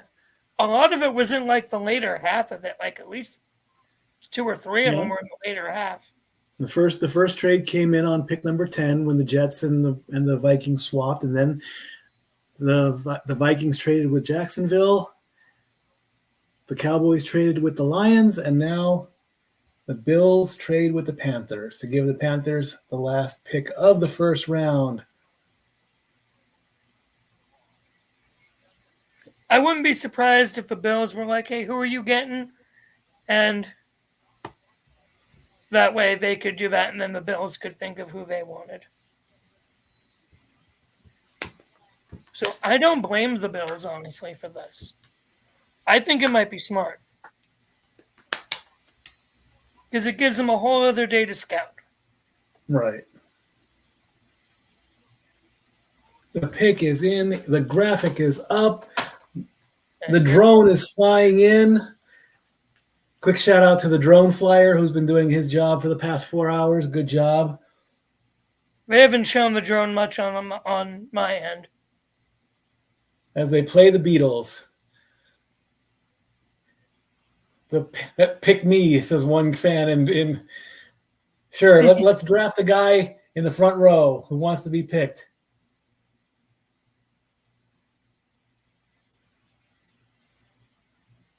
Carolina, our neighbors to the east. And here comes Roger Goodell for the last pick. I don't think they'll boo him in round. I don't think he's going to be there for all 252 picks. No, he's with the final pick of the first round. Thank you. We know that already. The Carolina Panthers select Xavier Legette, wide receiver, South Carolina. This was called earlier by a lot of people. They waited, but they still got him. So that's why they drafted up, to make sure they got him. And with that, Roger Goodell officially shuts down the draft for the night. And we make the final update to the board. Let's get that there. And I'm going to have to move that up just a little bit to make room for this last trade. And we'll bump that up a little bit.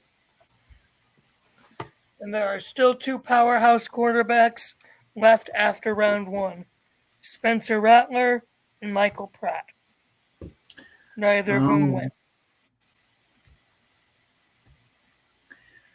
All righty. Here is your final board for the round, for round 1. Let's bring that up there. There are all your round 1 picks with 4 trades in. What a draft. Wow, wow, wow. And we finished just before midnight on the East Coast. Bravo indeed. Fans, thank you so much. 4.5 hours we've gone. And then the draft is not quite done. There are 7 total rounds. 252 picks, I believe, is the actual number. It could be higher. So we're not going to be reporting on all those. Overall, let's take a look at the numbers here, and let's get the final counts. 6 quarterbacks: Caleb Williams from USC going to Chicago, Jaden Daniels, quarterback from LSU, Drake May from North Carolina. The big one, Michael Penix Jr. from Washington going to Atlanta. Bo Nix from Oregon going to Denver. J.J. McCarthy going to Michigan, coming from Michigan Wolverines to Minnesota Vikings in the first trade. And those are your 6 quarterbacks.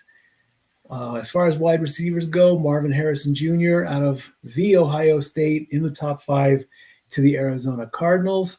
OH. Malik Neighbors from LSU goes to the New York Giants. Rome Odunze got the 2nd pick from Chicago, pick number 9 overall from Washington. And there weren't any other wide receivers until we got to Jacksonville and Brian Thomas Jr. from LSU. And Xavier Worthy from Texas goes to Kansas City on a trade.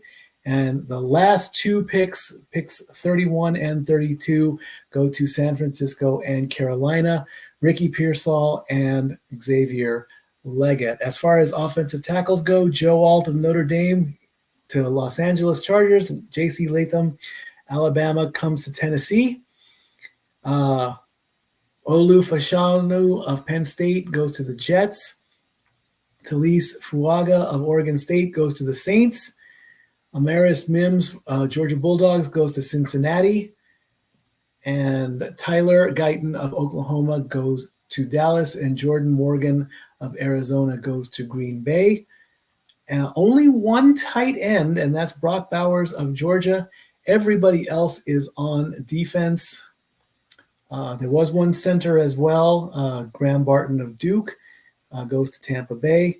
Everybody else is on defense. Darius Robinson from Missouri goes to Arizona. Dallas Turner goes to the Vikings on the trade from Jacksonville from Texas. Jared Verse goes to the Rams. He'll be playing out of Florida State. Chop Robinson to Miami from Penn State. And Latu from UCLA to Indianapolis. And that covers everybody. At this point, friends, again, I cannot thank you guys enough. This has definitely, I would hope to have been a success. Hello, Renegade. Hello. Go ahead and finish your statement. I was just going to do shills and everything. Very, very good indeed. Again, I cannot say thank you enough. I would hope this was a success. You never know when watch along is going to take place, and let's go ahead and get the shills out, and then Josh has a final stat. We'll go ahead and let Josh do the final stat before we do the shills. So for those who may not have been keeping track and keeping count, that was a record 23 offensive players selected in the first round. 23 out of 32. That is a record. Holy shit. And as Greg said, yeah, fuck the defense apparently in this first round. There you go. That's my stat. My brother, go ahead with the shills, please. All right, I'm going to try to get through these as quickly as possible, but there are a few different graphics I've got to throw up. Tomorrow evening, immediately following Friday Night SmackDown, join us across the multiverse for our Night 1 draft coverage. We will not be talking about the entirety of SmackDown. We're just going to be focusing on the draft picks. Kicking off at 7:30 Pacific, 10:30 Eastern. Like I said, pretty much immediately following the show going off the air. We're going to give about a half hour for Bossman Rift to do his recap over on the No DQ side of things, and then go live with our own stuff. Saturday, open mic night, game night, match game. Join us as our reigning and defending open mic night, game night champion, Greg Cherry, defends his title against the former champion, Emmanuel Dominguez. Then on Monday night, same thing, about a half hour after Raw goes off the air, so figure 11:30 Eastern, 8:30 Pacific. Be doing the same thing, night 2 draft coverage. Next Tuesday, night 2 of Spring Break-In watch-along, myself and Noah Foster on the call for another night of fantastic NXT action, including the first female NXT Underground match. Natalya versus Lola Vice. And then we're back at it again next Friday with TNA Under Siege watch-along kicking off at 4 Pacific, 7 o'clock Eastern. And if all that wasn't enough, may the 4th be with you. Saturday the 4th, Star Wars trivia in the style of Jeopardy. I only have one category left to write the questions for. I will be Renegade Trebek, the host for that show, because I'm writing all the questions. Wow. By the way, Renegade, you will be getting a super chat from me next Saturday. Or next Friday, actually. Because you want to be on the Jeopardy trivia? For Star Wars. And I can probably change my schedule so I can watch along, play along, whatever. We'll see what happens next week. I'll have a better chance to swap schedule. Bless you. Well, hopefully you'll also be able to be on the match game panel and be part of that. We'll see. We'll see what happens this weekend. Okay. I have conversated with our winner of match game last year, and she may be a panelist this weekend. That's right. Natalie may be one of the panelists giving answers this weekend, while Emmanuel and Greg try to match up with us. Wow, that'd be good. Before we go off of the air, Mikey, we did just get a $2 super chat from Emmanuel. Thank you very much, Emmanuel. Who would you say won the draft day team-wise? I'm going to go with Atlanta and Michael Penix Jr. The big shock on that one, after with a close second going to Minnesota because of the trades. Really? You don't think the Bears with the number 1 draft pick and Caleb Williams? It's only the Bears. Enough said. Well, but he was the number 1 draft pick. He was the one everybody assumed would be getting picked first. They were able to get him, and they got the 9th pick, which was a pretty good pick as well. Yeah, but that's why I'm asking. Forget about what they usually do on the field. Who did the best in their picks tonight? That's the thing when you anticipate who you think the number 1. That's what you think who the anticipation is. Let me change the style of that real quick so you can see it better. I mean, everyone was saying that Caleb Williams was going to be the number 1 pick, and they were right. it kind of took the hype and the away from it. For if Chicago went anybody else than Caleb Williams, then the team that would have gotten Caleb Williams would have been the winner hands down, because Chicago would have screwed it up. So I can put them, you know, in the third place position because of the overhype. You know, oh, Caleb Williams is going to Chicago. It's a given. It's a lock. You don't know that until it absolutely happens. That's the only downside I can say about it. Again, I can say that the Vikings did very well with the trades. Those really helped them. You know, so now you're in the what if category. Could the Jets have gotten JJ McCarthy? Absolutely. Would it have made a difference? Possibly. Why they didn't go that way? Because maybe they're thinking that Rodgers is still good. The Vikings needed a lot of help. And like I said, the biggest shock started in column 1 there with Michael Penix Jr. going to Atlanta.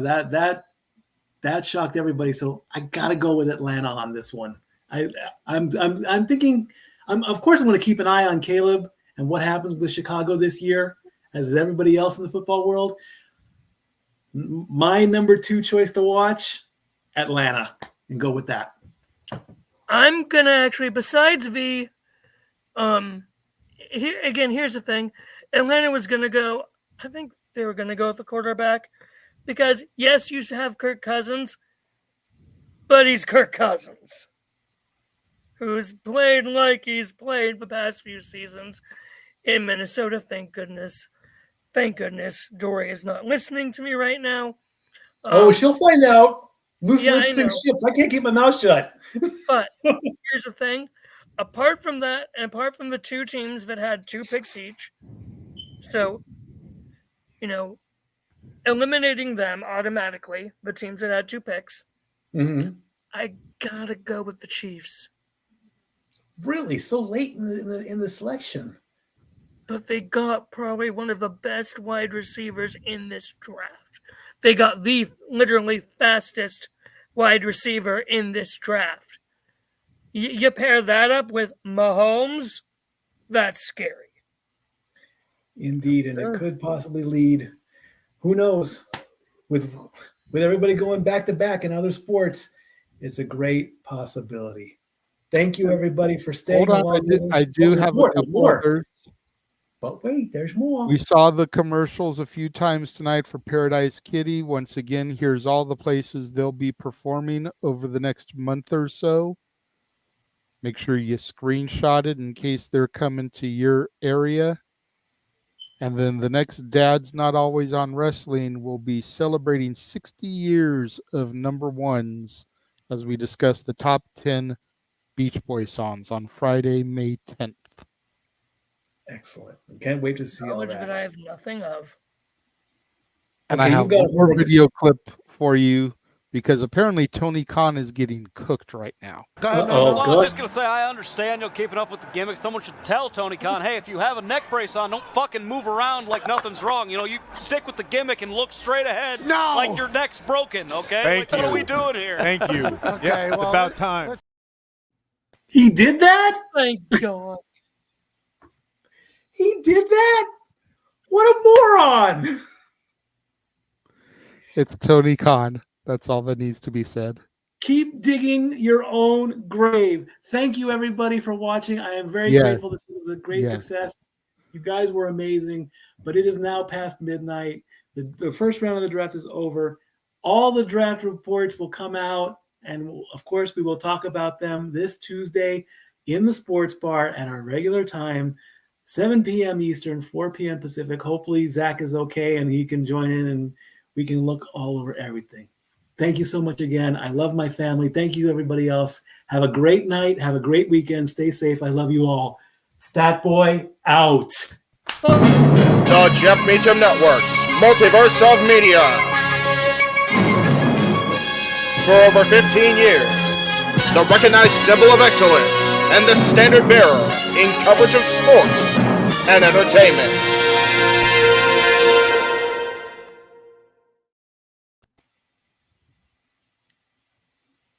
Fuck the Young Bucks.